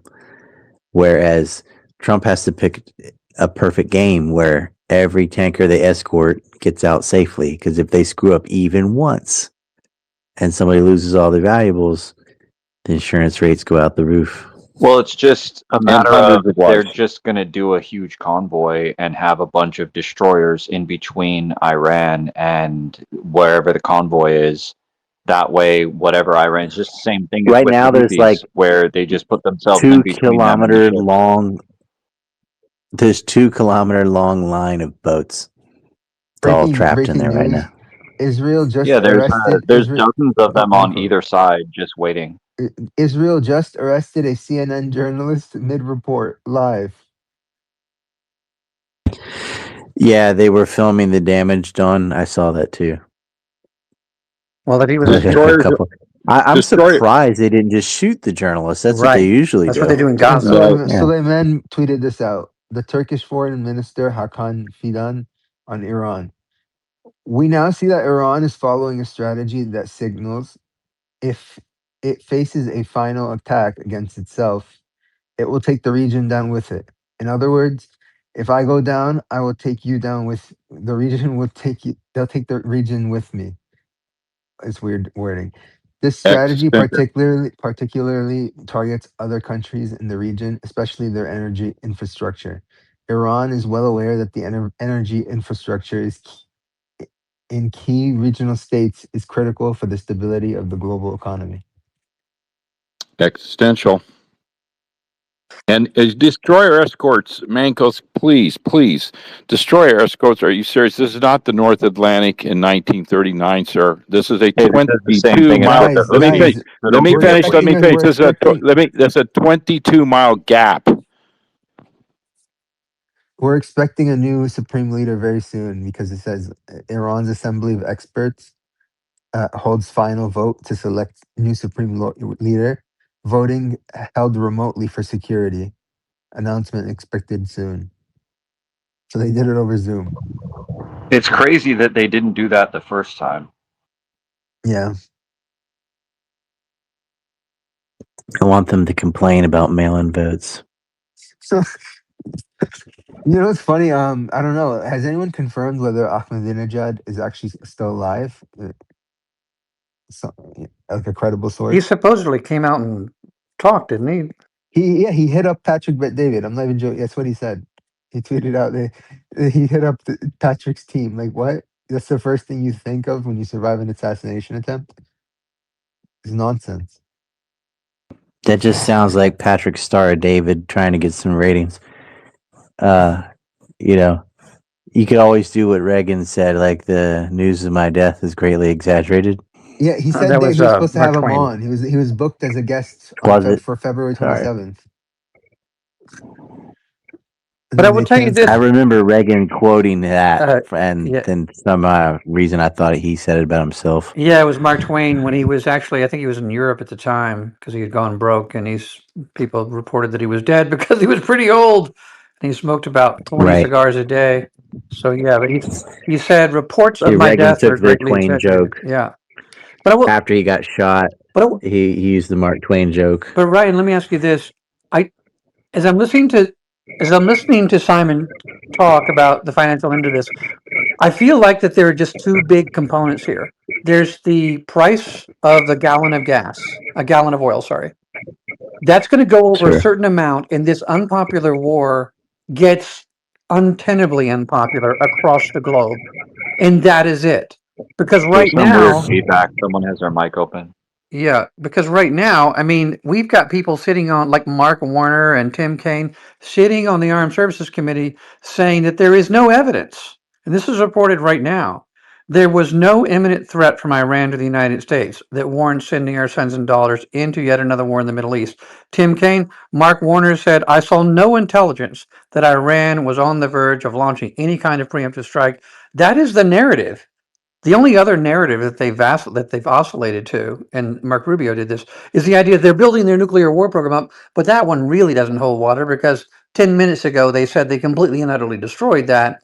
So we're left with a narrative that doesn't work and collapsing popularity. So just getting back to what's And they don't forget they also agreed to zero enrichment in Oman. yeah. So getting back to what you said, Simon, it's like it's like there's a comet heading towards Earth to destroy the Trump administration's legitimacy, and it is a certain threshold of the price of a barrel of oil. Isn't that true? Isn't it going to be 150 or something that just destroys this? It just they can't.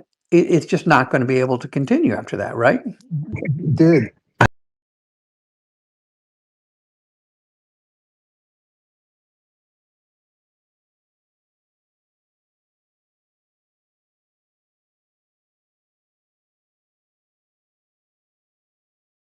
he launched His the He his did a job. meme he coin launched a rug shitcoin pull. rug pull He two did a days before tariff rug pull inauguration. too, twice. 2 days before inauguration, he launched a shitcoin rug pull. What the hell was Trump, that? honestly, I honestly don't think Trump cares He about tried any to of the do a things you think he Melania cares coin about. too. He didn't try, he did it. She rug pulled Yeah, them like too. he did a rug pull for himself, a rug pull for his wife. Yeah. He did the tariff song and dance 2 times where he said they were coming, and then at the last second, oh wait, no, we're not. And Hmm. they bought He pardoned CZ for a $2 billion investment into a stable coin. yeah.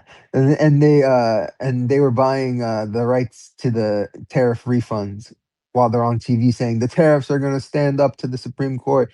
There's no way they get overturned. Meanwhile, they're buying the refunds Well, for that was 30 Lutnick. cents on the dollar. Yeah, but I'm sure that Yeah. they all were profiting from it somehow, right? Or Doesn't he- or Trump's donors told him, "Hey, this is good for us." Simon, doesn't Russia make out on this if the price of a barrel of oil goes way up? Yes, Russia, obviously, OPEC, and yeah, and then the only thing there is that China would have played out his game because we think it's got 2 to 3 months of its oil reserves. And it won't. The thing is, I was always thinking that yeah, they'll probably start pushing some oil there to oppress the price. But then I'm thinking actually, it's better to just sit it out and let everything else blow up. Like China wins. This is This is game set match for China. I feel like China is sitting in a game of risk and they're winning by not playing. They're winning by watching their enemy kick their Well, own. that was America. Yeah. America was built because the whole of Europe and the world were in war, and they just supplied all the weapons and sat out. Everyone could see this war in Iran was coming. Like we all knew it was inevitable. The U.S. does whatever Israel wants. Israel wants war with Iran. They're going to do it. So if you didn't start shoring up your oil reserves, knowing Iran's going to close the Strait of Hormuz and what was going to happen, like you're retarded. So that everyone must have done this. Everyone who could did. It is still Guys, good for can you Russia. believe I've been away all that time just trying to clear out some of these follower requests, and then hopefully I'll be able to see all of yours. Doc, I'm glad you're on the panel. Gary, if you're there, if you're in listeners, because I can't see you and I can't see mic requests. So I've DM'd you a mic request, and if you leave the space and use that link, it will bring you right up to the space. Gary Cardone wants to, he was enjoying the discussion on oil and he wanted to contribute. He sent me a DM, but I've only just seen it. So I've got just a couple of bits of news.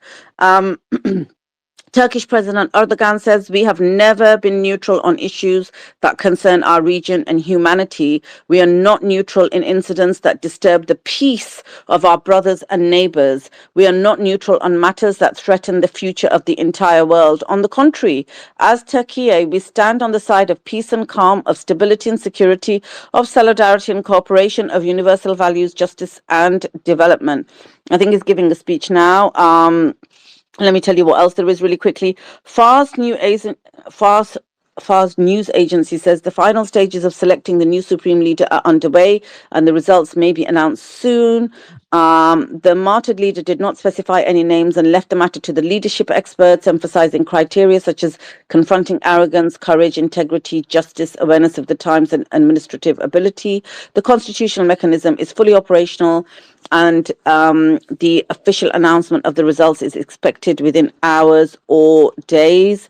Do you know, I'm so scared every time I move this app because I just feel like it's going to crash any minute. It's been doing good though. It's been going for a while. So the other news really quickly is this is obviously Syed Ali Ayatollah Syed Ali Khamenei is the funeral preparations have been made. His body will be laid to rest in the holy Mashhad following the grand mourning and farewell ceremonies. Officials of the funeral committee are currently organizing a large public farewell ceremony for the people in Tehran. Full details will be provided close to the time.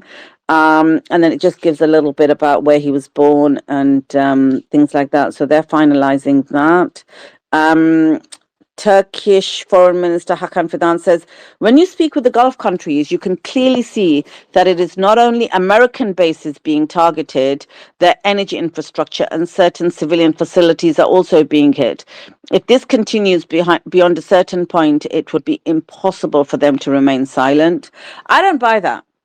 I'm surprised by that, right? Because I don't think it is. I just don't believe it is Iran doing that. To be honest, I think there's a bit of false flag mixed into that. It's a bad And strategy as then well. It's a bad Erdogan says, strategy. You wouldn't do it. yeah, exactly. It doesn't make sense, right? In any area. I mean, it just, there's no way you can look at it and think, and literally I'm looking at it objectively and thinking it's not possible. Why would you?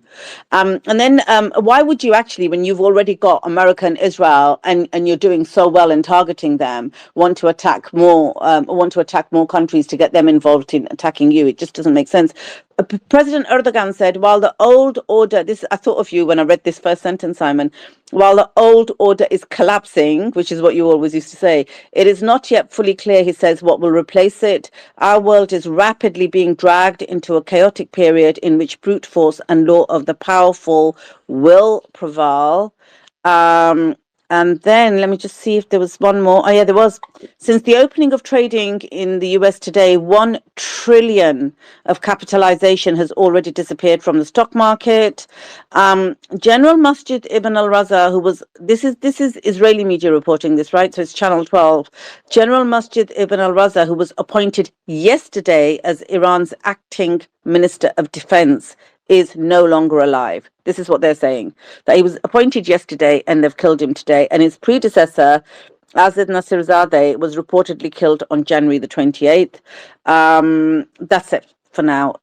Thank you, guys. I will give the mic back to you guys when you were talking. Yeah. Can I ask you a quick question? The story about Marco Rubio apparently telling some members of Congress, I guess, that Israel went ahead without letting us know, and then we decided to jump in afterwards. I see the press secretary and others pushing back hard on that story. Is there any confirmation of the story?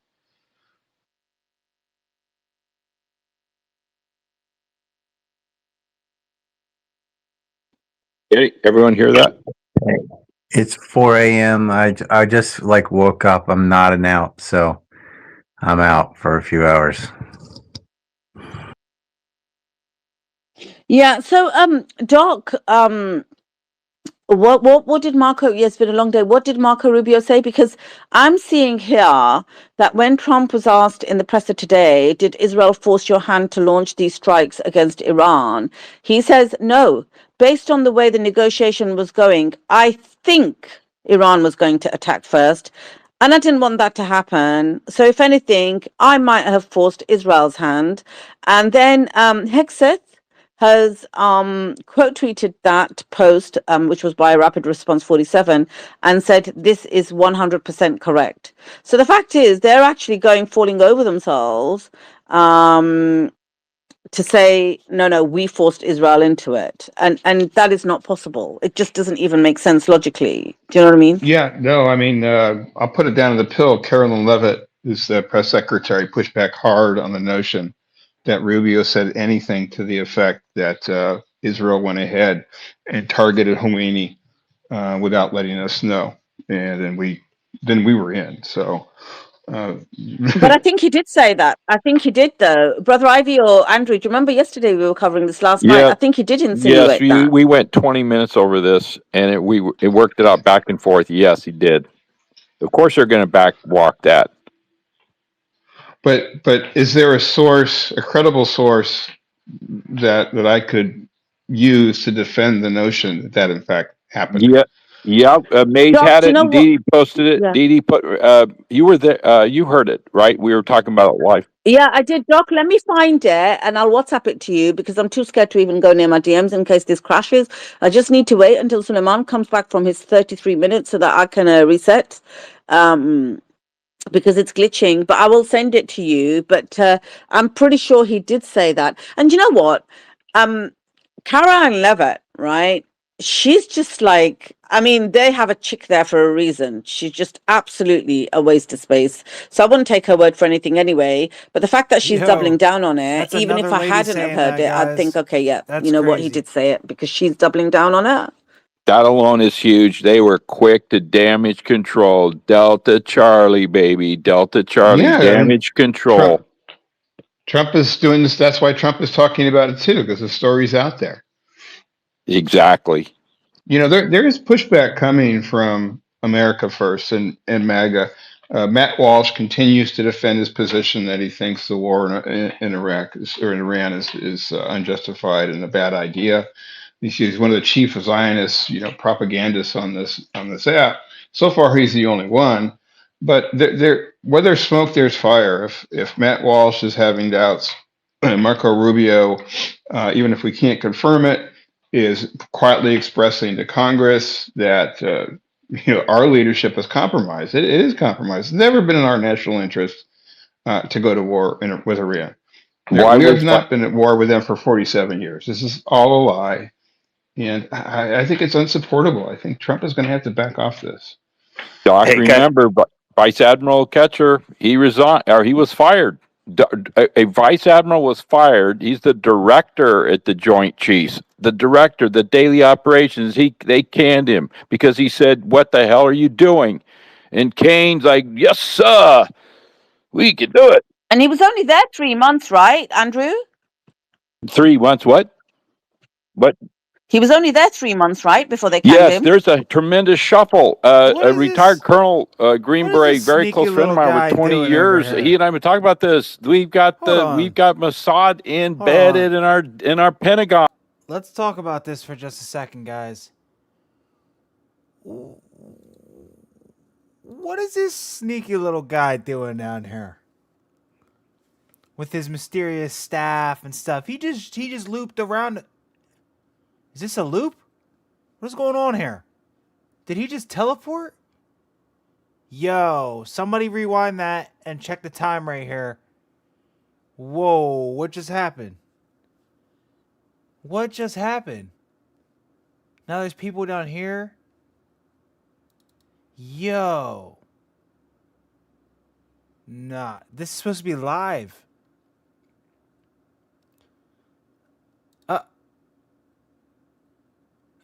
Yeah, Yeah, these guys, they got a lot of tunnels over here. Things are getting weird. Oh.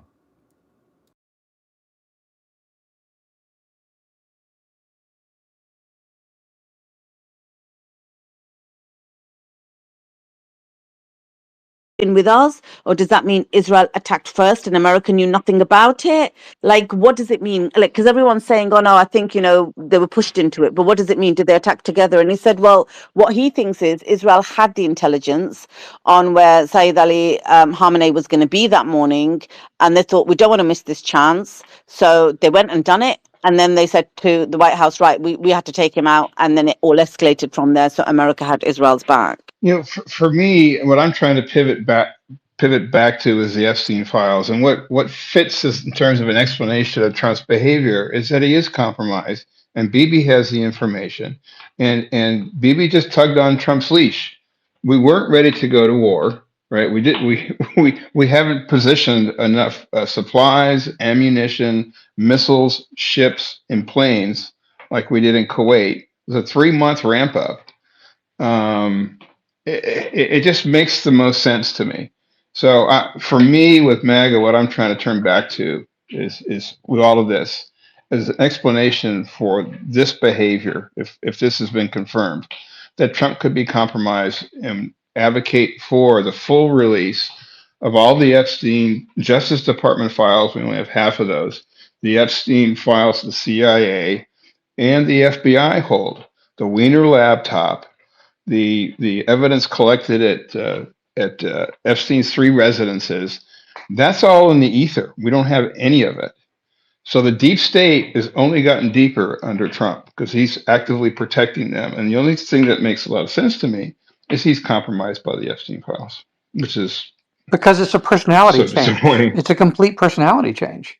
I mean, especially, and I'd love to hear what Gary Cadone has to say about this. If we start to feel it at the pump, I mean, you want to talk about the opposite of Trumpism? The opposite, America first, no more expeditionary, regime change wars. Then all of a sudden the price of gas starts skyrocketing and we end up having to pay for another prolonged war. It looks like he's compromised. And I have never leapt to that before. But now, just as Doc is saying, we as Americans have no other explanation for this. Is it schizophrenia? I don't think so. No, he has a long history, particularly going as a Democrat, going back to the Iran, the Iraq War, of opposing American interventionism in the. Sorry, I didn't get a lot of sleep last couple nights, like everybody else, in the Middle East. It is a complete 180 on Trump's foreign policy and the way that he built at least support from me for MAGA. I think MAGA's dead. I think I'm back to America first. And America first means that we're not engaged in foreign wars. That's what it's always meant. That was why I followed Trump, primarily because my son was in the military and I don't want him, serving over there, putting his life at risk for nothing. I don't care if these Zionists come out and say, you're all heroes. The dead Americans are heroes. No, they're not. They were targets and their lives were wasted. Doc, I buried my son and several other men that were stationed with him. You know that, my background, and that's why I'm so adamant about this. This is serious, and I had skin in the game, and you had skin in the game. No, we're done. Yeah, and that's why this use Ryan's term, this casualty laundering, right? Not letting the American people know the full extent of how many Americans have died, the damages to these bases, what it means for America's presence in the Middle East, and the reach of its global power that's used to protect the economic interests of Americans. This has all been destroyed because of Bibi and the Zionists, both outside of our government and inside of our government. That's the deep state, and it's deeper than ever under Trump. And again, how did that happen? Yeah, Trump wants to make a lot of money. He's going to make a lot of money no matter what. Every president does. Every politician does. That's sort of a given. But for him to flip on his fundamental philosophies, that outside of economic pressure or opportunity, outside of political pressure or opportunity, Trump has consistently held that Americans should not be in the Middle East fighting the wars for anybody, particularly Israel. Now all of a sudden he's Jewish. He's wearing the kippah. He's gone to the wall. He protects his son, the Jew, and he invested at a time in this administration when he had time to pick and choose who would be in his cabinet. He picked a bunch of Zionists. It's incredible. It's incredible. What do you think, Gary? Does Trump back out of this? Does he just go down with the ship? Or does he go down with the price of a barrel of oil? Yeah, Samson I don't option. really know. But the oil thing, look, this $200 oil idea, that's crazy. Okay, that's not going to happen.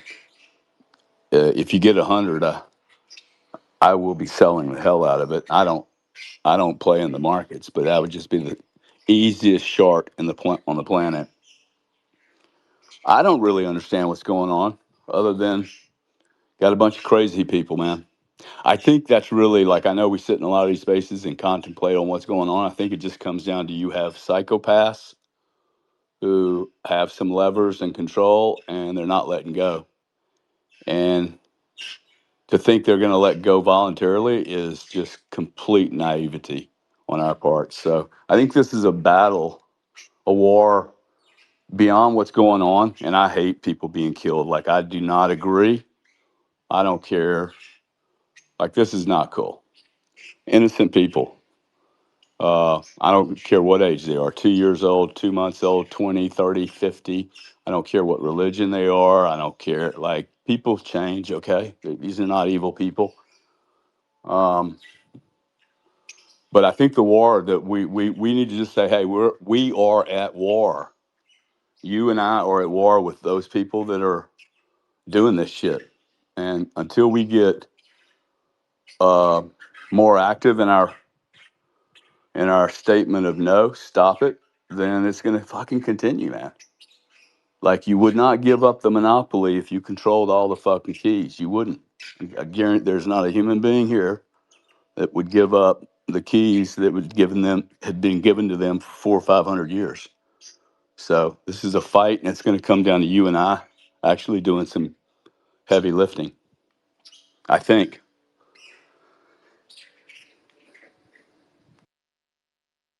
Yeah, I couldn't agree more, Gary. Not one time in history has power ever been given freely. It's never not. You cannot come up with an example going back as far as you want to Sumerian days or pre. Not a moment in time ever when power was given without some kind of hook in it. So that means you either fucking take it or you get it shoved right up your ass. It's really that simple, guys. Yeah, the And problem is we have no leader to follow behind to help make that happen. Trump was the yeah, guy. but I thought see, Trump was I the think guy. that's our You I know, think that's our mistake, dude. And that's what I'm hoping AI will do, because the truth is you're dealing with human. Like, I'm a good person, but if I was in control and you called me up and told me that my 18-year-old daughter made a mistake last night, and now what? Bro, it's a hard decision. I would like to think that I am that guy, but I can't guarantee that I'm that guy that could say, fuck off. So we're dealing with human beings. They are yeah. compromisable. Absolute power corrupts absolutely. You know, this is an old story in Washington D.C. You know, people with the best of intentions go to D.C. and they're compromised, they're bribed, they're cajoled, they're pressured to fall in line. And this has happened with Trump. Hey, I got to go take a pass here for a little bit. I'll be back. See, Doc. Thanks, Doc. Yeah. See you, Doc. Gary, I cannot see you on the space, but I can hear you. Thank you for joining us. I'm sorry I didn't see your message until later, and obviously I cannot see any mic requests ever. So I'm glad you sent me a message, and I could. Oh, now I can see you actually, I was a and I'm little glad you sent scared. me I that. was a So little scared because I'm like, let me make sure that she follows me, because if I chat with her, she'll embarrass me in front of all these people. So thank you. no, I wouldn't. And do you know what? Actually, I saw your follow request. I'm still trying to find Ryan's and Adam's, but but so what I've been doing is to bring people up, and Mr. Abundance, Brother Ivy here, has been helping me. People that I'm connected to in DMs, like yourself or Simon, or they've just been messaging me, so I send them a mic through DMs, and otherwise they can message Mr. Abundance if they need a mic, and we go that way. Because I can send it through DMs, I just can't see mic requests on the space. But I'm glad you've joined us, Gary. We were just talking with Simon then. I know you wanted to talk about the price of oil. I think they've said it's going to go to $200 a barrel, right? Is that right, Simon? Gary was saying it won't go there. If it starts to go there, there's going to be something, safety valves or something in place. Gary, could you elaborate on that? Yeah, well, look, we're at 77. Okay, the price to produce a barrel of oil and make a good profit at either one of these pricing points, West Texas Intermediate or Brent, there's usually a $7 to $12 spread between those two. One's for Texas and one's for America and one's for Europe. It costs $45 a barrel. They're making a really good return at $45 a barrel. Okay. Maybe some people in the Middle East have $60. Okay. Blah, blah, whatever. I don't think that's true, but let's assume $45, $50. You're at $77. There hasn't been a dry hole in 1,000 years. This is a science now. They know exactly where to drill, when to drill. There's an infinite amount of oil on planet Earth. And if you want to create massive deflation, you let crude oil go to $150 a barrel, okay? And you will have everybody and their brother drilling for shit. Gold will go up. They'll go drill for gold, mine it. Silver, the whole complex goes up to such a super high price. Everyone invests a bunch of capital into it.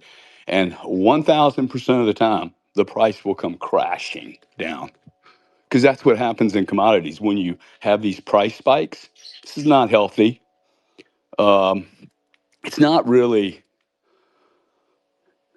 Look, we've never shut this thing down before completely. The Strait of Hormuz. So it's a big deal. I mean, I'm more worried about or the psycho. Screw $200 oil. I'm worried about nuclear war. I'm worried about one of these guys, psychopaths, just saying, "Hey, fuck it." At $100 oil, the market will start breaking apart. So it makes no sense. You got natural gas at $3.50. It went to $6.50 2 months ago, and it's right back down to $3.50. We have an infinite amount of fossil fuels available. You drive the price up, it'll just come on stream so fast. This is just terrorism, guys.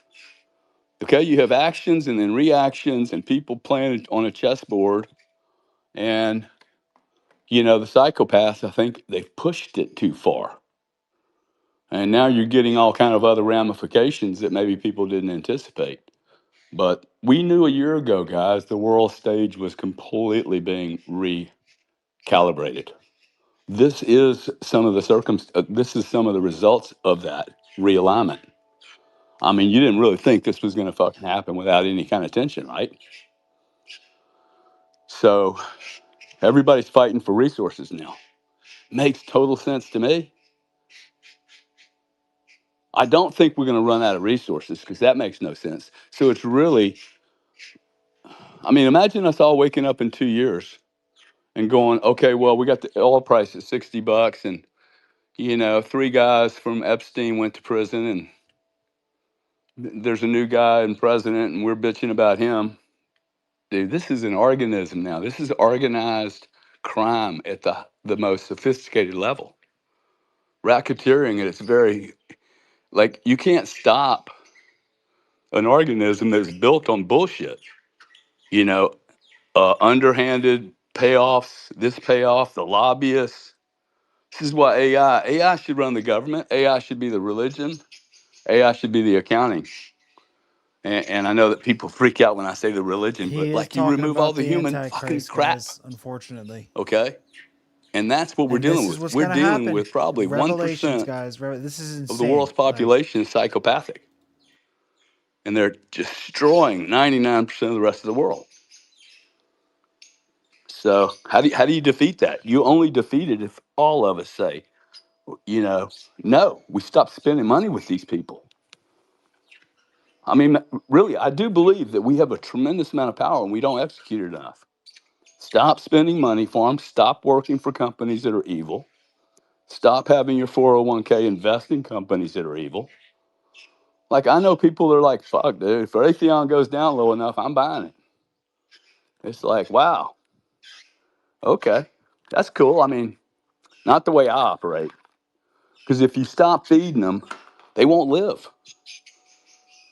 You know, or if you stop feeding them, let the enemy make another mistake. Now, I actually think whoever's in charge of our country, and I'm kind of sure it ain't Trump, and who's ever doing the shit from Israel, I think they will go so far that it will become so obvious, and we will just end up in a total revolt. Because they don't know how to stop, okay? There is no stopping for these people. And it's the only way you explain all this behavior is psychopathic for 80 years now. A group of people. Yeah, that's a great point. It actually makes me wonder, hey, what are we really not seeing? Is there something else we're not seeing? We get all locked into the finance part, but it defies any kind of logic. So you start going, hey, what am I actually even thinking inside the logical box of what the fuck is going on this planet? Sorry for going on so long, but Well, I would say I this. think we're guessing. I would say this. The big epoch changes in civilized history. We began civilization where it was okay to eat people. Slavery was actually an evolution from that. Human sacrifice evolved into animal sacrifice.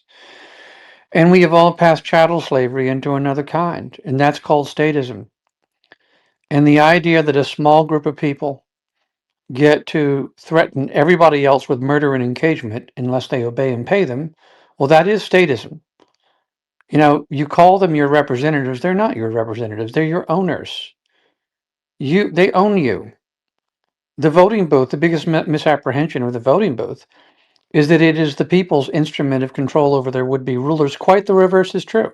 You've been voting for years. Are you more or less free?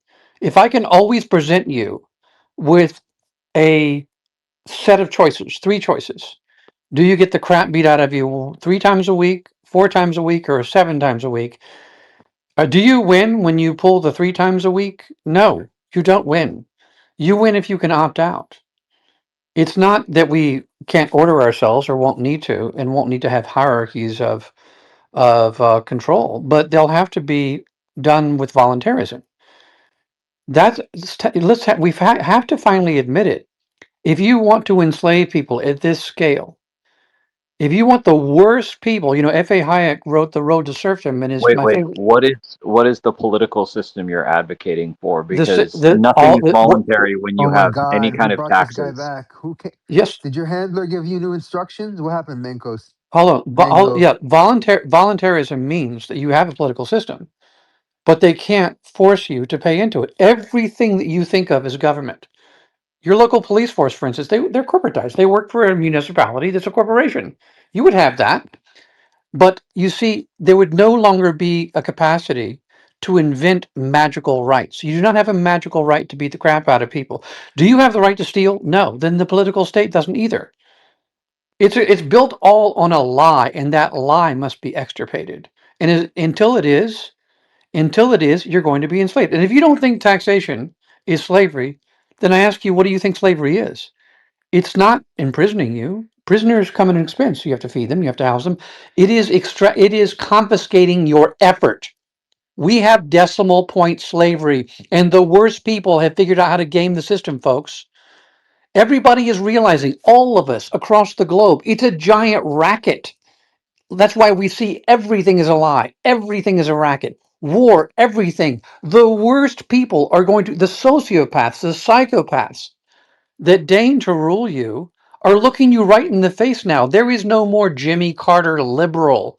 There is no more Calvin Coolidge conservative, because the people that have figured this out, the owners of government, have figured out that if you want to control the most wealth in this world, you don't control diamond mines or oil fields or gold mines. Yeah, you control those, but you control people, because wealth is the product of human ingenuity and physical human effort. And so that is what we're waking up from. In 1848, to date, the largest revolution across all of Europe, they overthrew monarchical rule. They all of a sudden woke up one day and said, divine right of kings is the dumbest freaking idea that we've ever heard in our life, and it was illegitimized. Several hundred years before, they did that against the papacy. He's infallible. No, said someone protesting and founded a movement called Protestants. In 1517, he nailed his theses to the door at Wittenberg, 99 theses, and said, this is all bullshit. This is all crap. It's not true. And of course, when that fairy dust of legitimacy evaporates, man walks out of history freer than he was before. And this is what we are inevitably, I'm not telling you how it should happen. I am telling you what is going to happen. In the long stretch of time, as Charles Darwin said, the truth wins out. And the truth is, no one has a right to one moment of your time or effort on earth.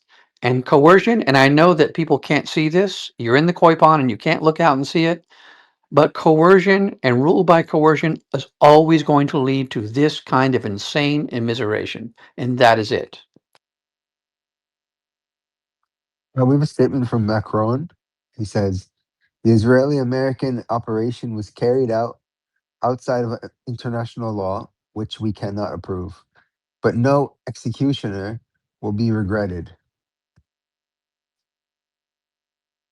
What is, He's does talking to that mean, Israel. the latter part of that? I don't understand the latter part of that. Executioner, I think, is Iran, the regime, and he's like, we're not going to regret that we did it, even though I can't condone. Oh, what, man, what a disturbing thing. Put that all together.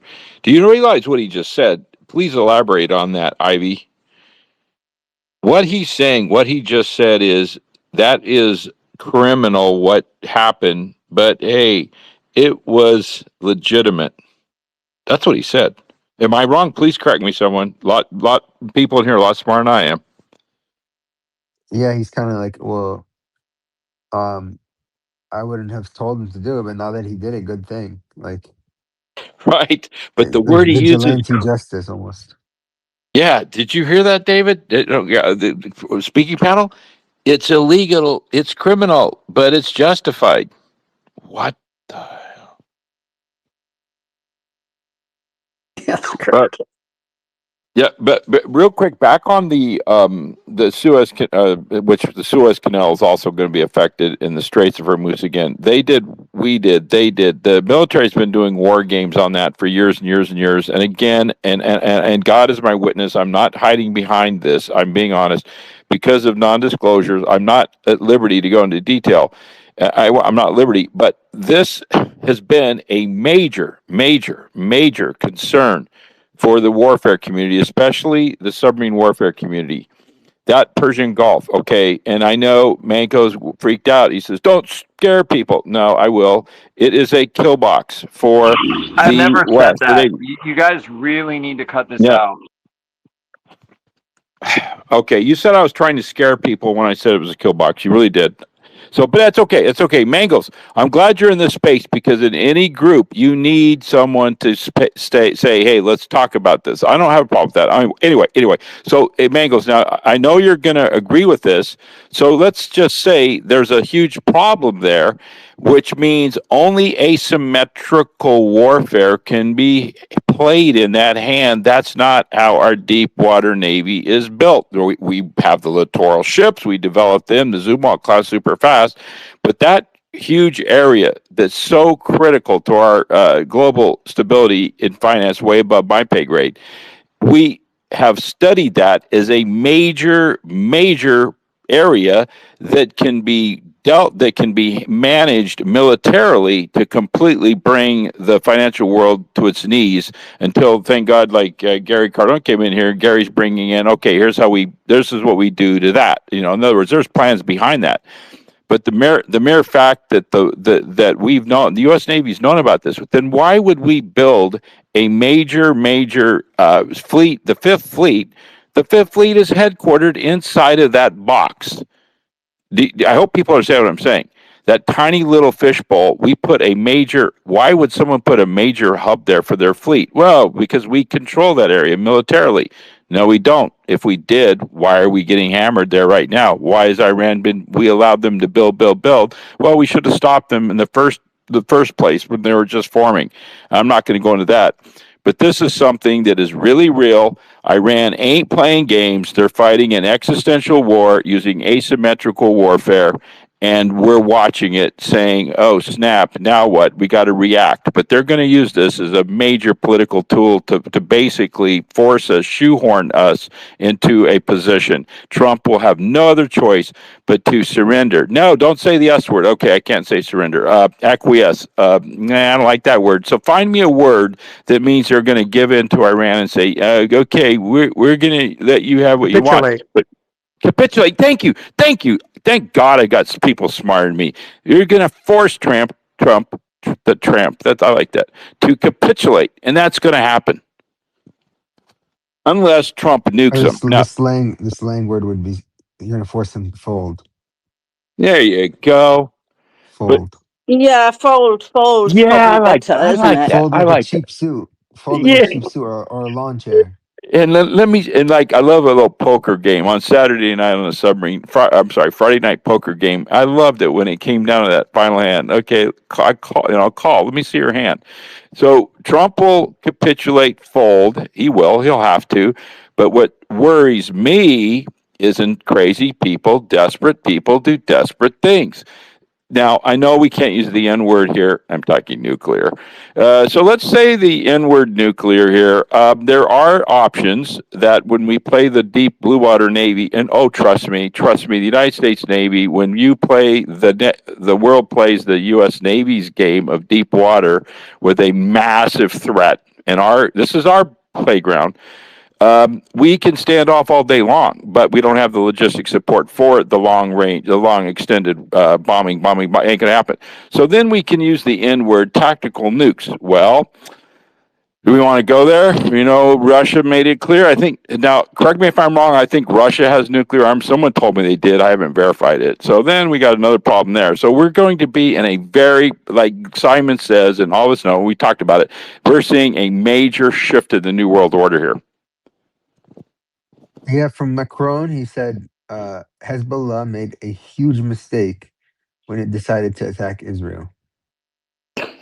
Yeah, don't get me started on the French Navy. Charles de Gaulle, he went ashore in Normandy when it was soaked in Sorry, blood. just one second, Andrew. Just one second. What was it that Macron said? They He made that said he Hezbollah made said a. that Guys, we'll come back to that in just a second. But as they're discussing the New World Order starting to form again and reform, we remember back, I believe, sometime mid 2025, right?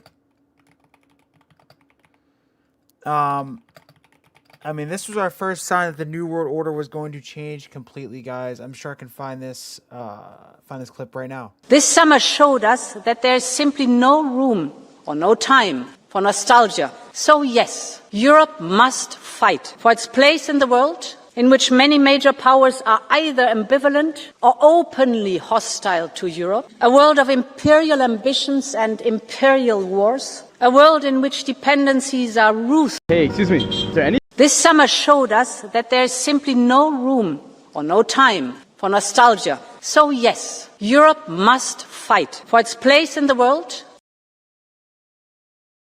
They cut this. They cut this, guys. I'm going to find the actual clip. They think they're slick. They think they're slick. All right. I know this chick said this.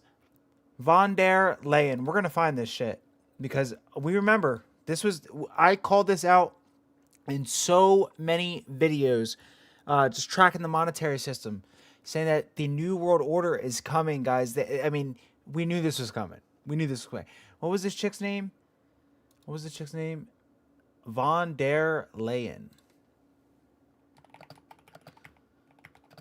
And this was stated, guys, and they're going to flag this live stream and literally say, and put a Wikipedia badge under this live stream when it posts because I said those words. I'm not even joking. NWO. You say those words, they're going to say it's a conspiracy and immediately flag your video. I've done it a million times. It happens every time. And when they went ahead and took out CK, guys, and they ran that operation to take out CK, right? We have to deal with Erica Kirk right now. We understand all that stuff's going on. That was like the start, right? That was to stop a shift from happening.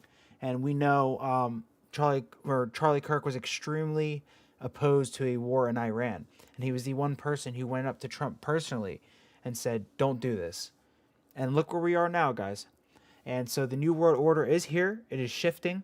And this shouldn't be weird to talk about anymore, guys. We have to address this, right? I want my kids to grow up and find these videos and be like, they're going to have projects where they're going to have to answer what was going on. What was your parents doing during World War III or during the U.S. invading Iran with Israel? And here you go. I have hours of footage and evidence as to what the world was thinking. You cannot astroturf this shit. The truth is coming to light. Let's go ahead and listen to this shit, guys. The New World Order is here. You guys remember how they just clipped that last thing and completely avoided this? Here's what she said. This summer showed us that there is simply no room or no time for nostalgia. Battle lines for a new world order based on power are being drawn right now. So yes, Europe must fight for its place in the world, in which many major powers are either ambivalent or openly hostile to Europe, a world of imperial ambitions and imperial wars, a world in which dependencies are ruthlessly weaponized. And it is for all these reasons that a new Europe must emerge. Simply no room or no time for nostalgia. Battle lines for a new world order based on power are being drawn right now. All right, right. There's no point in trying to hide it anymore, guys. They're not removing people for talking about this. It's out in the open. They want us to talk about this because they want to prepare us for the truth for what they think is going to happen, and they're going to push everyone towards one system. You best believe it, 100%. Now we're happy because that's the monetary system. We're in this. We think we know what's up, but unfortunately, there might have to be a war, a massive war that breaks out for this to happen. One push of a button, that N word they are talking about. One push of a button, guys, and this whole fucking thing changes immediately. Immediately. So time goes on, and we shall see, guys. We shall see.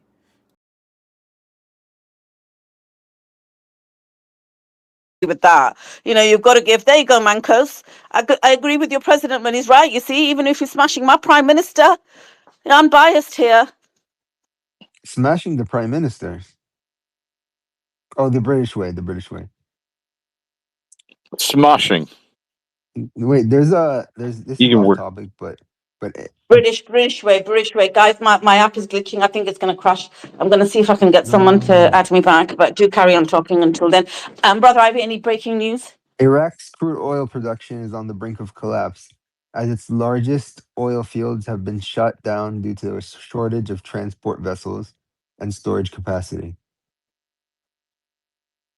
Also, this is off topic, but the Supreme Court declined to review an appeal case on AI generated work being eligible for copyright protection. So that means it's ineligible. Anything you generate, any artwork, you can't copyright it.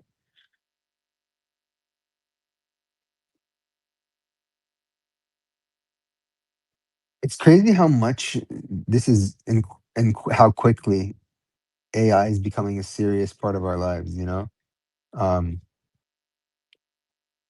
and it's even being used in this war to target people, to make decisions. We saw what happened with the Pentagon. Like,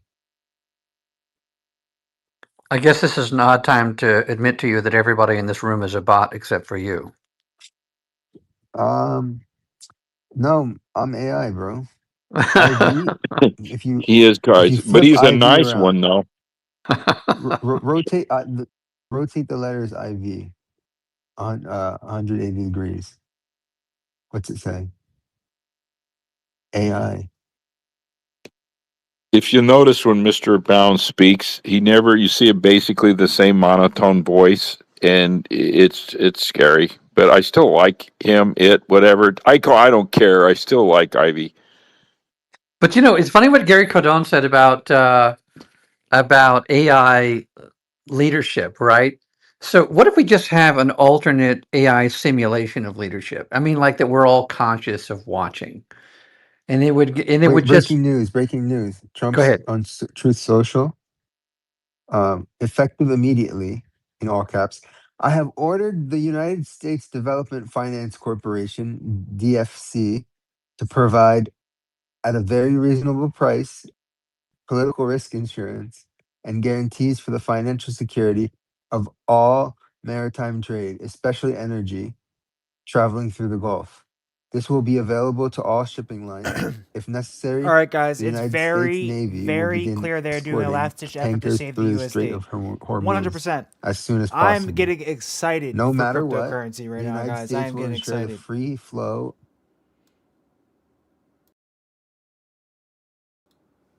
They're going to go ahead and basically the United States is coming out and trying to ensure all these ships in the Strait of Hormuz and guarantee protection out there. This is the gameplay they're playing, guys. So we're getting smoked out of the area, but they're setting up 11 tankers down there, and they are guaranteeing protection and a very high cost insurance. They are trying to save the US dollar, and it's not working. It's not going to work. This is going to be turned into an all-out war. I don't know, where exactly we're going to go from here, but it's very clear something crazy is about to happen. This is real wartime. Like, I'm gonna be able to look at a map one day and be like, they send a missile here, here, here, whoo. All the videos we have are evidence, guys. They can't astroturf this. They cannot astroturf this. I might have to go out and back in the live streams and cut something out, but other than that, like, we have all the evidence. How did World War III start? Watch my live streams, guys. Straight up. This is Right? my alt. The other one's gone. I don't have Make another alt. another I have to one. set Make one another up. one. Yeah, make another one. Yeah, I probably should actually and And and and send it join to on it. the But PC, so then you can. Because yeah, I you need to need a sort this second out. device. You can't invite yourself and then All my join. devices are No, Android. because you have to be I don't do co-host though, iPhone. right? You have to Gary, be. yeah, You Just still really have to be quickly. Thank you, co-host. brother Ivy. Just Sorry. what you're saying, right? You're saying they're going to try to assist, but if Iran has closed the Strait of Hormuz and Trump's saying we're going to put a flotilla there to assist these ships to go through, let's face it, they don't need assistance. The only reason they need assistance, quote unquote, is because it's closed by Iran. So then if he goes and puts the Navy there, that's a battle right there, isn't it? Because how can they go through unless they push Iran back? Is that not it? Am I seeing this wrong? I'm not a military person, so I don't know. Yeah, he thinks they're gonna fold. But I think they're gonna call his bluff. Like they're Well, going Andrew to knows, doesn't he? risk it. Yes, we're back. We did. Okay, look at this. Imagine a amount of whiteboard. I'm drawing a big circle. I start a circle. I'm going right to left. Okay, I'm going clockwise. I'm drawing with the circle, big magic marker. And right now, I started at the 12 o'clock position. I'm drawing a big circle. And now I'm coming around to about the 7 o'clock position. That's where we are. So now what's going to happen is Trump is saying we're going to go back to where we started this very thing, same thing 4 days ago. 4 days ago, we were talking about this. You can't close that because we got the United States Navy in there. We got the Fifth Fleet there. No, the Fifth Fleet abandoned. They hauled ass. They ran. They scattered. They scattered their force there. Their littoral combatant ships. Why do we have a littoral combatant ship in the Persian Gulf? Without going into deep details, because of the depth of the water in the Persian Gulf. Okay, so we scattered the fleet, run away. We've evacuated this. Our fleet, and this is what Mankos and I got into a discussion about, and Mankos finally admitted, we can't engage them in that Gulf because that's that, quote, kill box. So we pull back, and then guess what? Rand said, We've just closed the gap. We closed the strait. It's closed. You can't say that. You don't just push a button and close the strait. Yes, you do. Yes, you do. You can by just saying it. No, you can't. Yep, it happened. What happened? A ship tried. A container ship said, kiss my ass. We're going to try it. Boom, they hit it. Oh, this is real. The entire strait became shut.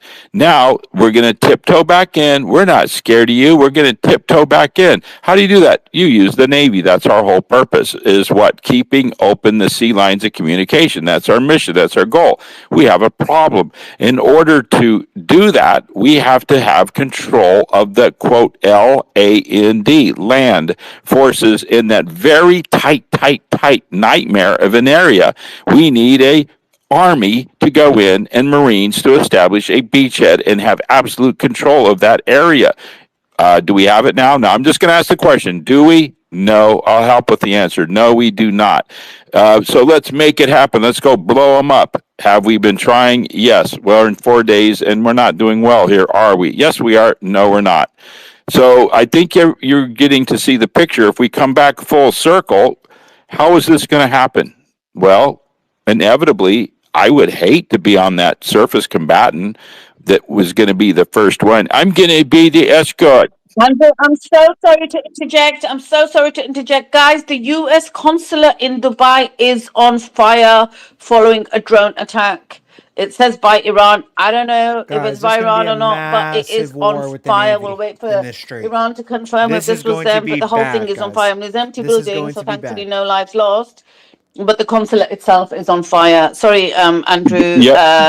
It says a drone hit the Beatrix, I'm consulate. sorry. It's alight. Beatrix, that has to be Yeah.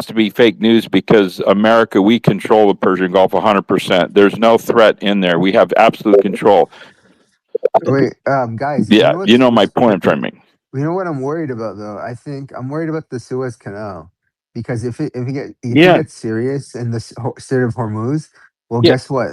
the- To get to the Persian Gulf, the ships have to go through the y- Mediterranean and then the Suez yeah, Canal. yes, So if they hit the Suez Canal, it would really cause it would really help them. You know, yeah. I'm not. It's weird to say that. Hold on, Andrew. It's weird to say that, but it would really help them um, because they would force our navy to go all the way around from South Africa and go up.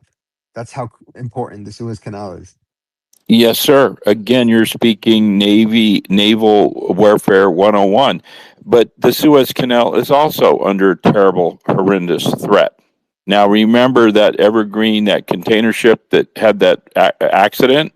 It was only 6 days, $56 Yeah, it billion. got stuck, right? It got Yep. stuck. That's not a problem. If a container ship gets stuck in there, you can fix that easily. No, you can't. It took 6 days, $57 billion to get that clear. And once they cleared it, it was devastating. So what do? Let's see. An idiot with a monkey with one functional finger can figure this out. You just shut that down by, quote, sinking a cargo ship. Oh, no, wait. No, don't do that. A container ship. Yeah, you can block. They're called blockade choke points. So the United States Navy must maintain open sea lines of communication. To translate that into English, we have to have established dominance of the sea. Do we have dominance in those areas? Yes, we do. No, we don't. Yes, we do. No, let's be honest. We have the evidence. We don't. So how do we get that? We've got to go to war to open those up and completely annihilate the enemy. So we're going to have to use some nukes to get this done. We can't do that. You see where I'm going with this, right? This is an existential war here. Using what? Asymmetrical. I know I use that word, but if we translate it, it means we got to fight their war to fight it. Or if we use our war, now, if you want to do the good old American way, oh, I guarantee you, I've got a sledgehammer here and I can kill flies with that sledgehammer. And we know what that is. That's going all out. But we don't have the wartime geared up economy right now. We'd have to tool up, gear up for a full blown war. China's going to be going, yeah, love it. Yeah, go, boys, as they drain us down, and then they open up the entire South China Sea, and that's another dear issue. So the only other thing we can do is use the N-word option, and we're not going to do that, I hope. Yeah, don't Andrew, use the just N really word. quickly, I want to give an update.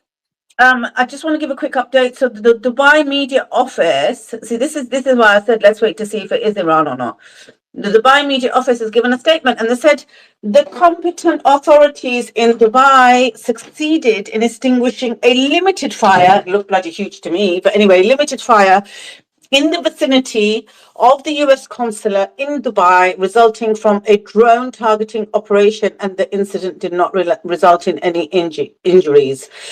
But they didn't say it was Iran. This is why I said let's see, because I don't think consulates were on the list that Iran said they would target. Right? They were very, very clear. So Dubai's playing it down. They were like, yeah, it was a small fire. We'll put it out. It was a drone, and that's it. Yeah, that's a Ah. Just really quickly, sorry, just want to give a bit of news, Andrew. The US State Department confirmed that more than 9,000 American citizens have returned from the Middle East over the past few days. This includes more than 300 specifically from Israel. That's nothing. There's probably about 30,000 still left there. There's only 300 that'll come back.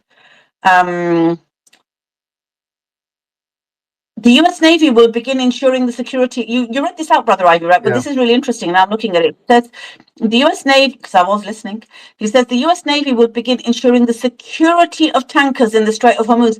The tankers are secure in the Strait of Hormuz. Why aren't they secure in the Strait of Hormuz? It's just that they can't get through it, right? That's the problem, right? I'm not gonna scroll too much down because I think my app's gonna crash if I try to cover the news too much. So I'll just pass it back to you guys and just wait until I can reconnect. Yeah, here's the $1 million question. When that first combatant goes in there to escort, I got one. A fire has broken out aboard the Russian LNG tanker Arctic methane gas in the Mediterranean Sea, and the fate of its crew remains unknown. The vessel was reportedly targeted by drones. There's a video of it on fire.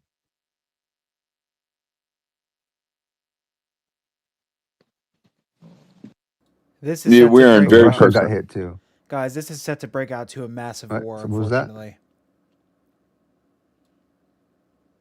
Yeah, so Russia got hit also, guys. The tanker. We don't know who did it, but it says drones. So maybe Iran, but the US Yeah, and Israel have them too. yeah, no, that's huge. We're going to see that open up to the second front of this war, which is the Mediterranean, which is the Suez Mediterranean? Canal. Yeah. And that's why, Ryan, that's why I've been jumping up and down, screaming, shouting about Cyprus. That shuts down, isolates, pushbacks the Sixth Fleet. And, let me ask someone let's talk about some geography. Maybe if folks can pull out a map and really look at this. When I talk about these positions of geography, look at the Mediterranean, Sixth Fleet. Okay, the United States Sixth Fleet. Look at where the Suez Canal, Red Sea down there. All right, opening that up is what Ivy was talking about. That's why Cyprus is so important. That is very important to open that route up. They're slowly, I think, and Ryan, I wish Ryan was in here. They're slowly pushing back and making it more dangerous or difficult to keep that protected. Please. The U.S. destroyed a passenger Yeah. passenger plane in Iran today, possibly an Iran Airbus A319, and at Bushehr Airport. I don't know how to pronounce that, but yeah. Yeah, we're going to have to really, from a strategic point of view, it's going to have to be take the gloves off, and we got to go full blown declaration of war. And let's talk about this. If we want to go to war, we got to go to war. Not this. We got to do a limited strike. It ain't going to work. And even then, I have to go back. Bruh, Ivy, I I'm gonna don't have want to to use hop the N off pretty word, soon but because that I got some is, I stuff to think, do. they But I'll only probably be really here get the for job done a ultimately unless little we bit go into a longer. 20-year Gotta full document. I war, gotta document. This is full history, declaration right? of war Bro, with things are all getting the NATO crazy. allies and the whole The U.S. just Axis against struck World War III. We're talking somebody World just War struck III a here. We're Russian talking World War tanker, III. So I and we got are to get talking off because World this. War III, I'm and going to get people are off literally this talking about merry-go-round nukes right when now. we're talking Unfortunately. about World War III. No one wants to talk about that, but that's what we're looking at. So you'd rather use troops than use the N word? No. By the I way, would guys, rather, the yeah, N but we word, don't have it. We don't have it. but that Guys, by the way, the N word is nuclear, not the one you're thinking of. So Thank you. Yeah, Hey, and Ivy. I will tell you Uh, this: the reason why that a declaration of war I think is untenable is because this is not an evidence-based Look, proclamation I'm of war. so serious. I just You gotta know, get the a little president of the cabin, United get a States, little we cabin, already maybe have get some senators that are land. sitting on the Foreign Relations Committee and the Armed I Services need to get Committee off the map, looking basically. at the I same evidence and saying don't want no there is Palantir no drones finding evidence me, right? to support the idea that Iran was planning an attack.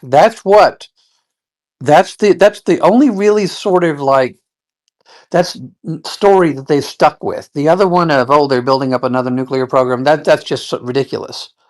So they'd have to actually argue that. If you're going to say, we want a declaration of war, then you'd have to go back and say why. And then they would say this nonsense.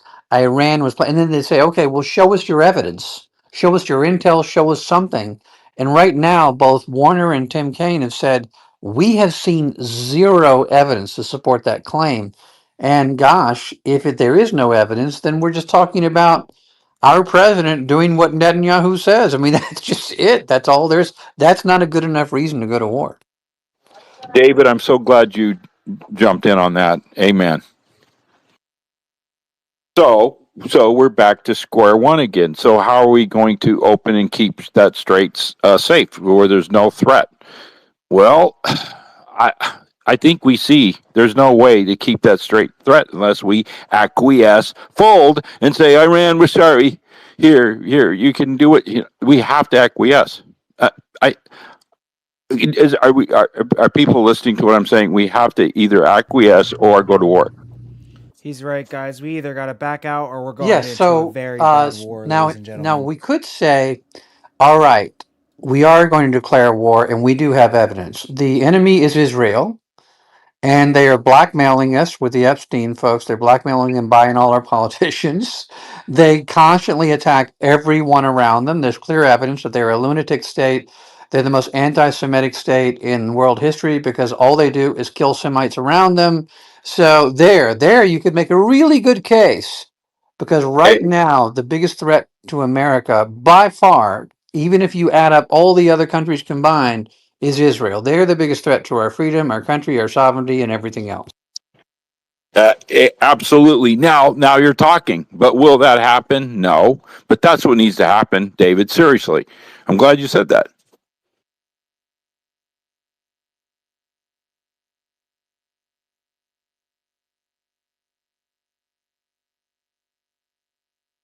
apparently there are 4 or 5 KC-130R strato tankers that took off from Israel, which are like the giant fuel tank airplanes, basically, that allow mid-air refueling with fighter jets. Yeah, I've been saying too. Watch for these tankers being a number one prime target of the Iranians. You can have all the fighter aircraft in the world. If you take out their fuel refueling aircraft, their tankers, done. Game over. But I mean, they could still land and refuel. Where where are they going to land and refuel, Ivy?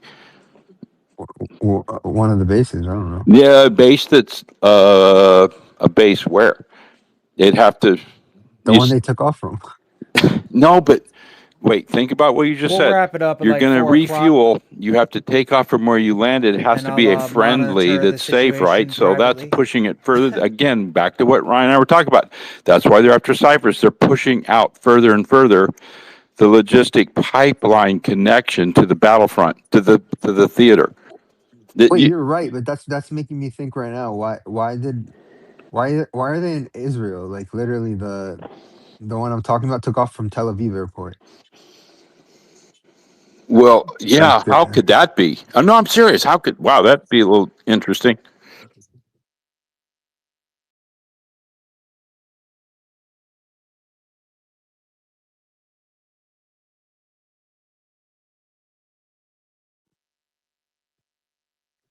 it's kind of flying down towards Saudi.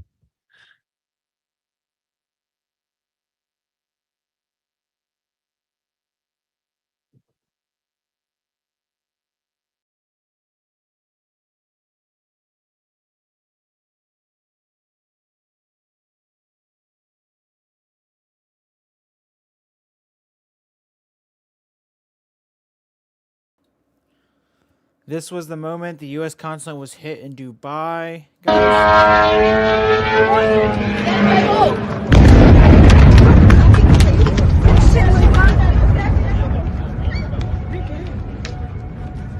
Shit. Shit is right. Move. I don't Legal. Looks really beautiful out there. It's kind of unfortunate.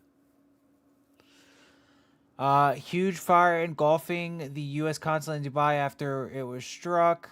It doesn't look too big.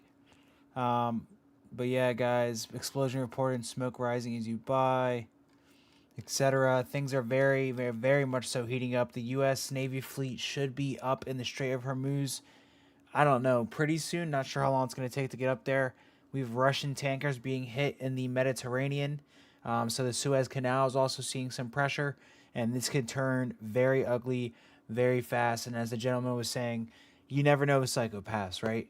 One of them could press the end button, and it would be very unfortunate if that happened. Oh God, you know what? I'm so glad. Like I don't even have to care if he suspends me. I'll just make a new account. Do you know what I mean? I got nothing to lose no more. I don't even pay the guy. I didn't even want anything from him. Doc, did you hear what Brother Ivy read out about the Strait of Hormuz? I seen you come back up. Did you hear that? I don't Is see Doc with him. us? No, I don't see him. Oh, I see him. He came back up. No. What is going on with this app? Okay, not to worry. At least I can refresh now. Is Adam taking his 33 minutes? I guess so. I'll Probably. tell you who Yeah. I see on the speaker panel right now. I see Mr. Abundance, and I see Adam, and you, and me, and Public. Public. What do you, brother Public? Speak. Yeah, hey, what's up, guys? My bad. It's just a lot of noise Noise. where I'm at. Oh, okay. What's going on, guys? It's crazy. Like every time I hear that the UAE gets hit, it's the consulate, and it's like so much news coming in that I'm trying to make something of it. So you've got a lot of great speakers up here. So whenever you guys speak, it is kind of hard for me to put in my 2 cents because you guys got such vast amount of knowledge. But yeah, what's up, guys? What's your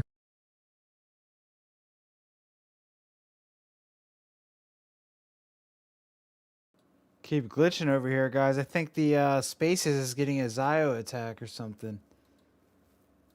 What the heck? I think the Ayatollah knew that he would be taken out, and he put himself. I feel like it's a game of chess. Like, you take out the Ayatollah, and the rest of the commanders, they have their instructions to follow. So I feel like I'm partially on. I partially side with Simon's take, where it might be like all negotiated, but then I sometimes know that Israel still has their greater Israel expansion desires, and sometimes they do what doesn't make sense in order to just achieve that goal. So I'm stuck in the middle of like Simon and Sully's position sometimes, or kind of like Joey, flip flopping. I'll Yeah, I sit don't still really here though. buy the. So I don't. it's a joke, but I'm agreeing with you in the idea that this whole idea that cooler heads are always prevailing. I think the ideology is a truth inhibitor, and Israel is a lunatic state. So I don't think it's all game theoried out and worked out behind the scenes. Yeah, I agree with you on that. I mean, Yeah, I I do. think I think that they're very impulsive. They're short term thinking. I think that the only thing that their goal is the way to protect themselves after doing everything short term, not thinking long term. Uh, it's so unstable. The only way to fix it and cement what they did is to become extremely powerful, where no one can tell them what to do, Yeah, and the and to U.S. put can't even tell what to do. and to put it another way, I don't think you get thrown out of 109 countries over 1,000 times because you really worked it out. You're really good at working it out. I think going too far and being sort of forgive me, but a race of fanatics precludes that, that way of thinking about them. And and to be honest, David, they have their own angle. You know, when they talk to you guys, they come at it like, yeah, these Muslims, we're gonna eradicate them. It's us against them. Then when they're talking to us, they're like, yeah, see how they oppress us? It's us, as in us and the Muslims against them. Like so and then they have this growing sentiment about like, well, we don't even need the Christians anymore. Now we're our own entity. So it does get floated around, and depending on who they're talking to, like they will change their tonality. Yeah, I don't know. I So don't know another group of people that plays a better game of heads I win, tails you lose. Because when they kill, and they immiserate so many people, and the blowback finally comes, then they flip the switch of we're the victim, everybody hates us, and it's just sort of like it's like what happened after the Bolshevik Revolution. They exterminated 40 million people, burned all the churches. Guys, let's not go back to the Bolsheviks. David, I know that given half a chance you love going back to the Well, I Bolsheviks, but I mean, really it's don't want not to go not there really in my this big thing, space, but right? anyway, yeah. So I don't. Yeah, let me just go to some uh, news quickly. David, finish your point, and then Yeah, I'm going to so go I to news don't and just I keep it don't on think topic. it's Please go ahead. necessarily all about dollars and cents. I do think that expansionist Greater Israel project is part of the deal here. Yeah, they're shapeshifters. That's basically the bottom line. But Doc has his hand up, and Beatrix, you have breaking news. I can't see Doc's hand, and I will go to Doc because I did ask Doc a question. I just want to give a bit of news so that we can get back on topic. The drone that hit the consulate in Dubai is being claimed to be a kamikaze drone. I don't know what that means. I did read this out earlier. The IAEA, which is the International Atomic Energy Agency, said there was no evidence that Iran was building a nuclear bomb. There is no evidence that Iran is building a nuclear bomb. Someone's asking, Brother Ivy, on the news you read, what does Macron want to help the GCC countries with by intercepting missiles? It's strange to hear such statements from a man who wasn't even capable of intercepting a slap from his wife. I'm not saying that. Somebody said it. Somebody No. said that. And there's reports of serious clashes between Hezbollah and the IDF on the northern Israel border. When they say northern Israel border, they mean Lebanon, right? It's not northern Israel. It is Yeah, Lebanon. yeah. It's occupied territory. So there's drone attacks in Iraqi Kurdistan. There's a big flame there. Huge number of people out protesting and marching with the Iranian flag in the Iranian city of Mashhad in support of Iranian leadership. This is Serbian President Alexander Vucic. He says oil prices will kill us all. Europe will plunge into hell due to the closure of the Strait of Hormuz. Well, you should have spoken out before then, shouldn't he, instead of crying about it now? US banks are on high alert for cyber attacks as the war with Iran escalates. Financial firms are increasing cybersecurity monitoring amid concerns that Iran-linked hackers are going to do a DDoS attack on them. Having said that, DDoS. the Iranian hacker group, Oh, go ahead. yeah, DDoS, whatever, Well, DDoS, hold on, good, hold DDoS. on. The Iranian Iranian hacker hackers will group. do what? Denial of service attack. It's like basically spamming a server to take it down. Well, the reason why I asked the question is because that could end up being they could be foreshadowing a false flag on that one. Because how could you prove who did it? Yeah, they did it to Sneeko and Nick Fuentes when they were streaming. They both got DDoSed, and they got shut down basically. This Handala X handle, I don't know if this Handala X handle is legitimate, but they've done a tweet and they claim to be an Iranian hacker group called Handala. Handala is a hacker group, but I don't know if this is their official handle. And they announced the hacking of National Security All right, I'm just gonna Research go on record Institute now and for say they're gonna Israel. So they flag said a they've done that false to Israel, flag the on the U.S. INSS. banking They've said system. that It's gonna they be the have start hacked of that. transferring the monetary system More over sirens in to blockchain, Bahrain. guys. We see the Um, steps in Japan already. This is interesting. So people are saying that Trump was unable to protect American and Israeli ships in the Red Sea. Do you remember when the Houthis were going after them? And because of America, more than 210 ships were attacked in the Red Sea until they surrendered and stopped passing through this Red Sea. And now he wants to do the same to the Strait of Hormuz. That'll be interesting. What else is there? I'm not interested in Ukraine right now. He just wants to get in on it. Trump said Iran has been knocked out. They have no weapons left. What? I tried to find a source for that. You know what? Because it It's sounds a crazy video. enough that It's he a would say video. it, but I'm I not see it on sure. video. No Yeah, way. I'll read the subtitles if you want. They have no navy. It's been knocked out. They have no air force. They have no air detection. That's been knocked out. Radar has been knocked out, and just about everything has been knocked out. What the hell is he saying, dude? And everything has been knocked out. They're going to be in a lot of hurt. Wait, they're going to be in for a lot of hurt. These are bad people. These are people that killed. I guess it's 35,000. It's coming out 35,000 over the last few weeks. Protesters, 35,000 violently killed. So these are bad people.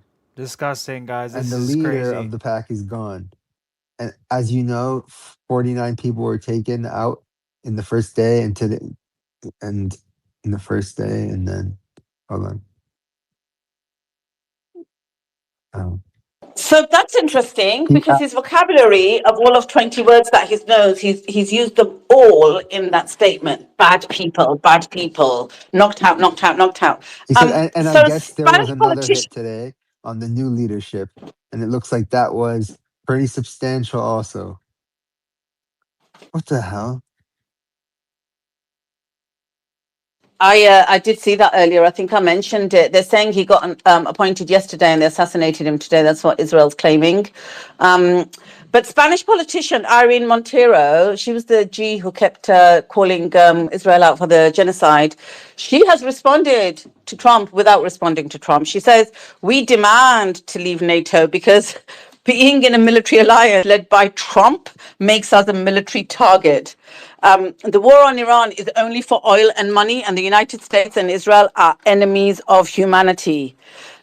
Enemies of humanity, their reputations down the toilet. Doc, I want you to jump in with whatever you were going to say. Thanks for joining back. But also, I can't remember what the question was. I think the question I asked you was the Strait of Hormuz, when Trump says he's going to send the Navy there to assist American ships. That sounds quite dangerous to me. What are your thoughts, Doc? And then do jump in with whatever you were going to say. Yeah, well, what I was going to say was to respond to that question, but also I wanted to thank you and Mr. Abundance and Andrew for the efforts you made trying to get me back up in this space. It's been it's been quite a trial, and thanks very much, gentlemen. Um, Look, I think there's a lot of bluster. Gentlemen, I'm not gentleman, No, Doc. I was Doc. thanking She's them not because, gentle. and She's of not course, gentle. they were Joking. assisting me and you trying to get me up on the space. That's. Yeah, and Doc, I'm gonna go through my I managed to go through for about 20 minutes and find Adam and I think somebody else as well. And I'm gonna go through and find your request. There's all these I didn't realize there were so many, so I figured out how to look for them. I just have to keep deleting and deleting and deleting them. But there are Yeah, probably thousands of them. I the other just weird thing is that you accepted my friend request, but it shows that we follow each other, but the request shows as pending. So I I don't know what the hell's going on. And I don't know what's yeah, going on. I need to fix yeah, it. let's call Elon. As far as the Straits of Hormuz, well, that's just an escalation if that happens. And I think what will happen is we'll see some U.S. Navy ships destroyed. That brings them right into short range missile range for Iran, as well as shore based batteries if they have them. So maybe the military, the generals that he has now, the ass kissing generals who are just telling him what he wants to hear as they're directed by the deep state, that this could get a lot of Navy servicemen killed. I think it's bluster. I don't think it's going to happen. There's no reason to think that they have the military might to to overcome Iran's defense of the Straits, and that's always been the case. This has always been a fear and a leverage point for Iran that has always been acknowledged by our government and others before. That you can't attack Iran because they can close the Straits of Hormuz and strangle Europe and others for oil and gas. So, Iran can still get their oil out to China. Um, If they couldn't, then that I think would bring China in. So I'm glad that those shipping lanes, I guess, are still open because it ratchets down the ability to escalate this into something that could truly be a world war as opposed to a regional war. I think they're scrambling. They're clearly scrambling on the Rubio news. Uh, uh, Accounts like Matt Walsh. I hate to keep going back to this guy because he's a Christian Zionist, and I've come to hate him and everyone from the Daily Wire.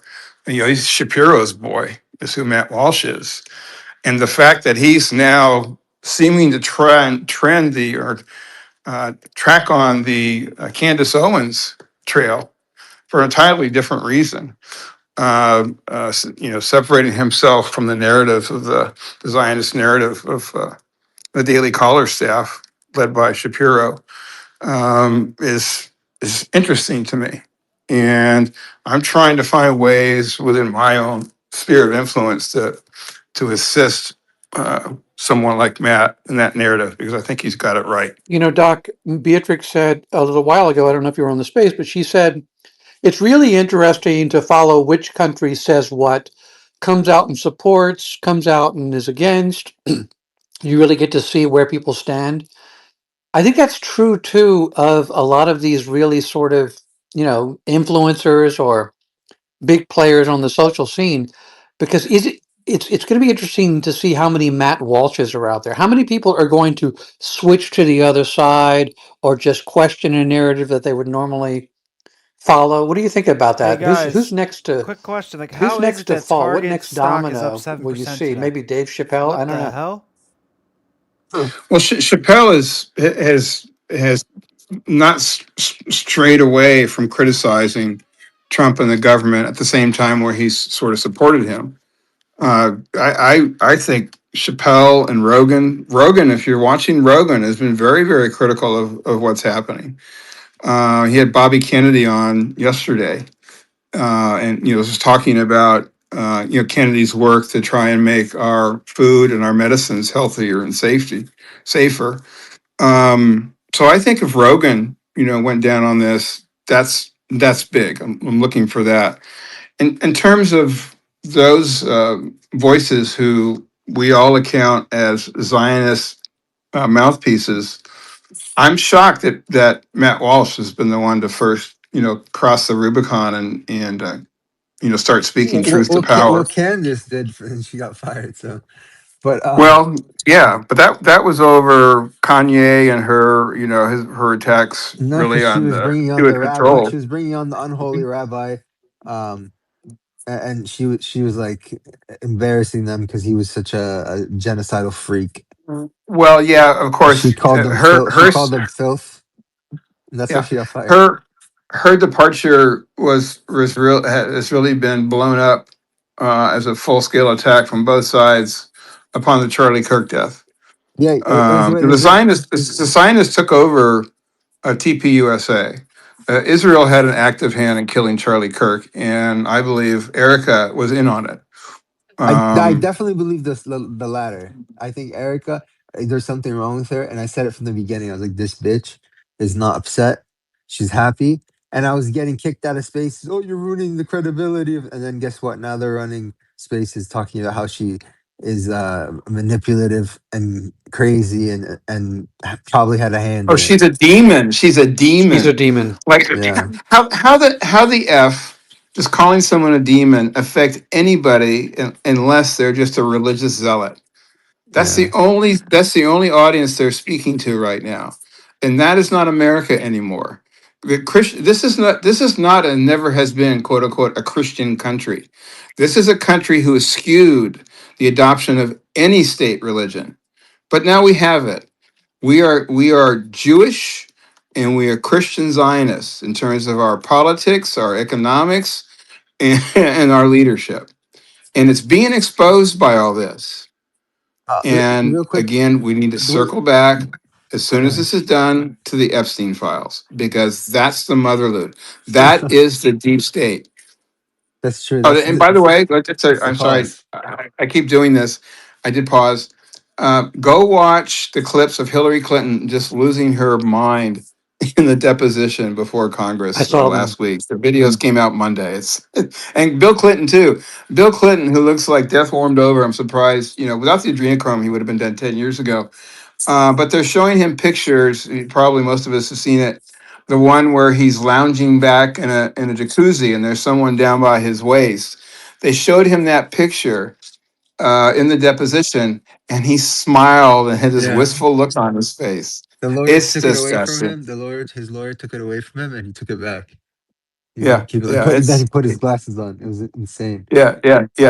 Let's bring this into focus. Wait, real quick. There's a statement by the Spanish government regarding Trump's threat to suspend trade relations. He said the United States must comply with international law and the bilateral agreements between the U.S. and the EU.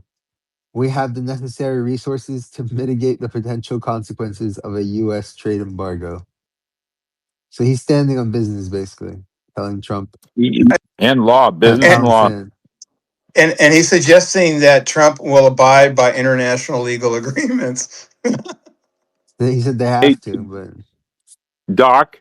Hey, Doc, remember that time we Yeah. got into a little bit of I'll say a discussion about this, about international law. And I was saying, hey, I'm talking United States Code of Military Justice, UCMJ law. You're a lawyer, sir, I'm not, where I had to study the UCMJ because I was, in the Navy doing preliminary inquiries. But remember when you said, quote, okay, fine. You can say whatever international law you want to claim, but the bottom line is all Trump had to say was international narco terrorist. Boom, job done. What I'm trying to say is the rule of law is in the mighty. Please help me out here, but because I'm in them over There's my just head. no You mean one. Mike makes There, right? yeah, Yeah. Thank there's you. no one there's no one to enforce when someone breaks international law. That's the problem. If you break the law in the military, you know who you're going to be visited by. If you break the law in cities and states where there are conservatives running the government, you break the law, you go to jail, you pay the consequences. Breaking international law has no consequences in terms of holding those who break the law. In this case, Trump. He can do what he wants because we're sovereign, and that's the problem with international law. We've Well, seen Doc, this. we're the We've enforcers. seen it. It's Yeah. Team America World Police. Well, not anymore. Not anymore. That's over. Right. we We've been we don't have exposed the credibility as the anymore. No credibility. yeah. We don't have the ability. Maybe we never had. It took Iran to defend themselves against an illegal, immoral, and unethical attack to show just what a paper tiger America was in the Middle East. Their bases most of them are gone or will needed to be retrofit. Those countries that are hosting America allowed that to happen at a time when America did have that sort of military and economic might.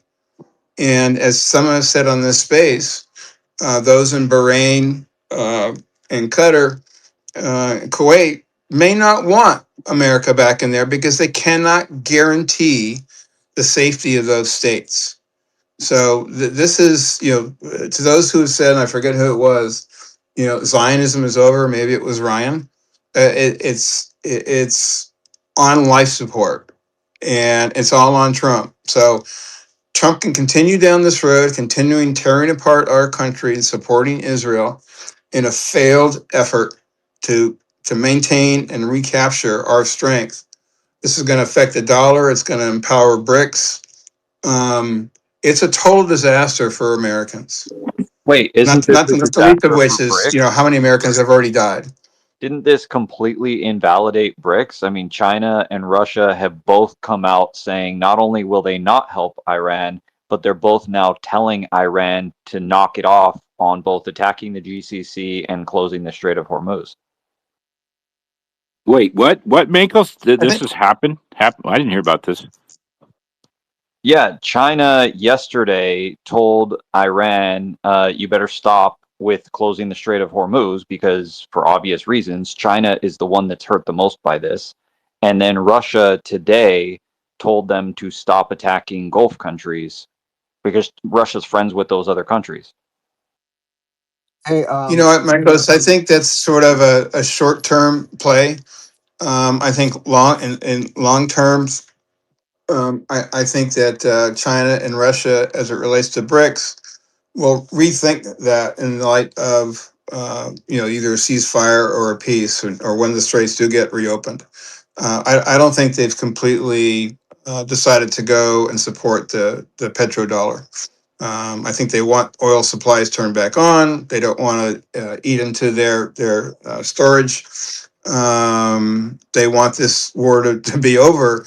But really, the Straits of Hormuz, as I mentioned before, has always been that choke point, that lever point that you couldn't reasonably take away from Iran without boots on the ground, or a much more military force than Israel and America combined have been able Low to key, put on I Iran. could just There's do what certainly I a need to do there's certainly and a leave the port, stream right? I running. mean, I really don't see a point in stopping this. This is like an Wait, a indexing port? of What, David? A super port? important right. world We don't have history. any. Like, why would I Yeah, want to would stop this? I don't know. America would I don't need to know. have a port on the We'll Straits see. of But Hormuz I to be got able some to stuff to do, so I might just let this keep running sustain Yeah, for it. yeah, fun. that's what But that's hence we'll why see at we 4 o'clock. have the Fifth Fleet home quartered in there and all those assets in there. Absolutely. But I just will leave it here. Why did the U.S. forces evacuate, sortied? We split, hauled out. What They were Reggie? hammering it. It's destroyed. Yeah, and apparently England and Stama have denied, being using Diego Garcia as a base to attack Iran. They can always lever Trump if they wanted to. They won't, by saying you can't resupply in Diego Garcia either, and that takes the American Navy out of the Yeah, Mediterranean. yeah. Well, no. Well, we should just Correction, Well, out of correction, the out of the out of the correction. Gulf area. Yeah, yeah, yeah. Different geography. But let me one at a give you a time, real guys. One at quick a time. example. One at a But time.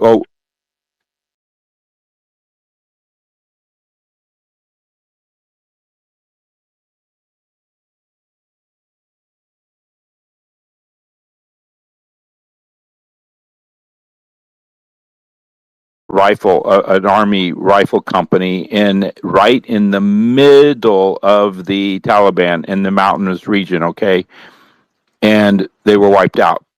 And it was a sacrifice. It was a sacrifice. And what happened? That's like us being in the Persian Gulf, having the Fifth Fleet there. They were hammered daily, so they eventually had to say, "Well, that didn't work. Let's get out." And they called them fire bases. The same sacrifices in Vietnam. Those fire bases. They right in the middle of the enemy to establish a post. We have established a foothold, a stronghold here. No, you haven't. To do that, you need to bring in a massive army and wipe them out, clean them out, destroy everything in sight. Like World War One kind of stuff, like World War Two kind of stuff, and we're not going to see that unless that's conventional. So what are we left to do? Asymmetrical. Oh, I put it in the pill. Please look at that. I thank God I have asymmetrical. I looked it up on YouTube. There's asymmetrical YouTube videos and I know Mangos is going to get upset. He says, that Chinese guy, but there's a Chinese professor. He talks about asymmetrical threat, how they bring down empires, how they did in Afghanistan. Anyway, but yeah, it's a big deal. We don't have control of the Persian Gulf. We really don't. Absolutely. And listen, please retweet Yes. the space. It looks Sorry, like go Joel on. has his hand up. Yeah, I was just going to go to breaking news and go to Joel. Guys, we just really need to stay on breaking news as much as possible. Brother Ivy, if you can help me with that, because news is going to start coming out thick and fast. Welcome back, Simon. So Marco Rubio in Iran, he says, we will destroy their ability to sponsor terrorism. We will destroy their factories. We will destroy their navy. I don't know why he's saying that, because Trump said 3 hours ago they're all already destroyed. Literally 3 hours ago, he said in the White House, we destroyed everything, they got nothing left. 3 hours later, Marco Rubio saying, we will destroy all of it. He said, those objectives will be met. We are on our way to meeting them. It will not be easy. There will be a price to pay, but that is a much lower price to pay than having a nuclear armed Iran. When he says price to pay, he's basically saying you're going to come home in body bags, but it's Mm. better that because we want to attack Iran. He says, Everything got knocked out. Remember, he said it like 50 times, and now they're saying we're going to knock it. Just such a liar. They obviously don't talk to each other because now Rubio's making all these statements. He said, you're going to really begin to perceive a change in the scope and in the intensity of these attacks as the two most powerful air forces in the world take apart this terrorist regime. This, right, when he says the two most powerful air forces in the world, it automatically triggers in my mind that yes, you are the two most powerful air forces in the world and you bombarded and killed children in Gaza every night. You should be ashamed of yourselves because you are two powerful air forces and that's what you used your military might for. But anyway, let's move on. I told you about US banks being on high alert. US consulate in Dubai, they didn't say it was Iran. They just said they were hit by a drone. And I've already said about these false flags. Let me just see if there was anything else. Mehrabad Airport is on fire now. Let's see what else is going on really quickly, and then we will go to that hand. There's a lot of flames showing up in Tehran, but I'm certain that Tel Aviv is really struggling as well. Let me just have a look. More than 44,000 travelers in the UAE will be repatriated in phases. And that's Tourism Minister Abdullah bin Tuk Al Mari saying that. So this is a right-wing Spanish politician, right? He's a leader of the Vox party, probably someone that Elon supports. Because he says the regimes of Iran and Venezuela have been funding extreme leftists in Spain for the last 15 years. Oh my God, you can't make this up. Venezuela and Iran are apparently, Iran is accused of being a hardline fundamentalist Islamic country. Now, apparently they're funding leftists in Spain. Okay, sure they are. And then he starts going on about Iranian Ayatollah in Europe. It was best friends with the Spanish Prime Minister. They're using the tragedy of what happened in Iran to play party politics in the UK. What else is there? Stopped answering their phones. Russia says Iranian nuclear officials have stopped answering their phones. They've turned off their phones. There are no negotiations. This is what Russia said. Russia said Iranian nuclear officials have stopped answering their phones. They've turned them off. There are zero negotiations. Hezbollah is also bombing Tel Aviv and Haifa. So it's all going down, guys. It's all going down. It's going to be another action-packed night tonight. So Rubio also has just said that Iran is run by lunatics. Oh my God, the irony of him reporting into Trump and calling any other country out to be lunatics. He said with ambition to develop nuclear weapons, and now is the time to go after them, take away their missiles, navy, drones, and ability to make those things. I don't get this. Do they not talk to each other? Because Trump just said their missiles are gone, the navy's gone, everything's gone. He's talking about taking them away. Trump said they had nuclear weapons. He's saying they have ambition to develop nuclear weapons. I'm thinking they cannot be that stupid. And I'm sure American people are not that stupid that they cannot see that there's completely different contrasting statements being given out here. I don't know what's going on. I don't know if this is deliberate troll, but he also said if we don't hit them now, a year from now, a year and a half from now, no one will be able to touch them and they will be able to do whatever they want. So a journalist did ask them, yesterday you told us Israel was going to strike Iran. And that's why we needed to. Hey, Doc, listen. It's on video now. A journalist says to Marco Rubio, yesterday you told us Israel was going to strike Iran, and that's why we needed to get involved. But today the president said another thing, and Rubio says no. Were you there yesterday? And the journalist said yes. And then Rubio says, I asked the question. Yeah, right, okay. So he's been called out, Doc. He's been called out. So it happened yesterday, and we'll find the footage for you. He's been called back to heel. But what I want to point out real briefly is there's space now developing between J.D. Vance and Marco Rubio, the two most likely successors to the Trump's presidency in 2028.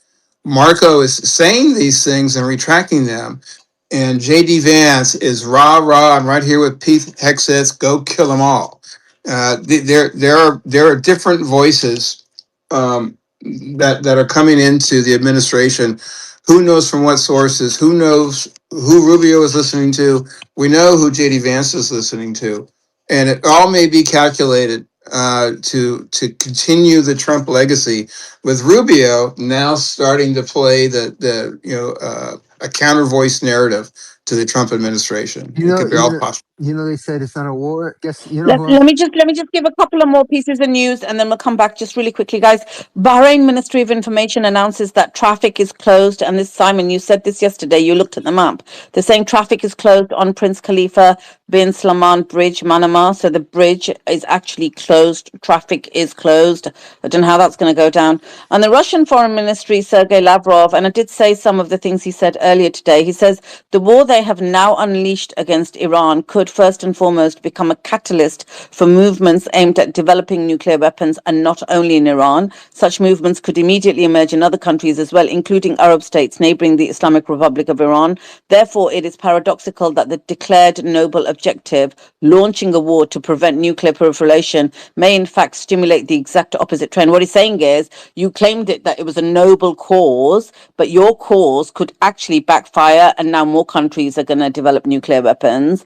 The risk is now increasing that the non-proliferation regime could spiral out of control. This is openly being discussed in Europe, and then he talked about it further, so I won't read the whole thing out. Yeah, I'll stop there for now, and I'll jump in again with some more breaking news so we can keep the conversation The going. Brother Ivy, finish your point, and then we'll go to Joe.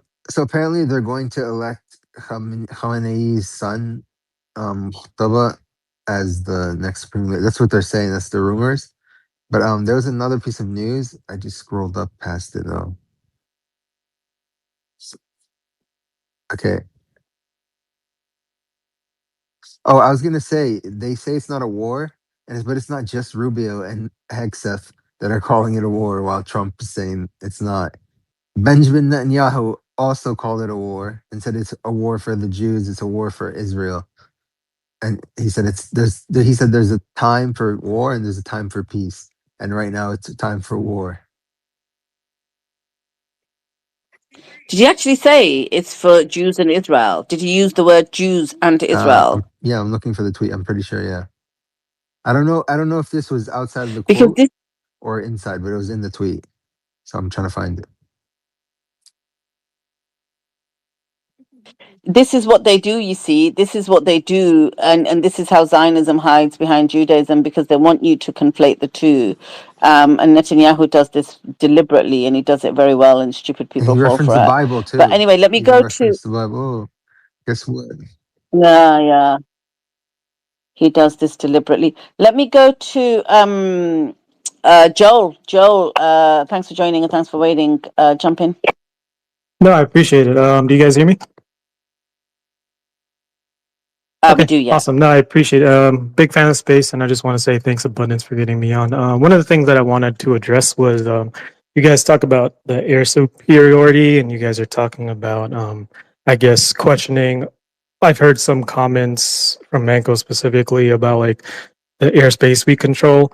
I mean, I was in the Air Force for 15 years, and I can promise you right now, there is no control over the airspace. I mean, Iran pretty much has it controlled. When I see these reports of the bombers going off, I don't believe it. I don't think they're. I don't. I'm not saying they're fake, but I think they're exaggerated because if bombers are really going there and actually dropping bombs, the frequency and force of those specific airframes would be a lot worse than people think. Regarding, I know you guys talked about that jet that went down. Again, you guys are questioning if it was a friendly fire. I'm going to rule that out. It was not a friendly fire. Everything from the CIA officer, what he said yesterday, from the IFF, um, and and also the time, because I worked on the IFF system. I know that system. There wasn't Yeah, a I'm just gonna fence. call you out right now. You're lying. You don't. You're making all of that up. I'm sorry. Were you? I'm sorry. No. He's an Yeah, agent. you Okay. weren't in the Air Force, He's bro. an You agent don't know with anything about talking points. IFF He's a systems. liar. This Yeah. guy's Hey, a Joel. Yeah. Hey, Joel. I worked on the B1s. Like I worked on B1s, a B loss technician. Like I'm very acquainted with The specifically problem Iran. is when people call themselves experts and there's no way to verify this, we He have to didn't go call based himself off an the I expert. never content called of You what mean myself an you like you, expert. know. Mancos? You And mean because like you, I you just never Mancos? made once a called statement myself an about expert. IFF that is objectively not true. So we know you're not an Ma- expert. What, Manco, stop. Let him talk. Joel, he did the same thing to anybody that's been military veteran. Those that are talking about he attacks. He does not. Has been doing this for No, 4 days. there's other people who have spoken who I didn't have any criticism like that at all for. The only thing is, if you say that, oh, the fact that IFF exists means it can't be friendly fire, that just disproves that you have He any didn't say it credibility at can't all. be. You I did didn't. not let him finish. You did not let Joel finish. That's exactly what he said. Go ahead, Joe. Yeah, no problem. Yeah, the IFF system, the only reason why I pretty much rule it out was just because of the time. I know the rollover and I know how Kuwait works specifically and basically communication to make sure that we're synced up. So stuff like that doesn't happen. Joel, I'm going to let you Yep. finish your point. Joel, I'm going to let you actually finish the point you came up to make. I just Sure. want to give some breaking news. An Iranian Shahed drone has hit buildings in Tel Aviv, and it's being reported to be an area where many of the politicians lived or live. So Iranian Shahed drone hits buildings in Tel Aviv. Joel, if you want to just make your point and then don't interrupt him, please. He's just come up on the space to speak, and then Mankos, you can respond to him and Andrew. But if you can just because it's now coming into heavy breaking news, Joel. So if you can just land quickly, just make the act. I don't need to know your background. Just what are your thoughts is good. Do you know what I mean? Yeah, I mean, just you guys talk about air superiority that we have. We don't have it. Like I'm telling you, just based off of the air activity and these fake sorties that so possibly happen. If we had air superiority, Iran would be bombed a lot more than is portrayed and is being reported. Um, and basically, yeah, that's all I want to say. And I just want to make that clear is that this air superiority that you guys think we have. I mean, again, I'm American. I mean, but I'm just saying, like, I'm just being objective when I look at it from a tactical point of view. We just don't have it. Not Thank you. from what you guys. Thank you, my friend. You know, he I never appreciate said Thank he that, was you. an Joel. expert, but he still can give information, right? I mean, Mankos, you never say you're a retard, but you do it pretty well. Oh, come on now. Oh, God, I'm not going back there where I was this morning. No, we're not responding to that. Andrew, you were giving emojis. Go ahead, Andrew. Yeah, Joel. Listen, I hear exactly what you're saying. That's what I always question. IFF, retired Navy. Okay, submarine, totally different world than yours. But I hope people are more inclined to listen to what you have to say, other than someone who's doing the keyboard warrior deal. And listen, I've said it for days, 4 days now. If we really had the air superiority that we had, for example, and Desert Storm after a couple days, I think we can all agree that we don't see that now. And Joel, real quick, could you see, even if we continue this quote air campaign for another month, or let's say 6 months nonstop, do you think there might be a problem with reload in logistics? Oh yeah, thank you for bringing that up. That's another big thing. When you guys say America doesn't have enough, like we'll run out of ammo, from a bomber perspective, I can tell you we have enough bombs. The problem is exactly what you said. We just can't get it there. So the bombers can actually have an unlimited amount of ammo pretty much, but the problem is these bombers, they're old, I know. They are unable to get there. And regarding the reports, you heard Trump specifically say he's so mad at the UK. He's so mad at them. The reason why he's putting them on blast is because he wouldn't allow the B1s, the B2s, and the B52s to land at their airfield, specifically Diego Garcia and in the UK itself. When you guys talk about Diego Garcia, you guys should not skimp over it. That is a very strategic base when it comes to the United States and how we want to deliver air power. Because if you look at the flight tracking, our B1s, B2s, B52s, they're coming from CONUS. They're coming from the United States. What does that mean? That means that our airframes have to travel 30 hours at least just to get to Iran, and then another 30 hours back. That's a long time. And I'm telling you, they've trained for that. they're really good. I know those guys. I know those pilots. I know those Wizzos.